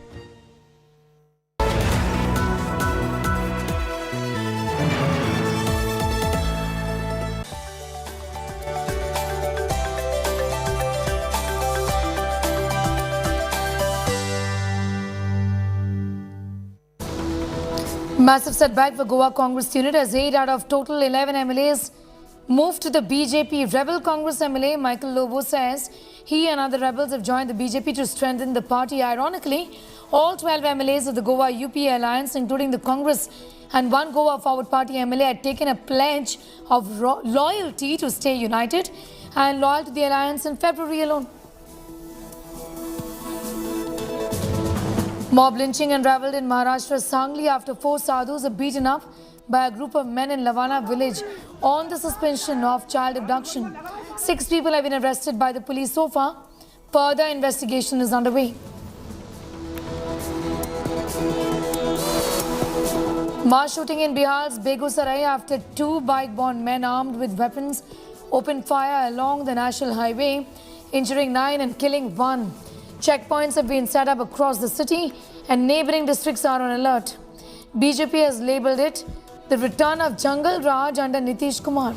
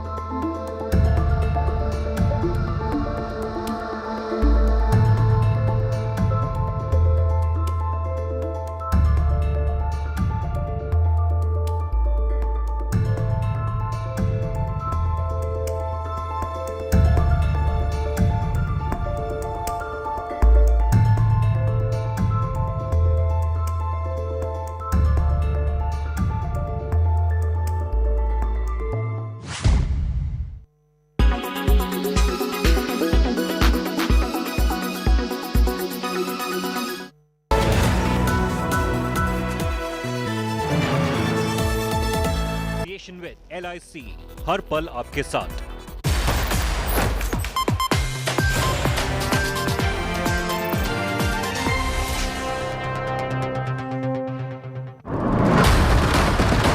$200 crore con scandal haunts Jacqueline. Jacqueline, you have a lot of allegations. Delhi police grills Bollywood diva. Jacqueline. She got gifts, gadis and ghoda from Sukesh. Jackie Sukesh meets under scanner. Exclusive inside scoop only on India Today. Bling, blackmail and Bollywood.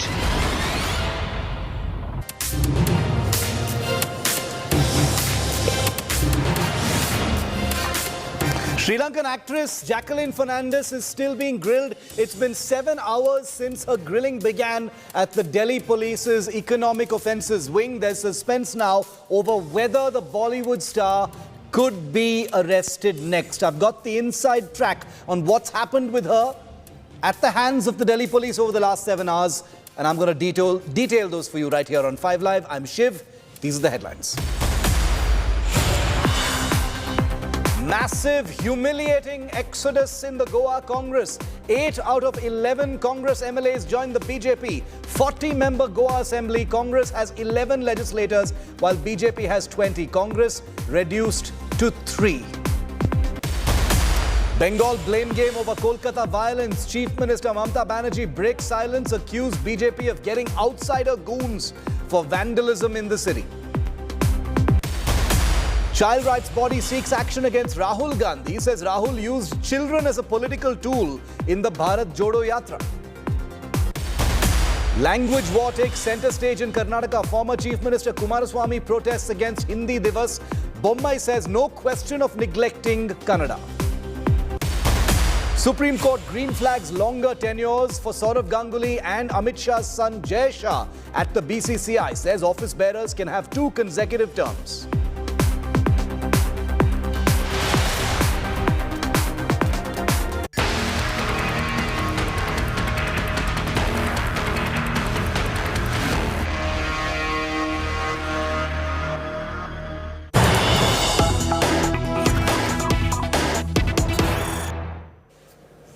Seven hours is the duration of time that Jacqueline Fernandez has been grilled for today. The first time that she's been questioned by the Economic Offences Wing of the Delhi Police. It's been on since 11 this morning.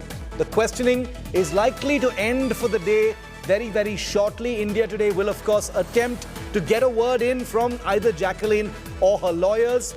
Jacqueline is likely to be called once again tomorrow. She's under the scanner, remember, for her links to conman fraudster Sukesh Chandrasekhar, who's accused of a 200 crore rupee extortion racket. Jacqueline Fernandez, who was initially a witness, has been charged, and she is being seen as someone who's been a beneficiary to the proceeds of the fraud that Sukesh Chandrasekhar had mounted on the wife of a top corporate honcho of the country. Sukesh Chandrasekhar has been in Tihar jail, and under threat of life he's been shifted to another jail now, but trouble is mounting steeply for Jacqueline Fernandez.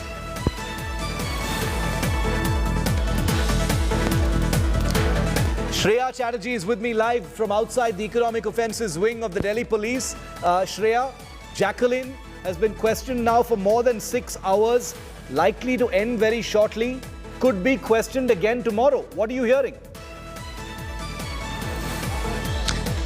Well, absolutely. So, Shiv, what we're picking up from our sources, in all likelihood, she will be called again for a second round of questioning tomorrow.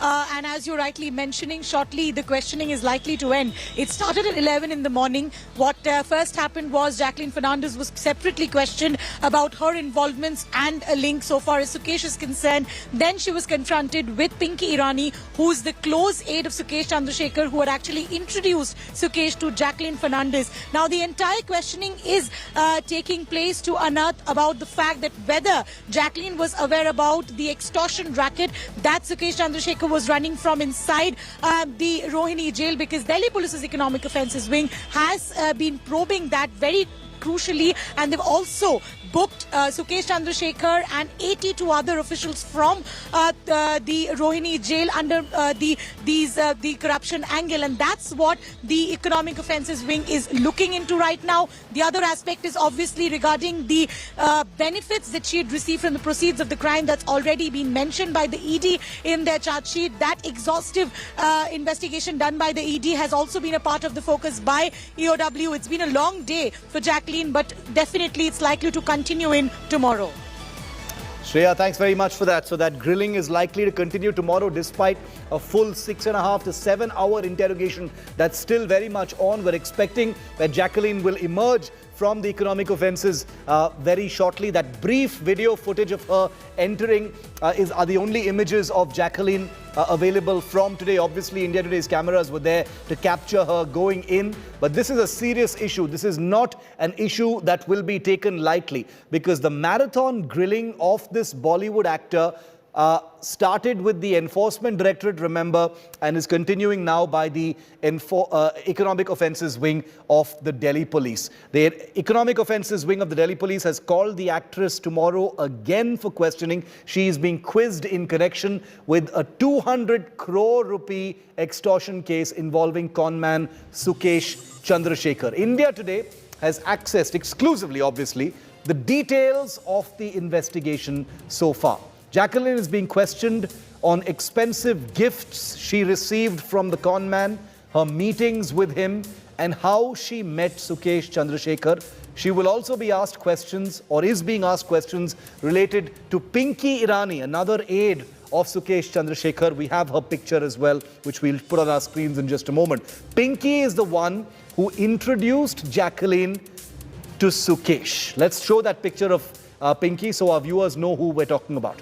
Pinky and Jacqueline have been confronted with each other and questioned together. Jacqueline has already been questioned and summoned. Why aren't we showing the picture of Pinky on our screens? Let's show that picture, because I want our viewers to not only see Jacqueline's picture, but also see Pinky, who is a key character in the questioning by the Economic Offences Wing today. Jacqueline has already been questioned and summoned 5 times by the agencies so far. From a house in Sri Lanka to a bungalow in Mumbai, the actor received a variety of luxury gifts from Sukesh Chandrasekhar, including posh vehicles for her and her family members. Sukesh also gifted expensive jewelry worth 7 crore rupees allegedly to Jacqueline Fernandez. So a lot of value has gone into this particular actor's relationship with Sukesh Chandrasekhar.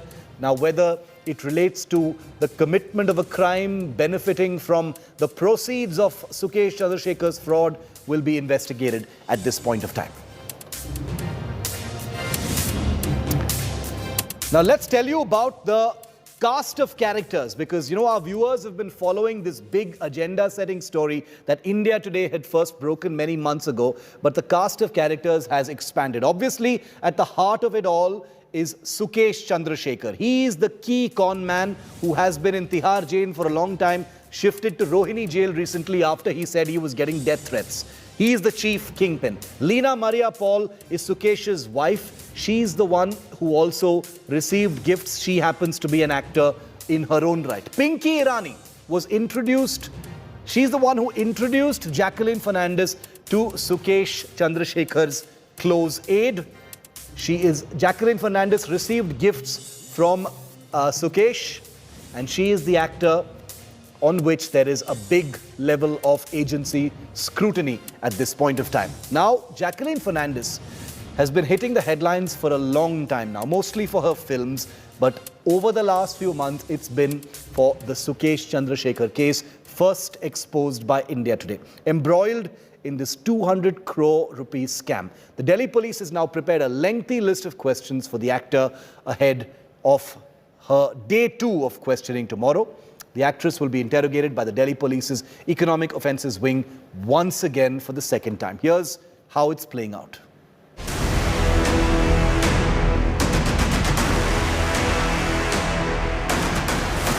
Embroiled in a 200 crore rupee extortion scam, brimming with luxury and blackmail, the heat is mounting on Bollywood actor Jacqueline Fernandez.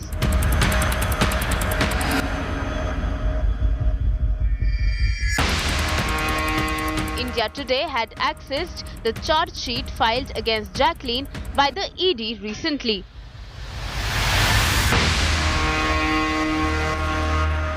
The ED claims Jackie consciously overlooked Sukesh Chandrasekhar's criminal past and indulged in financial transactions with him. Not just Jackie, but her family and friends also allegedly benefited from her relations with Sukesh and got monetary gifts from the conman. The actor allegedly kept her statements evasive and formatted her cell phone when summoned by the ED for questioning. Jackie had initially denied any knowledge of gifts from Sukesh but had later accepted it after the ED's grilling. But more twists and turns have emerged. The ED charge sheet claims the conman had a plan for Jacqueline. He allegedly purchased a house for the actor in her native country, Sri Lanka, a claim the actress has accepted as per the ED charge sheet. Sukesh allegedly gave her a bungalow in Mumbai's Juhu area. Jacqueline's parents were also allegedly gifted a house in Bahrain by the conman. While other actors like Nora Fatehi have also been called in as witnesses in the scams probe. Jackie, during her questioning, cried foul, claiming better treatment were meted out to Nora while she should be made an accused and not a witness. Not just that, Jackie further claimed a malified, motivated and biased approach against her in the investigation in comparison to Nora Fatehi. With Jacqueline's assets worth at least 7 crore rupees already attached by the probe agency in the case, does the Bollywood actor face an imminent arrest? Bureau Report, India Today.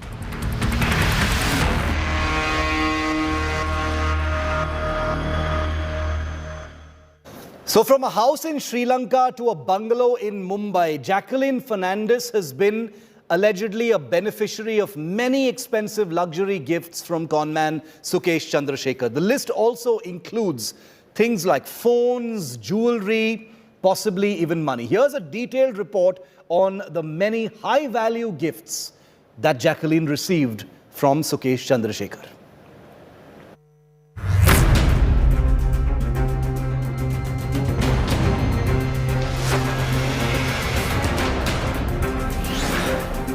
A 200 crore rupees fraud, 2 Bollywood divas and an alleged mastermind. The multi-crore scandal gets murkier with every new revelation. The Enforcement Directorate is unraveling a web of lies and deceit, and their latest charge sheet against conman Sukesh Chandrasekhar proves that all that glitters is actually gold.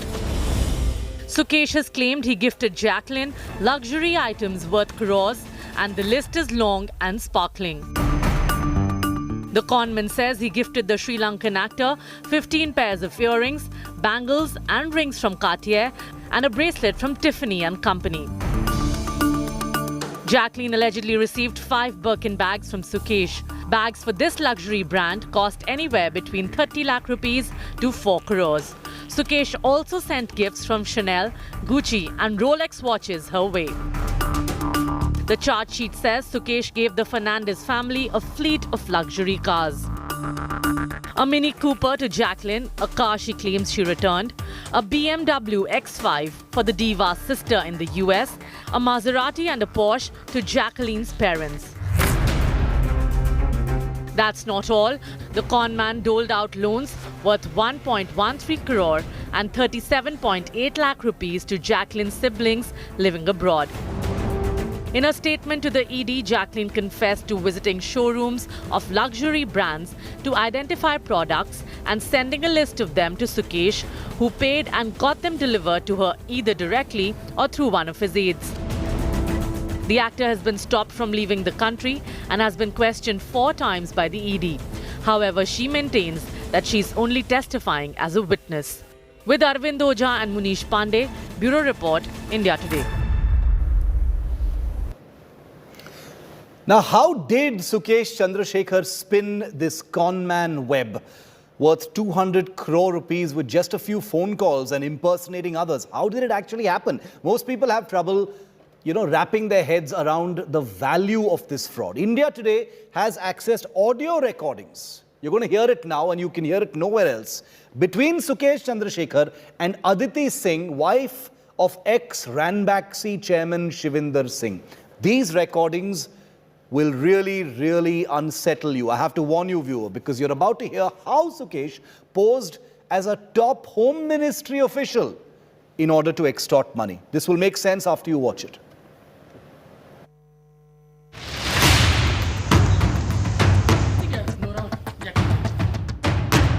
A billionaire, an alleged conman behind bars, and phone calls that led to extortion of 200 crore rupees. India Today gets a blow-by-blow account of how a jailed conman extorted 200 crores from a business tycoon's wife. The story started when former Ranbaxy owner Shivinder Singh landed in jail in a case of alleged fraud and money laundering in October 2019. Shivinder Singh's wife, Aditi Singh, was working on getting bail for her husband when she was allegedly approached by conman Sukesh Chandrasekhar on the phone. Chandrasekhar posed as a government official when he established contact with Aditi Singh. He allegedly used voice modulation to change the tone of his voice. The shocking detail, he was allegedly doing all this from prison. India Today has exclusively accessed the audio recordings of Chandrasekhar's conversation with Aditi Singh. You tell him not to be worried. Tell him to let us do our job. We know what we are doing. Tell him to be relaxed. Tell him to now look forward to come out. Sir is saying that it is inappropriate to have a meeting in the current scenario with everything that's going all around. And he's saying that don't worry about all of these things. Now we just have to look forward to you coming out and working together. All the while, Aditi Singh had no idea she was being scammed by Chandrasekhar. Aditi Singh became aware of the con months later after the Enforcement Directorate alerted her. The ED had begun taping Chandrasekhar's phone last year, which led to his arrest in the new case of alleged fraud. Hello? Yes, sir. Yes. Tell him that his bails are now going to be disposed at once in Supreme Court. He needs to worry about anything. He cannot be any more going or appealing anywhere. Tell him that. And also tell him that even in the Suresh Kumar case court, he was about to get bail. But because Mr. ACC said that you managed Mr. Case, that is the reason we have to dismiss. Tell him that. Sir is saying that now your bails will happen now that they're all in one in the Supreme Court. Sir saying that please don't worry about the family or me or yourself. We are the government's responsibility, and that we are looking forward to starting a new beginning with us. So please don't worry. The probe agency has submitted 84 such recordings to a Delhi court.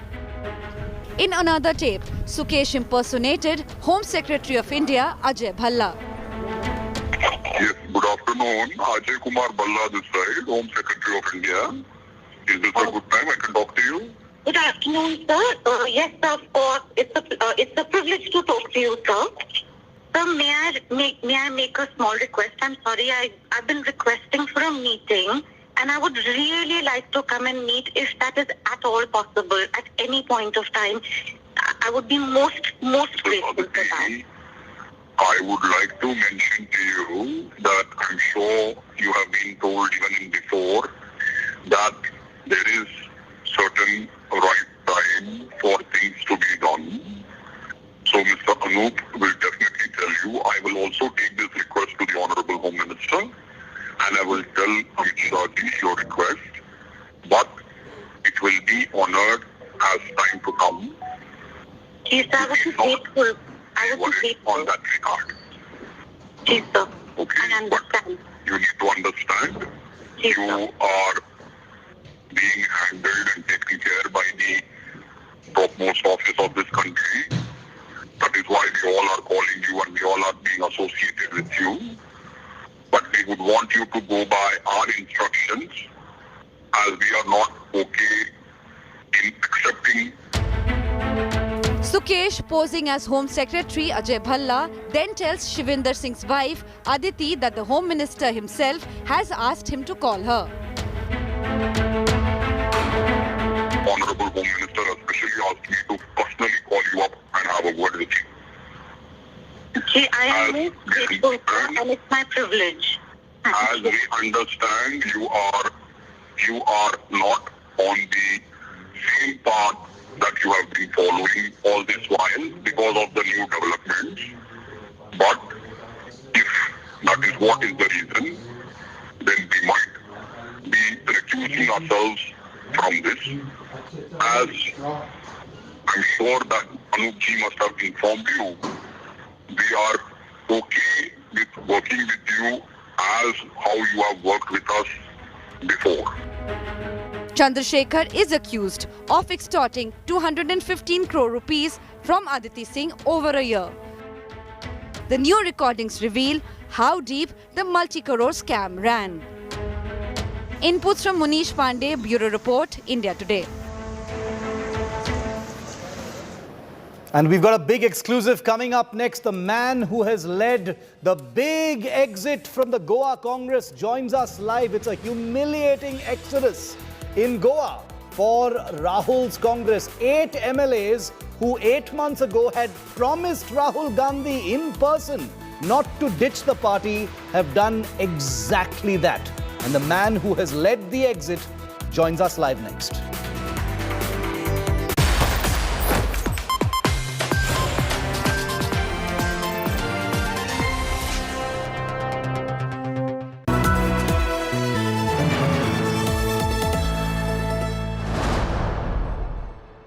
Everyone's busy finding what's trending.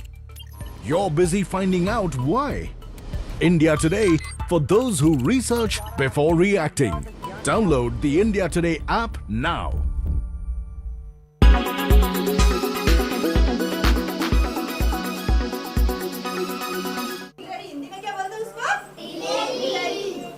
Rajasthan has one of the lowest female literacy rates in India.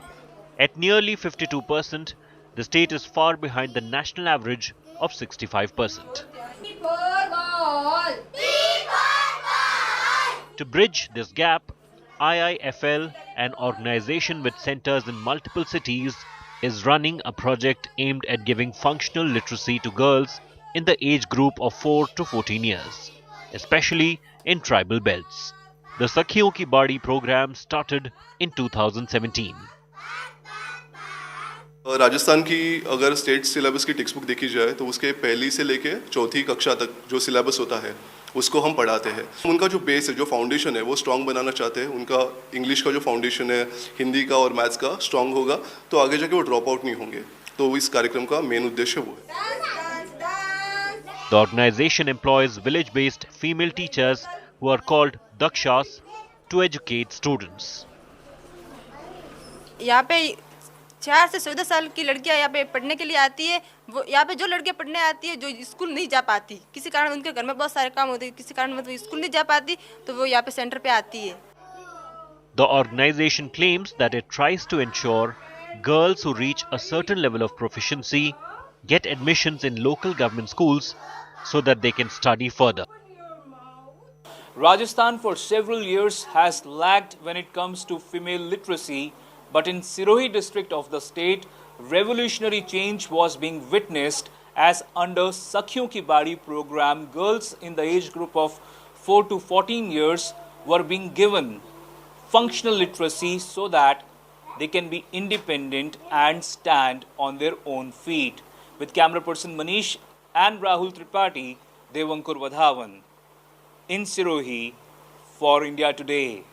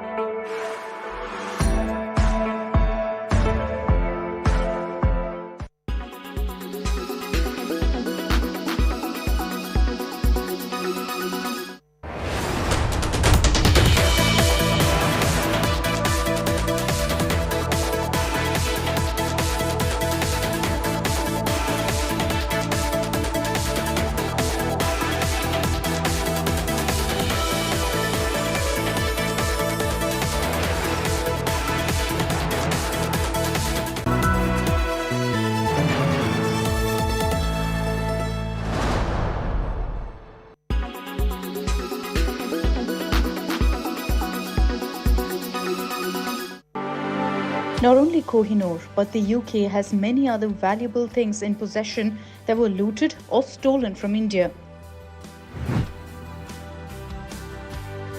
Tipu Sultan's ring was allegedly taken from his dead body by the Britishers after he lost the battle in 1799. Reportedly, the ring was sold at an auction in the UK to an unidentified bidder.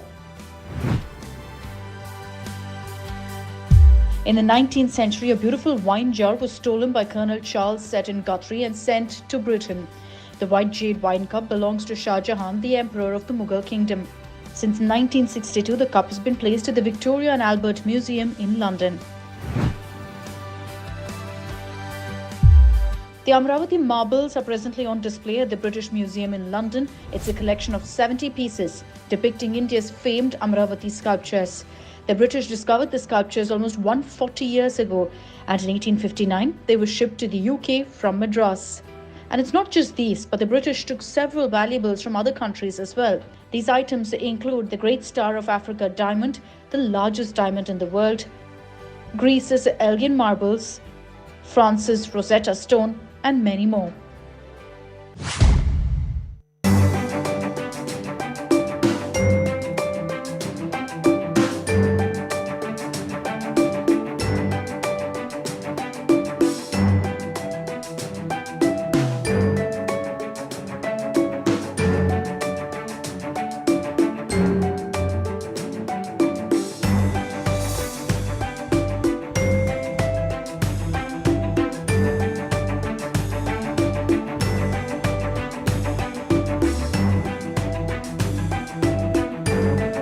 Non, c'était bien, c'était excitant. Tu voyais que les gens étaient passionnés, ils avaient leur bateau de districts différents, fait que c'était vraiment intéressant.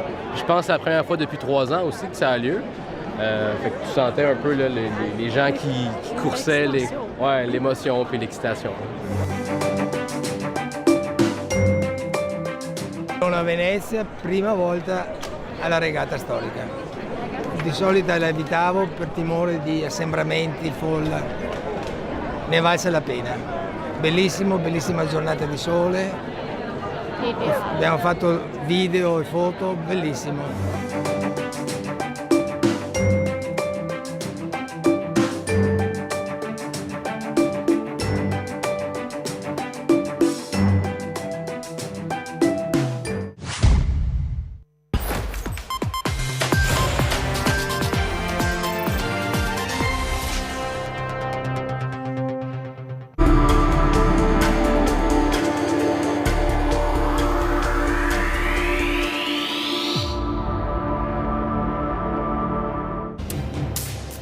It's absolutely incredible what 8 months can do in politics. Just take a look at these two pictures, viewer. On the left-hand side of your screen are Goa MLAs of the Congress party taking a pledge with Rahul Gandhi and other senior leaders saying, I promise I will not leave the party. I am taking a pledge in front of the cameras, on the book, on God, that I will not leave the Congress party. And then on the right-hand side of your screen, 8 months later, are pictures of those same MLAs doing precisely what they pledged in front of Rahul Gandhi not to do. Look at these two pictures. Taking a pledge and then doing precisely what you have pledged not to do, just 8 months apart. While Rahul Gandhi is on his Bharat Jodo Yatra, the guys, the Congress MLAs in Goa, who promised in front of Rahul Gandhi, Sir, hum nahi chodenge party ko. We pledge that we will always be loyal, have said, Bhaad mein jaye, we are leaving the Congress party, and they have walked out. That is the state of politics. That's the state of Goa politics, and that is the state of the Congress party today. Two images that define what has happened in Goa today for the Congress party. Now our viewers will be very familiar with one very viral clip of Rahul Gandhi from some years ago, perhaps during some kind of a rally, which has gotten a new meaning today. because these words which have been oft quoted, they are in many videos of Rahul Gandhi trying to jeer at him. But these utterances of Rahul Gandhi have now assumed a brand new meaning and significance, because this is precisely what those 8 MLAs have said to the Congress party after promising not to ditch the Congress party and not to ditch Rahul Gandhi. Listen in case you are wondering what I'm talking about. Khatam. Bye bye, Tata, goodbye, Gaya. Khatam. Bye bye, Tata, goodbye, Gaya.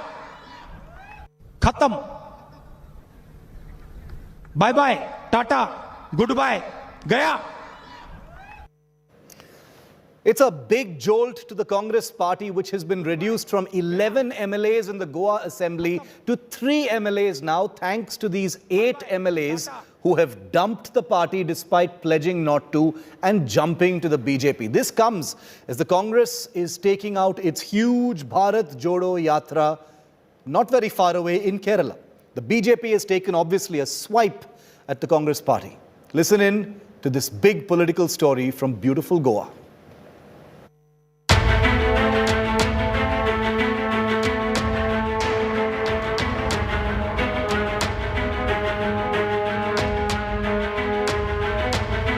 While Rahul Gandhi is busy in Kerala with his Bharat Jodo Yatra, a few hundred kilometers away, a Congress Chodo Abhiyan has been conceived and executed with clinical precision. 8 out of a total of 11 Goa Congress MLAs have defected to the BJP in a daylight coup. The rebels include former Chief Minister Digambar Kamat and Kalangut strongman Michael Lobo. They were welcomed to the BJP by Goa Chief Minister Pramod Sawant himself. Congress ने भारत जोड़ो यात्रा start की थी। मुझे लगता है गोवा से कांग्रेस छोड़ो यात्रा स्टार्ट हो चुकी है। इसी तरह से पूरे देश भर में कन्याकुमारी से लेकर कश्मीर तक सभी लोग कांग्रेस को थोड़े-थोड़े छोड़ रहे थे, अभी लमसम में छोड़ रहे हैं। Ironically, all these MLAs had taken a pledge of loyalty before elections in the presence of Rahul Gandhi.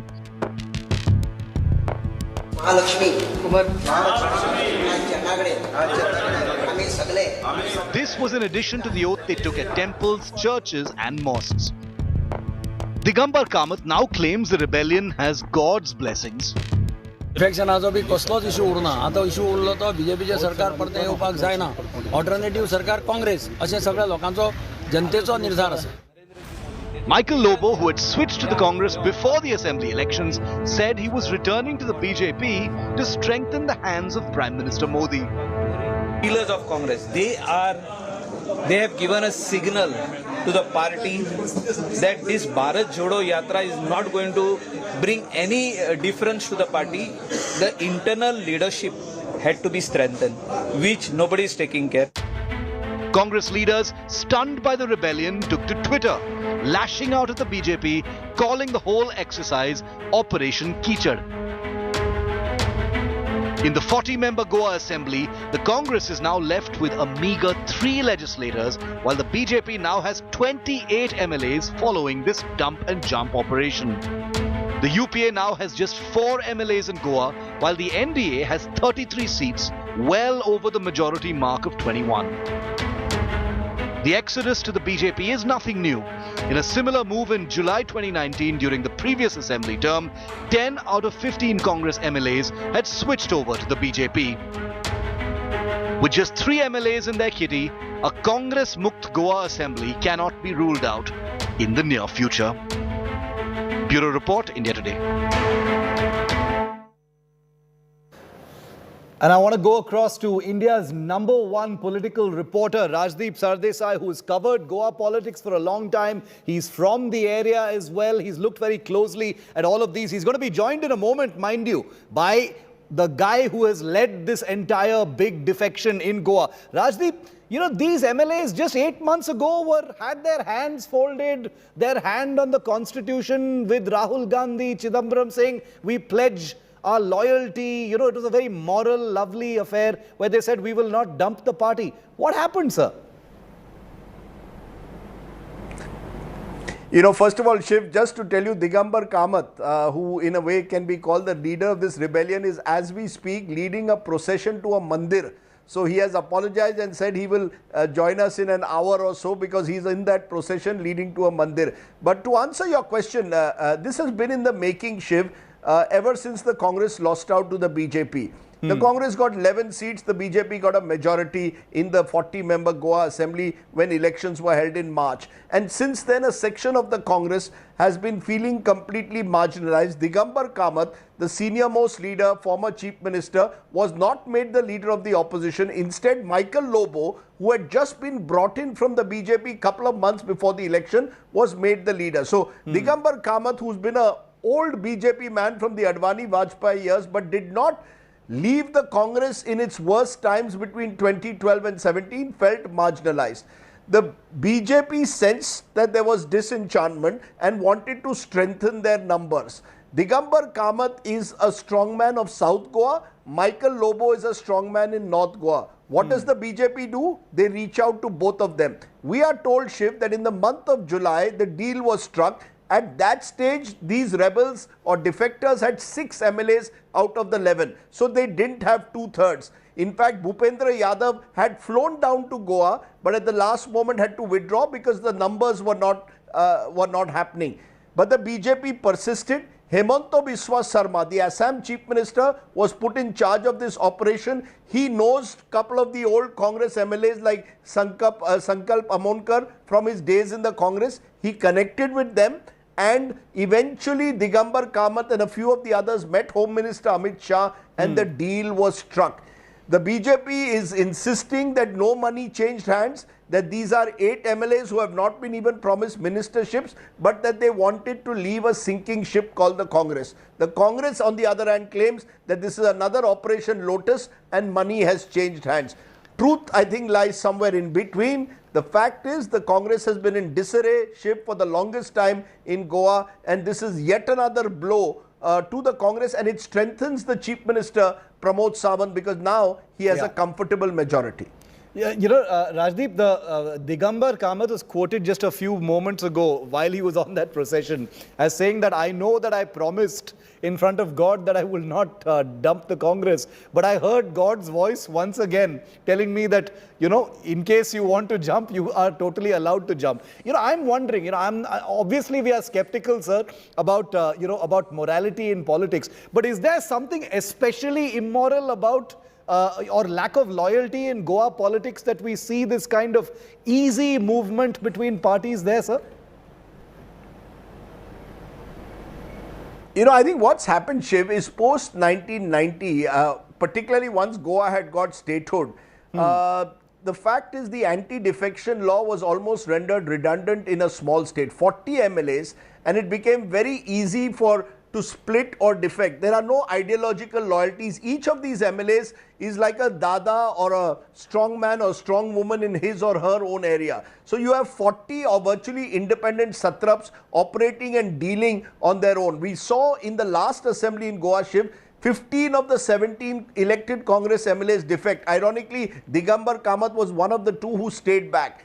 So I think defections is almost built into the DNA now of Goa's politics, and whoever wins, it's a question of winner take all. Had the Congress won the election in March, a few of the BJP MLAs, some of whom have been ex-congressmen, could well have changed sides. Yeah. So long as the anti-defection law cannot stop these splits and these retail defections, as we call them, they will continue in Goa. But they are a reflection, I think, Shiv, of the larger crisis that besets the Congress in particular, because having weakened in Goa, now out of power for more than a decade, they find it very difficult to keep their restive flock together. Very true. And as you know, as always, the Congress lurching from one crisis to another. Thanks very much, Rajdeep, for joining us on this story. We'll cut to Rajdeep live as soon as one of those MLAs is live with him. You'll, of course, see them first here on India Today. Now, after that loyalty pledge in February this year, former Chief Minister Digambar Kamat, one of the leader of the 8-pack that has ditched the Congress today, at that time he had said that to ensure that the MLAs are answerable to public, they are taking that pledge. Well, not quite, because according to the developments today, he's basically booted out his earlier promise. What does that say about Digambar Kamat? Listen in. Confidence also, confidence third होता candidate. They know that now we are answerable to the public. Sir जेन्ना campaigning हेका भोंवता तेन्ना वो डिफेक्शनाचो जो issue आसा तो voters been आता डिफेक्शनाचो बी कसलोच इशू उरना. आता इशू उरलो तो बीजेपीचे सरकार परते येवपाक जायना. ऑल्टरनेटिव्ह सरकार काँग्रेस अशें सगळ्या लोकांचो जनतेचो निर्धार आसा.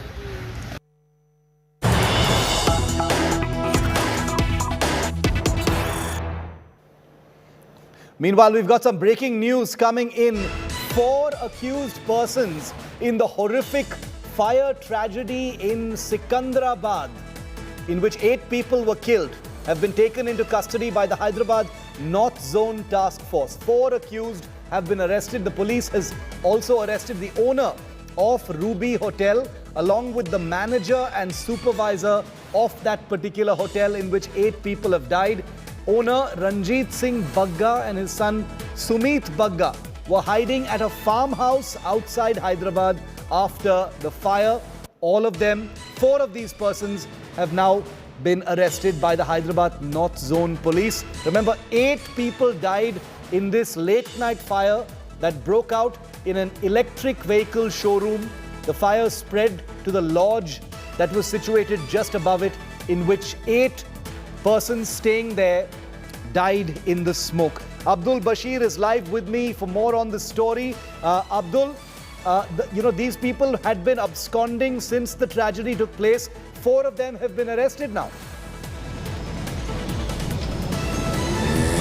Yeah, absolutely. 4 of them have been picked up by the North Zone Task Force, and right now they are at the Market Police Station, where the investigation is going on as to what permissions they have been had to this building. Earlier, we have seen that a fire tragedy that has taken place at this building, where 8 people have died.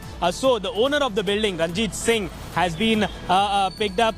His son, Sumit Singh, who was running this showroom, the electric scooter showroom at the same building, has been picked up.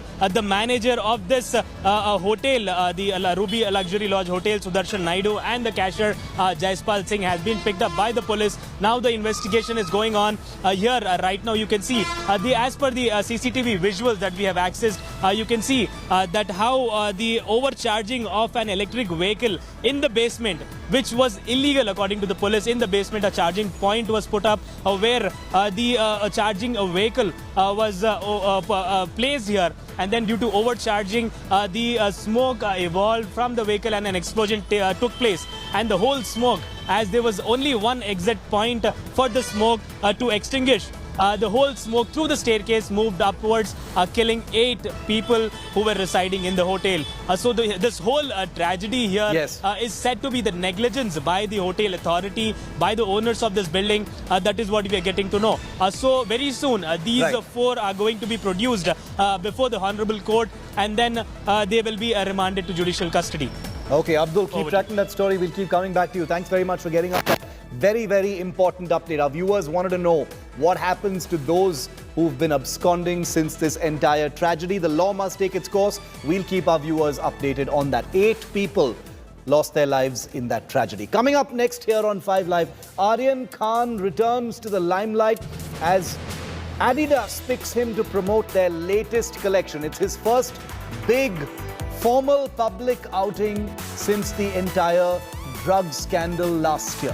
His parents have congratulated him in public. We'll tell you all about it next.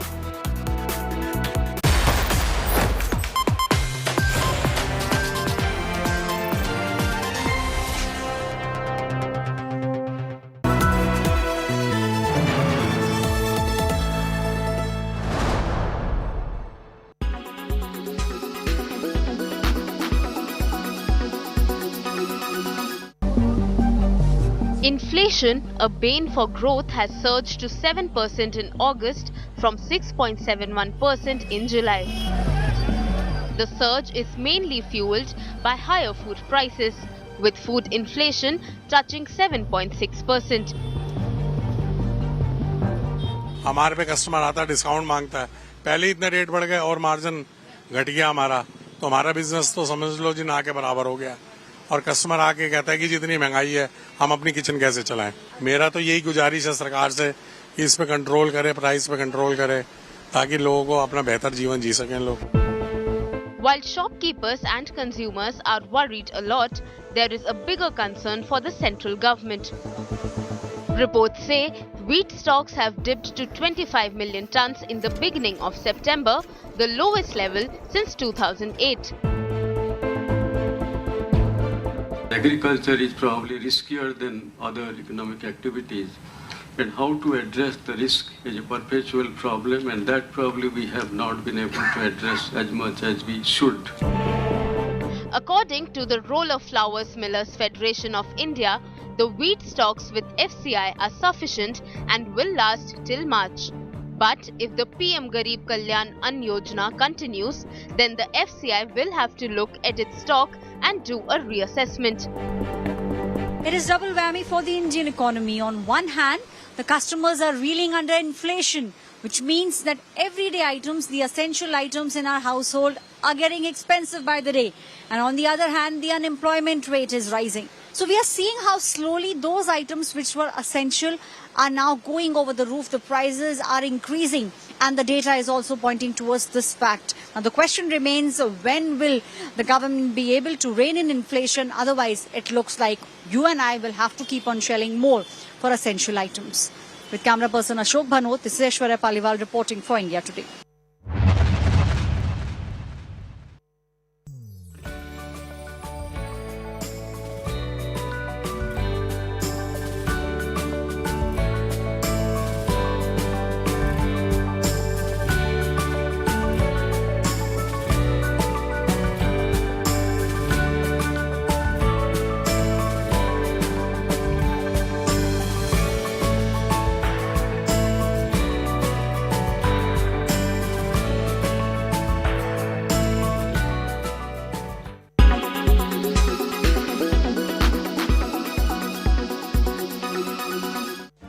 Make your media plan smarter with India Today Live TV on your connected devices.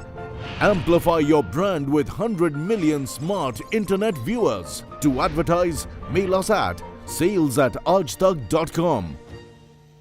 Make your media plan smarter with India Today Live TV on your connected devices.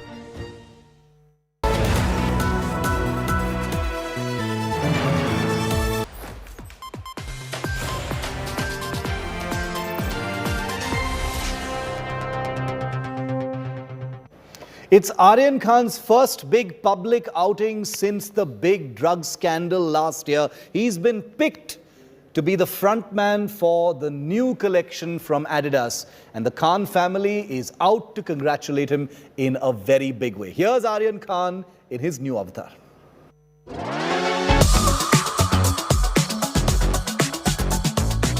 Cool, slick and young. That's what Adidas's NMD V3 collection looks like, and the brand picked Aryan Khan to promote it.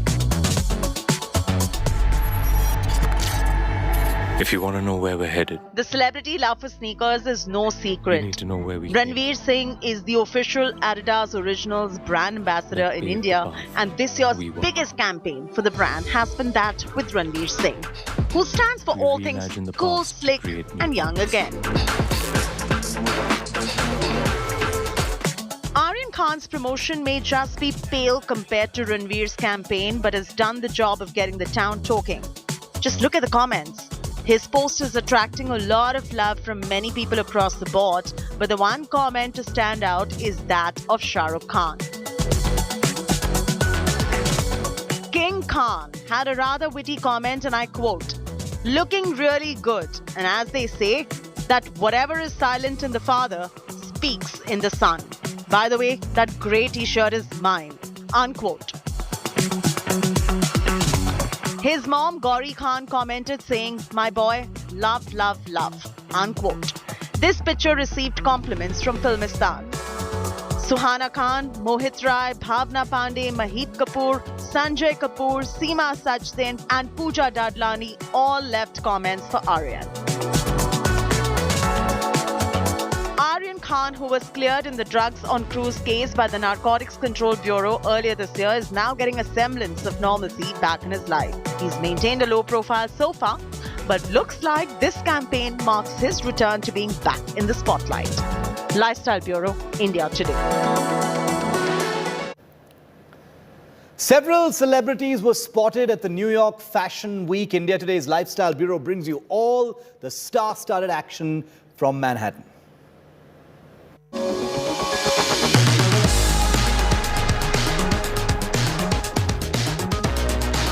Manhattan is buzzing with all the Fashion Week action. A star-studded Manhattan is witnessing celebrities rubbing shoulders with each other in the front row of the New York Fashion Week. The Tommy Hilfiger showcase had Travis Baker with a surprise set in the finale. Lila Moss, Julia Fox, Ashley Graham walked the runway. Hilfiger paid tribute to the late Andy Warhol with his collection. Right from Kardashian to Miss Universe Harna Sandhu, Janet Jackson have all made it to the Fashion Week. Fendi showcase was by far splashed with the most amount of stars like Sarah Jessica Parker, Kate Moss, Grace Jones, Iris Apatow, Christy Turlington and Chloe Bailey. Linda Evangelista made her first runway appearance since revealing last year how cosmetic procedures had left her brutally disfigured. She joined Fendi's show at New York Fashion Week. And now to the Hadid sisters. Bella Hadid was one of the star models appearing in the Fendi show. The latest collection saw oversized knits and pops of purple, leopard buckets hat and colourful sunglasses, bomber jackets and a reimagined version of Fendi's classic bugwet bag appeared on the runway. Harna Sandhu made an appearance backstage to appreciate lehengas by Indian designer label Falguni and Shane Peacock. The front row at Proenza Schauler on Friday was equally well attended, with Carly Kloss, Emily Ratajkowski and Kristen Queen showing up. Lifestyle Bureau, India Today. And coming up next, it's Hindi Divas today, and the language wars have taken center stage in poll-bound Karnataka. Former Chief Minister H.D. Kumaraswamy live and exclusive with Akshata on the other side. He's the one leading the charge against Hindi Divas.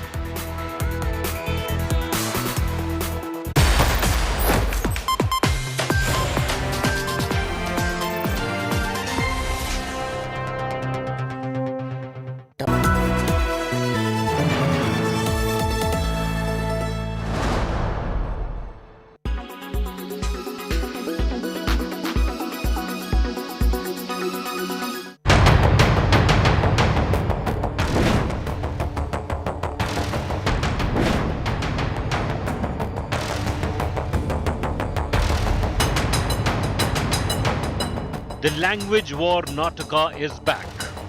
Former Karnataka CM H.D. Kumaraswamy reignited the Hindi versus Kannada war. After shooting off a letter to CM Bommai, opposing Hindi Divas event on Wednesday, calling celebrations glorifying Hindi an injustice to Kannada and forcible imposing of Hindi. In the federal system, every language is of equal importance. Central government trying to impose Hindi on us is absolutely uncalled for. BJP defended Hindi Divas, saying it doesn't diminish its zeal and love for Kannada language. Mother tongue of every regional language is in position of the mother's place. Naturally, we are given it. That doesn't mean that we should hate the other language. I don't think, what Mr. Kumaraswamy has spoken, that we should go and protest against Hindi or this thing. Hindi is one of our Indian languages and it should be celebrated. But the Congress, which is fighting to reclaim lost ground in Hindi heartland, appeared split on celebrating Hindi Divas. What is happening here in Karnataka is that you are forgetting a classical language, the rich heritage, the legacy of Kannada, and glorifying Hindi. That is something wrong, is something that we are saying. We are not against Hindi. But you cannot have Hindi enforced upon us who have a very, very rich literature background, literary background of our classical language. Kannada is our priority language and it is an official language, no doubt about it. But please understand, Hindi also is a national language. Understand? We may be speaking less Hindi here, but this doesn't mean that you should not observe that. I don't agree with Kumar Swamy. Several Kannada groups in the past have resorted to vandalizing and blackening Hindi boards, also staging protests against Hindi. Is the language war being used as a political tool in poll-bound Karnataka? With Nagarjun Dwarkanath in Bengaluru, Bureau Report, India Today.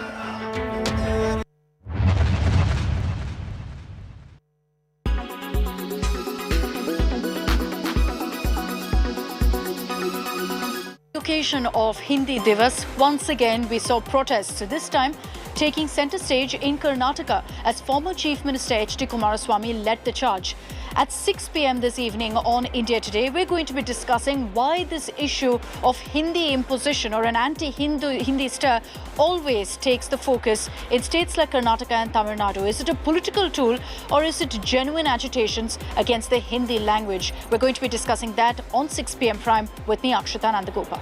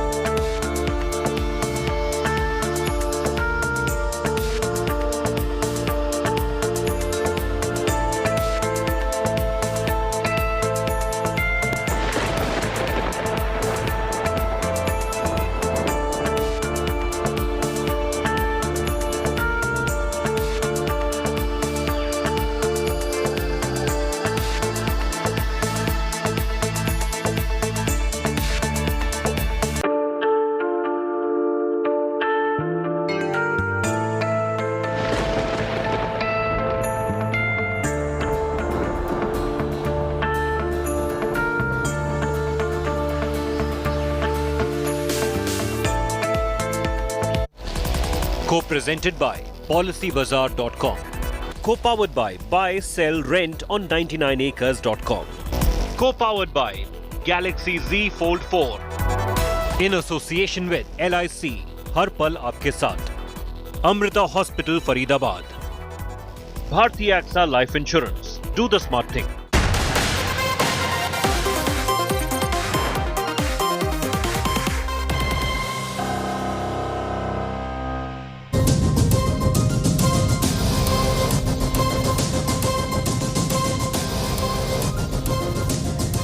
A very good evening. Thank you for joining us here on 6 p.m. Prime. I'm Akshita Nandagopal, rounding up all the big stories of the day. We're focusing on the showdown that played out in Karnataka today on the occasion of Hindi Divas. Once again, there was two languages pitted against each other. We're going to be talking about what played out in the Karnataka Assembly and asking the question about whether this whole Hindi agitation is nothing but a political tool.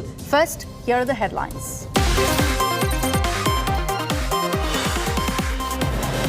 Language war takes centre stage in Karnataka. Former Chief Minister Kumaraswamy protests against Hindi Divas. Bommai says no question of neglecting Kannada. This is our top story.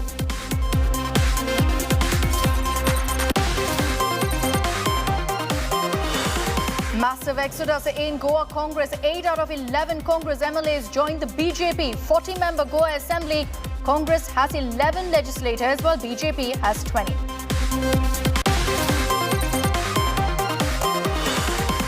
Grilling of actor Jacqueline Fernandez underway alongside Sukesh's aide Pinky Irani, actor under scanner in the 200 crore extortion scam.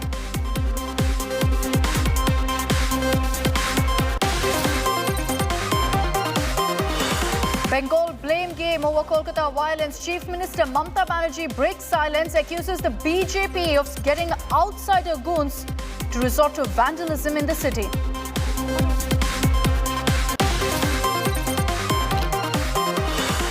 Child Rights Body seeks action against Rahul Gandhi, says Rahul used children as a political tool in Bharat Jodo Yatra.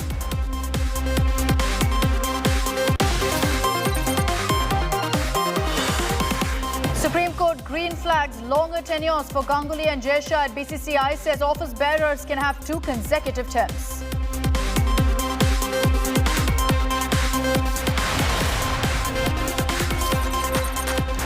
Let's get you all the details of the language war that broke out in Karnataka today. Today is Hindi Divas, and once again it led to a political flashpoint. The JDS, led by former Chief Minister H.D. Kumaraswamy, held protests accusing the BJP of dividing the nation. The timing, of course, isn't lost on anyone. With less than a year to go for elections, here you have Kumaraswamy raking up the Hindi debate once again.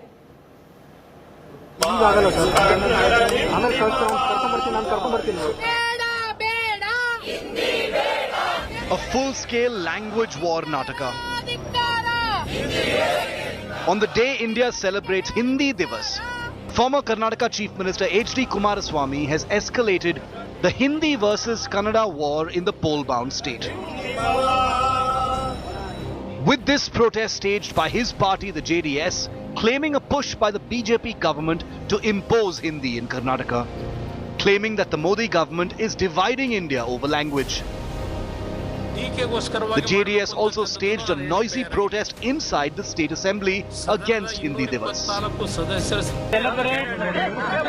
In this country, all the languages which you are using in different states, that languages also can be from the central government. They can celebrate the Kannada Divas, other language Divas.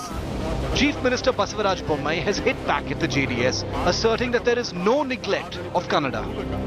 Bommai refers to Prime Minister Narendra Modi's pledge to strengthen regional languages. Home Minister Amit Shah, while marking Hindi Divas, praised the language and appealed to everyone to respect all regional languages.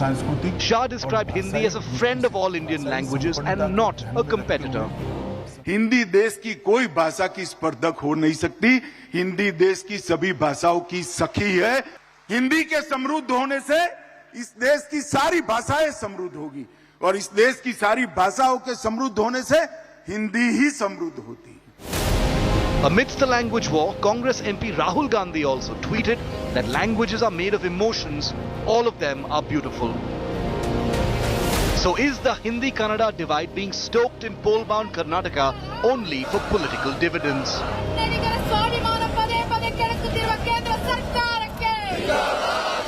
They are also against the state government on spending taxpayers' money to celebrate Hindi Divas across the state. And they say that they will continue the protest against imposition of Hindi in the days to come. With video journalist Madhu Sagairaj reporting for India Today, Bengaluru. All right, let's switch over to the other big story that we're tracking this evening. The Kerala government has now sought the Supreme Court's permission to cull all infected dogs, rabid dogs essentially. This comes after repeated incidents across Kerala of stray dogs biting children. In a horrific act that's been seen as retribution, a stray dog was killed, then hanged onto a post in Kottayam. We get you all the details first, and then we're joined by Kerala government representative on this broadcast. A 12-year-old boy attacked on his cycle by a dog in Kozhikode. 2 kids running for their life from a pack of angry dogs in Kannur. Rising incidents of stray dog attacks on children has Kerala worried. With 3 rabies-related deaths in the state in the last few months, there's a massive debate over rabid dogs roaming freely on the streets. An under-fire Kerala government has come up with a solution. They have decided to move Supreme Court seeking permission to cull ferocious dogs. It was being carried out by Kudumbashree, but unfortunately there was a interim order by the Honorable High Court of Kerala, preventing Kudumbashree from carrying out this ABC program. Now we are seeking a relief from the Supreme Court to give us permission to carry out this ABC program by Kudumbashree. The government has come up with a detailed action plan on how to deal with the stray dog menace, including mass vaccination drives, putting up more shelters, and also to cull dogs in some areas. Animal activists are up in arms over this move and have raised clear failure by the Kerala government in implementing the animal birth control or the ABC policy. But with rising incidents of dog attacks and dog bites, the government is under massive pressure to come up with a solution. Multiple incidents show dogs in some areas have gone out of control and have targeted people multiple times. ചൊറുക്കള എന്ന സ്ഥലത്ത് വെച്ച് തെരുവ് നായ്ക്കൾ റോഡിന് കുറുകെ ഓടി എൻ്റെ ബൈക്കായിരുന്നു എൻ്റെ കയ്യിൽ ബൈക്ക് അതിനിട്ടടിച്ച് ഞാൻ മറിഞ്ഞിട്ട് താഴെ വീണിട്ട് ഈ ഷോൾഡറിനും ഈ വാരിയലിൻ്റെ സൈഡിലൊക്കെ ഭയങ്കര പെയിനാണ് ഇത് പൊക്കാൻ പറ്റാത്ത അവസ്ഥയാണ് ഇപ്പം. All eyes will now be on the Supreme Court to see if permission will be granted for culling rabid stray dogs in Kerala. But the government here faces tough questions on why they allowed such menace to play out. With video journalist Tinku Rajashekar, Shubhi Molkeji for India Today. All right, joining us this evening on 6 p.m. Prime is Minister in the Kerala government, Mr. M.B. Rajesh. Remember that the government right now is trying to figure out how to deal with this entire stray dog menace. Mr. Rajesh, thank you very much for joining us here on India Today. Now, your government is proposing the culling of stray dogs, of rabid dogs. Is there no other solution that you can think of? Because animal activists have spoken about several others, like, ensuring mass vaccination drives or putting up more shelters. See, we have not sought permission for culling stray dogs. What we are now focusing is vaccination of all stray dogs in the streets. For this, we have launched a massive vaccination drive between 20th of September to 20th of October. Within this period of 1 month, we hope that the entire stray dogs will be vaccinated.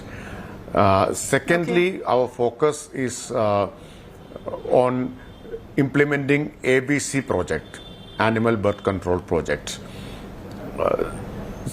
Thirdly, we will be preparing shelters for stray dogs in order to remove the number of stray dogs in the streets, or in order to decrease the number of stray dogs in the streets. So we are going to seek Supreme Court's permission for culling only mad and ferocious dogs. But, Mr. Rajesh, the question then will be, how will you identify ferocious dogs, as you say it? And then, why not put them in shelters? Why do you need to cull them in such a fashion? It's cruel. It's a violation of the Prevention of Cruelty to Animals Act. It's illegal. So I have already said that we are not going to kill all stray dogs. We are not supporting that idea. We will be giving shelters. The idea is to reduce the number of stray dogs in the streets. Okay. And as I said earlier, implementing ABC program and vaccination of stray dogs. Speaking of the ABC, which is the Animal Birth Control Program, which is something most states, follow, what led to this situation? There's a lot of criticism, Mr. Rajesh, of your government and the failure of your government in stopping something like this, that now we're talking about a situation where children are being bitten on the streets, and now you're having to think about culling dogs. It's not because of our fault. ABC program was going on in Kerala. It was being carried out by Kudumbashree, but unfortunately there was a interim order by the Honorable High Court of Kerala preventing Kudumbashree from carrying out this ABC program. Now we are seeking a relief from the Supreme Court to give us permission to carry out this ABC program by Kudumbashree. So that was a major setback. Kudumbashree being prevented from carrying out this ABC program was a major setback. Between 2017 and 2020, Kudumbashree has been able to sterilize 80,000 stray dogs. Since this High Court verdict, Kudumbashree was not able to continue this. Okay. But immediate safeguards, immediate measures, what is the government doing for that? And I'm not just talking about dealing with the stray dog menace, but also to safeguard children in the state, Mr. Rajesh. There are too many incidents of kids venturing out to play and getting attacked by these dogs. We won't tolerate such incidents. We will implement the law, and we will never support such acts of violence and cruelty against animals. Secondly, I have already explained what we are going to do immediately. The first focus will be on vaccination, second on intensifying ABC program, thirdly providing shelters. So these three will be the immediate action plan for tackling this issue. Okay. And we'll see if you're successful in that. You're also going to be taking this to the Supreme Court, so we'll be tracking that very closely. Mr. Rajesh, thank you for joining us here on India Today. The stray dog menace in Kerala is something that we're tracking very, very closely, and we'll get you every update that comes in. But remember that in the last few weeks, there's also been a larger debate because of many, many incidents of dog attacks, of dog bites, and these are of pet dogs. This has been on the rise with incidents in Ghaziabad, in Lucknow, and several other places. Unfortunately, what's almost always a fallout of these kind of incidents is pets being abandoned. We're seeing similarly a trend again playing out where pet parents are abandoning their dogs, particularly breeds like the pit bull, after the incident in Ghaziabad where a boy got 150 stitches after being attacked by a pit bull. Here are all the details. Ashutosh Mishra filed this report. Dog bites, dog attacks on the rise in Indian cities, especially in gated colonies. The incidents you see on your screens in parks, in apartments, and all involving pet dogs has led to a huge debate on pet norms in the country. And an unfortunate fallout of these incidents is more instances of pet parents abandoning their dogs, particularly pit bulls, after this incident in Ghaziabad, where a boy was mauled by a pet pit bull and had to receive 150 stitches on his face. Post Lucknow incident when a pit bull bit mother of the dog owner, and then what has happened as a repercussion, now we see in many places the pet owners have abandoned their pet dogs, particularly the heavy breed like pit bull, Labrador, German Shepherd, even Saint Bernards. And Dr. Mahapatra likes several activists in Noida who are in the rescue mission of these breeds. Now what is happening are one after another instances of dog biting. People are abandoning their pet. Once got home during the lockdown, many now they are abandoning these pet dogs. Outside a Noida pet clinic, pet parents heartlessly abandon their dogs early in the morning. And the clinic is filled with top breeds like pit bulls, Saint Bernards, German Shepherds and Labradors, all ignored and left behind by people who change their minds after adopting these beautiful creatures. Particularly last 2-3 months, there is a surge being seen across the country, instances of dog bites, be it the high-rise apartments, park or even on the streets. And now what is happening is that people are so afraid, now they are abandoning their pet dogs. Now here in Noida, at this pet clinic, what we are seeing, there is a Labrador, and then there is a mixed breed German Shepherd, also Saint Bernard. So many people have literally abandoned their pet dogs. Once have been there nearer and dear, very close, almost part of the family, and now they have been abandoned by the pet owners mercilessly. Which are the breeds that people have started abandoning? Sir, after Lucknow case, so we getting more than 200 calls around the nations. I have pit bull, I have German Shepherd, I have bagera bagera. But thing is that in that case, people want to abandon their pets after Lucknow case. There has also been a sharp decline in the demand for imported breeds, which surged during the lockdown. लोग पहले जो पालते थे lockdown की वजह से dog छोड़ने लगे हैं 2-3 इंडिजियंस जो हो गए हैं एक लखनऊ का एक नोएडा का एक दिल्ली का तो इस वजह से लोग बाग अब जो पिटबुल जैसी ब्रीड हुई रॉड व्हीलर हुए या अमेरिकन बुल्ली हुए इनको अब लोग घर में ना रखना चाह रहे हैं Animal welfare organization PETA India has meanwhile blamed pet parents for rising incidents of dog attacks, highlighting that pit bulls are an aggressive breed and shouldn't be allowed in India. There's also the question of people not knowing how to treat and maintain these creatures. The whole thing scenario is happening because of the human behavior with the animals. They, like we have seen many times, where they throw acid, they throw stones, they kill the animal. So because of this, they also get aggressive towards the human. So this is the main reason why they are getting bitten. Dogs are most loyal species on the earth, as we always seen in real life to cinema. We bring them home as part of our family. For many, these expensive pet breeds are status symbol. But many, when fail to take care of them, just simply abandon them on streets. And particularly after the instances of dog bites, many are hesitating to keep those pets at home. But the question is that who are responsible for sudden change in their behavior? Of course, it is the pet parents. You are unable to understand their requirements, you are unable to take care of them, and hence they are turning aggressive. Time to read them, understand them, and of course, they are your family members. Love them as much as you can do. With this report in Noida, with Nasir Khan, I'm Ashutosh Mishra for India Today. Truly heartbreaking story filed there by Ashutosh Mishra. I'm slipping into a short break here on 6 p.m. Prime. Coming up on the other side, all the news breaks, all the inside details that you need to know about actor Jacqueline Fernandez's questioning that's underway alongside Sukesh's aide, Pinky Irani. The inside track coming your way in just a few moments.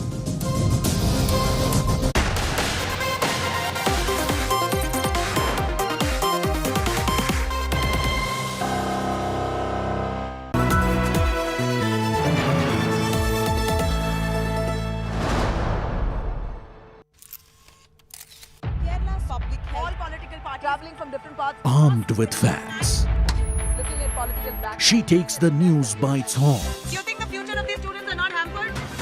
Fierce, bold and direct, setting the tone for the biggest stories from every corner and every angle.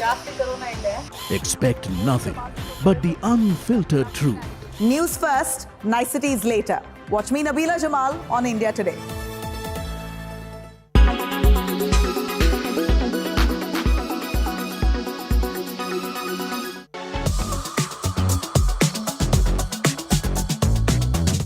Slick and young. That's what Adidas's NMD V3 collection looks like, and the brand picked Aryan Khan to promote it. If you want to know where we're headed, The celebrity love for sneakers is no you secret. need to know where we Ranveer Singh is the official Adidas Originals brand ambassador in India, and this year's biggest campaign for the brand has been that with Ranveer Singh, who stands for all things reimagine the cool, past to slick, create new and young again. Aryan Khan's promotion may just be pale compared to Ranveer's campaign, but has done the job of getting the town talking. Just look at the comments. His post is attracting a lot of love from many people across the board, but the one comment to stand out is that of Shah Rukh Khan. King Khan had a rather witty comment, and I quote, "Looking really good, and as they say, that whatever is silent in the father speaks in the son. By the way, that grey t-shirt is mine," unquote. His mom, Gauri Khan, commented saying, "My boy, love, love, love," unquote. This picture received compliments from Filmistan. Suhana Khan, Mohit Rai, Bhavna Pandey, Mahit Kapoor, Sanjay Kapoor, Seema Sachdin, and Pooja Dadlani all left comments for Aryan. Aryan Khan, who was cleared in the drugs on cruise case by the Narcotics Control Bureau earlier this year, is now getting a semblance of normalcy back in his life. He's maintained a low profile so far, but looks like this campaign marks his return to being back in the spotlight. Lifestyle Bureau, India Today.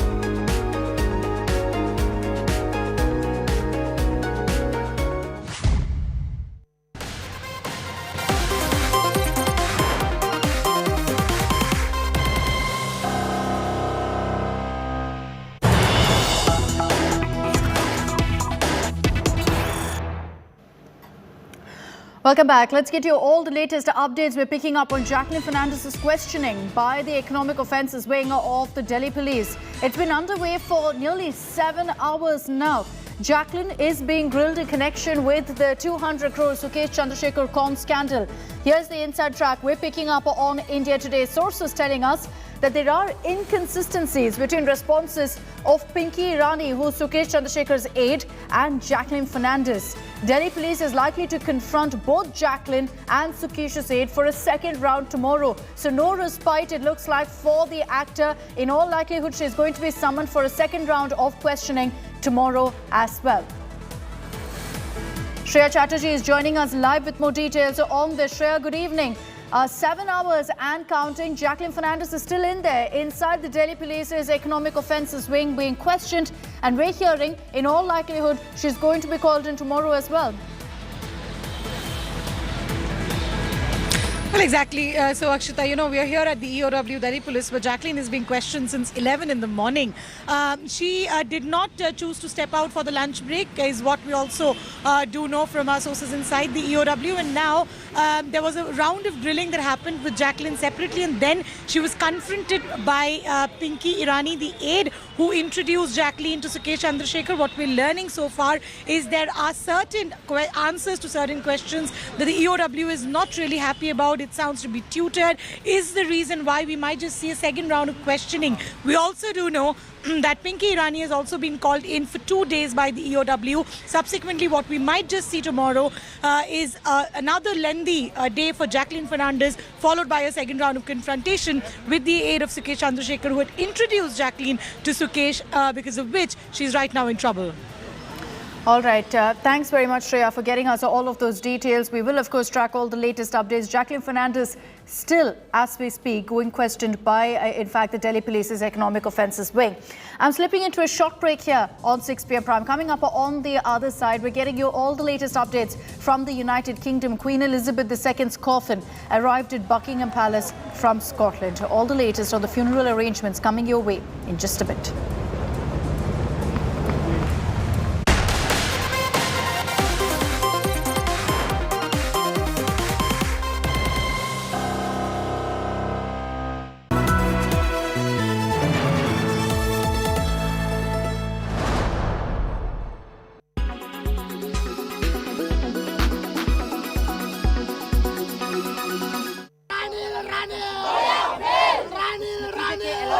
China's debt trap has pushed the island into one of the tragic financial crises.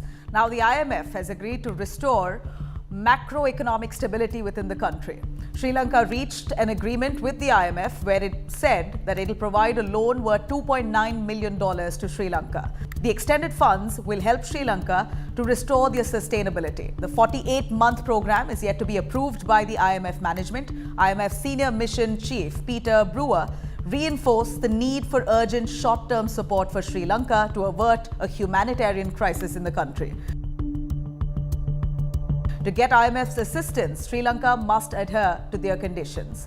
The island country has to implement major tax reforms. This includes making personal income tax more progressive while broadening the tax base for corporate income tax and VAT to meet a primary surplus of 2.3% of GDP by 2024. They have to introduce cost recovery-based pricing for fuel and electricity to minimize fiscal risks arising from the state-owned enterprises, mitigate the impact of current crisis on the poor by raising social spending, and rebuild foreign reserves through restoring a market-determined and flexible exchange rate. Restore price stability through data-driven monetary policy action, fiscal consolidation, phasing out of monetary financing as well. Finally, Sri Lanka must reduce corruption vulnerabilities by improving fiscal transparency and public financial management. India helped Sri Lanka by offering financial packages worth $500 million credit facility, gasoline imports, and credit for critical imports from India. India has sent also $2.4 billion through currency swaps, loan deferrals. But it's not helped Sri Lanka enough. Apart from India, Japan might send financial aid. In fact, if approved, IMF support comes at a time when China is taking advantage of the country's condition. Sri Lanka has fallen apart due to its poor governance, corruption, and lack of transparency. China has refused to help the country. China has leased Sri Lanka's Hambantota port for 100 years. China's move to set up its ship has also alarmed India's security. The Hambantota port gives Sri Lanka a direct access to link the Indian Ocean and the Arabian Sea. However, Sri Lanka's president has said China does not have permission to use the port for military purposes. Sri Lanka's GDP to debt ratio has been continuously increasing since 2010. The island nation has been facing a down spiral since then, and the pandemic in the last 2 years has worsened their economic conditions. If IMF approval comes through, Sri Lanka will be able to stabilize their economy over the period of 4 years. The IMF package will indeed help raise the government's revenue to support fiscal consolidation. It will raise new prices for fuel, electricity, social spending, and rebuild depleted foreign reserves. कभी बैठते हैं कि यहाँ washroom करें, लेकिन डर लगता है कोई मर्द ना आ जाए.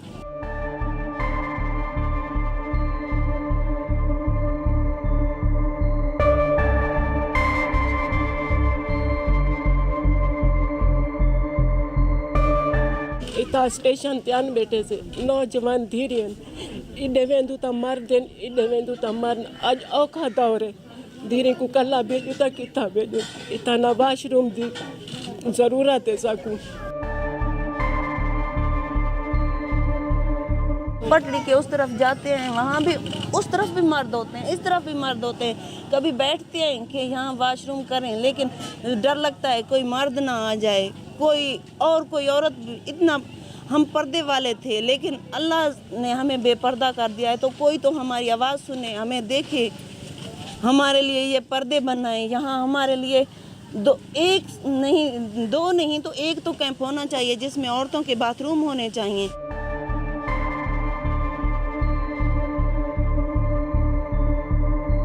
अप्रॉक्सीमेटली 30-35 पेशेंट ऐसे हैं जो गैस्ट्रोएंटराइटिस के साथ हैं। तो गैस्ट्रोएंटराइटिस की मेन रीज़न ये है कि यहाँ पे वॉशरूम वगैरह नहीं है। पेशेंट जो हैं कि वो उनको यहाँ पे खुले में जाना पड़ता है, जो भी यूटिलाइज़ करती इस तरह की चीज़ें हैं जिनकी वजह से पेशेंट हमारे पास जो लैंड कर रहे हैं वो गैस्ट्रोएंटराइटिस के साथ है। हिस्ट्री है पेशेंट की, ये उसको लूज स्टूल्स हैं और डायरिया, उसकी हिस्ट्री, वॉमिटिंग की हिस्ट्री, उसके साथ पेशेंट प्रेजेंट कर रहे हैं हमारे पास।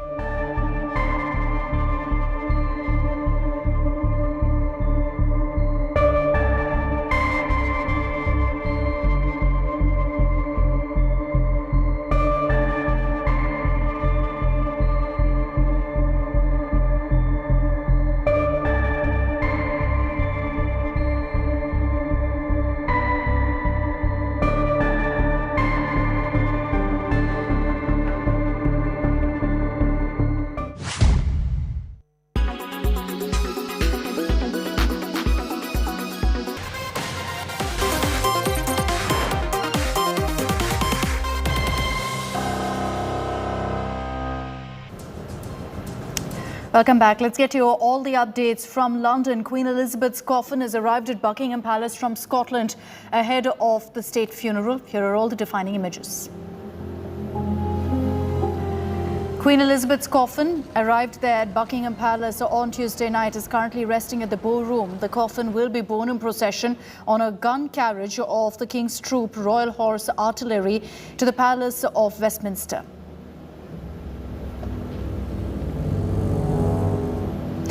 King Charles III and the royal family received Queen Elizabeth's coffin at Buckingham Palace. Prince Harry and Meghan Markle, Prince William and Kate Middleton were also present to pay their respects.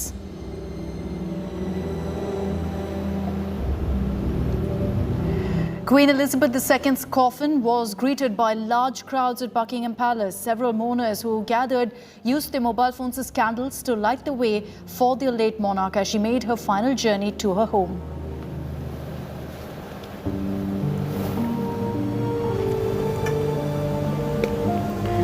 Thousands of mourners had lined up along the road in heavy rain to pay their respects to the late monarch as the Queen's coffin arrived at the British capital.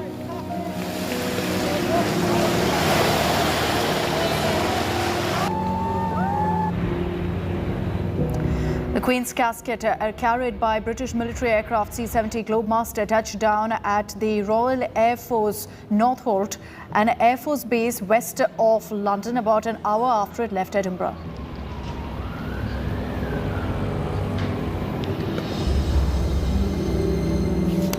London will be seeing more than 500 foreign dignitaries at the funeral of Queen Elizabeth II. She was the longest reigning monarch in British history. She ascended to the throne in 1952, reigned for 70 years, and that's why tributes have been pouring in from across the world. The state funeral service for Queen Elizabeth II will be held on September 19th at London's Westminster Abbey. It will be a day of emotion, of pomp and ceremony with a service at Westminster Abbey. The cortege and military procession across London will take place before final family ceremony at a chapel in Windsor Castle. The cost of the state funeral will be attended, which will be attended by world leaders, would be huge considering the security cost and also to local businesses with public holidays and the cost of King Charles's coronation. Prince Harry and Prince William will walk alongside their father, King Charles III, as they will follow the Queen's coffin from Buckingham Palace to Westminster Hall, where the late monarch will lie in state.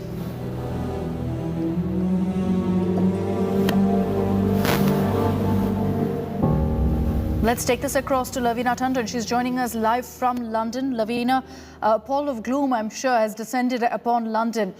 From the Buckingham Palace, from the Queen's home, that final journey that she will be embarking on will no doubt see thousands of people line up on the streets, all the way, we understand, to the Windsor Palace. Indeed, that's the procession that will end at Westminster Hall, which is where she'll be lying in state. And every bit of detail has been worked out. There'll be a velvet cushion on which her crown will be lying, and there'll be a wreath of flowers. They are from the garden of Balmoral as well as from Windsor. There's rosemary, there's dahlia, there's all sorts of flowers that are which the wreath will be made of. And that's where the people are going to be coming in to pay their respects. So as we have been trailing a bit of tradition everywhere, Akshita, may I tell you one more? The difference between lying in state, where she is right now, will be in the Westminster Hall, to lying in rest in Edinburgh. So the only difference is because this is her residence, this is where she was coronated. Therefore, this is the lying in state that will happen, where all the world leaders that you mentioned will be able to come and pay their respect here. And after that, when the funeral is done on the 19th of September, the procession will be taken to Windsor, which was actually her official residence. And that's where she will be lying in with her parents. And over a period of time, Duke of Edinburgh, that's her husband's, will be also moved next to her. So it's a long haul that is going to happen when they will be united here. But of course, as they expect, they're already united up there in heaven. But yes, it's the hundreds and millions of people are turning up. The last time a state lying in state was awarded was that to the Queen Mother, that is the mother of the Queen, and about 200,000 people turned up. But as of now, there are millions. Even when she was not here in London, 3 million people came to this place where I'm standing right now, and in and around the central London area. And imagine what's happening today. I was speaking to the Transport of London.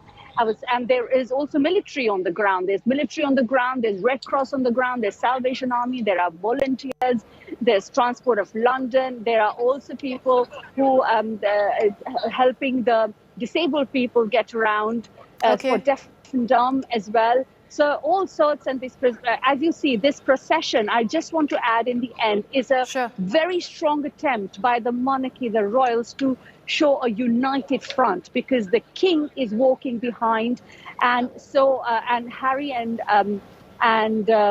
Prince William will be actually there, yes. Now Prince of Wales, William will be there, and every minute behind me is Big Ben. Every minute there is a bell, and every minute there's a gunshot for every minute of the procession, which is 38 minutes in all. All right, we're going to be tracking all the latest with you, Lavina. Thanks for the moment for joining us. On the day of the funeral, you're going to be seeing 500 foreign dignitaries descend in London to pay their final respects to the Queen. And let's run you through the guest list right now, who's been invited and who's going to be attending. First, as far as India is concerned, I know there's been a lot of talk and curiosity about this. President Draupadi Murmu will be there. She's formally accepted the invite. Besides that, you'll see royal families from across the world, particularly Europe's royalty, who will be there, who will be attending the funeral. US President Joe Biden has confirmed that he too will be attending the funeral on September 19th. Australian Prime Minister Anthony Albanese, as expected, will be there, considering Australia is part of the Commonwealth. Besides that, other countries in attendance: Canada, Canadian Prime Minister Justin Trudeau, New Zealand's Prime Minister Jacinda Ardern will also be there. They've confirmed their attendance. Russian President Vladimir Putin, one of the few handful of world leaders who's not been invited right now, considering the war and UK's current relations with Russia.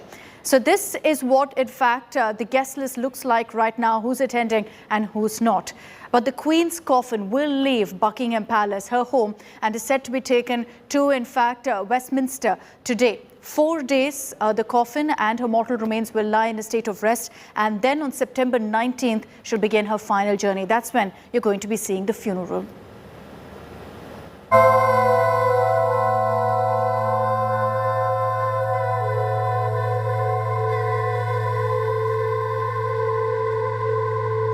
It's the most tracked funeral procession in the world.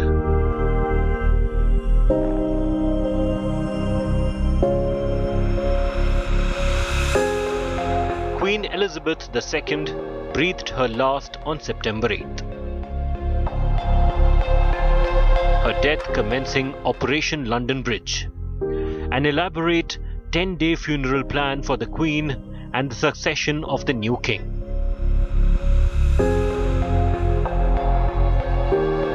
Three days after Charles was officially proclaimed king, he was back in London from Ireland to receive his mother's coffin. Since the Queen's death, every royal public appearance has been mired in controversy. When the king and his siblings walked behind their mother's coffin at St. Giles in Edinburgh, Prince Andrew was heckled on camera.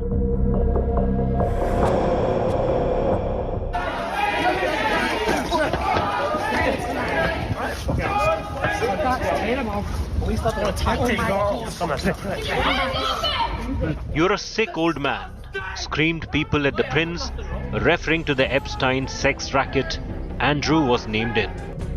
The prince was also disallowed from donning a uniform and was forced to stick to his suit. Prince Andrew is not alone at the receiving end of public fury.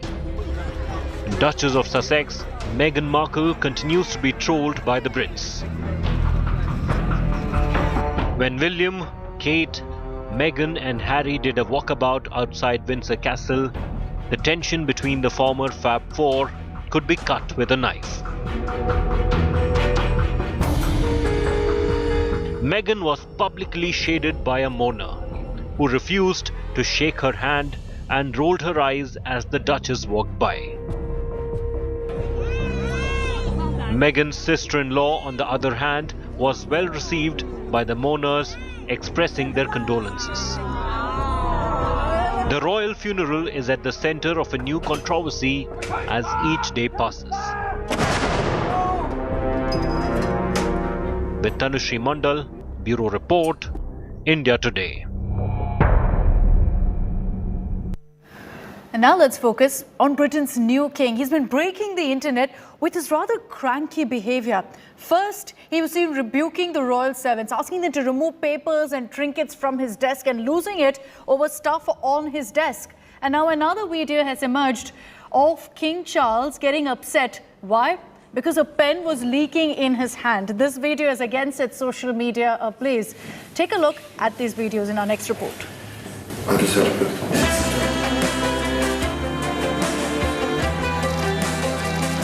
They say uneasy lies the head that wears the crown. King Charles III of the United Kingdom is proof of that.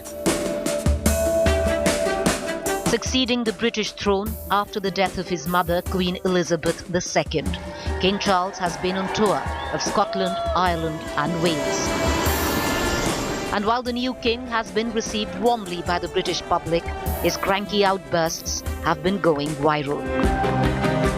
In the latest, Charles was seen losing his temper over a leaking pen while he was signing a visitor's book at Hillsborough Castle near Belfast in Northern Ireland.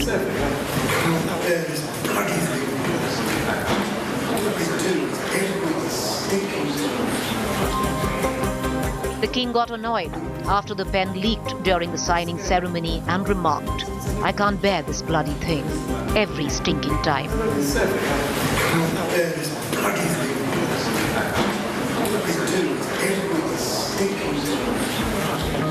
In another clip, King Charles can be seen waving his hands around his desk,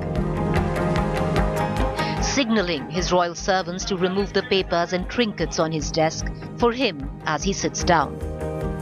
The interaction with royal servants left Twitter ablaze. Some commented saying, sympathy won't last long with this sort of behavior. Meanwhile, Not My King anti-monarchists' protests were also staged outside the British Parliament. Charles 73 automatically became King of the United Kingdom and 14 other realms including Australia, Canada, Jamaica, New Zealand and Papua New Guinea, following the death of Queen Elizabeth. Will he be as popular as her? That's the big question. Now, there have been a lot of controversy surrounding the royal family in the aftermath of Queen Elizabeth's demise. And let's take a look at some of those. Meghan Markle has faced backlash over her skin tan as the Duchess appeared with Harry to receive the Queen's coffin at Buckingham Palace. She appeared more bronzed than usual, and social media accused Meghan of putting on a black face to gain sympathy. It's a term often used on social media.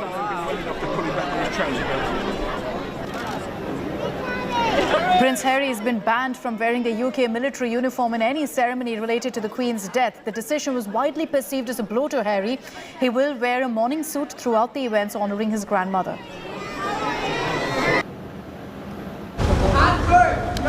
A man was arrested after heckling Prince Andrew during the procession for Queen Elizabeth II at St Giles Cathedral in Scotland. The incident took place when the Queen's children were walking behind her coffin when the man shouted, "Andrew, you're a sick old man." Andrew, remember, was accused in the sexual assault scandal resulting from a lawsuit filed by Jeffrey Epstein.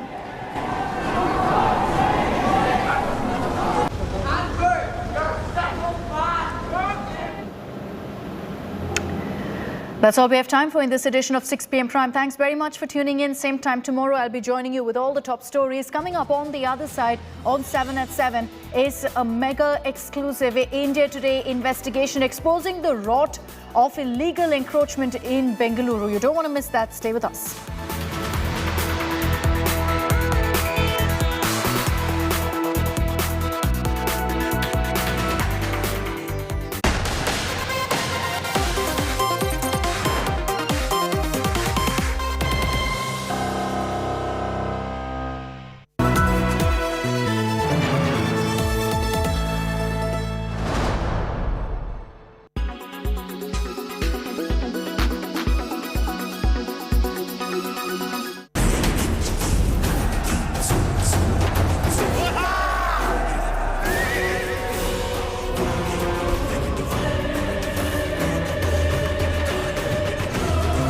Ahead of the release of Ponniyin Selvan on September 30th, the makers of the film have reportedly sold the digital streaming rights of this period drama for both Part 1 and Part 2 to Amazon Prime Video for a whopping sum of Rs 125 crore, while satellite rights have been acquired by a channel.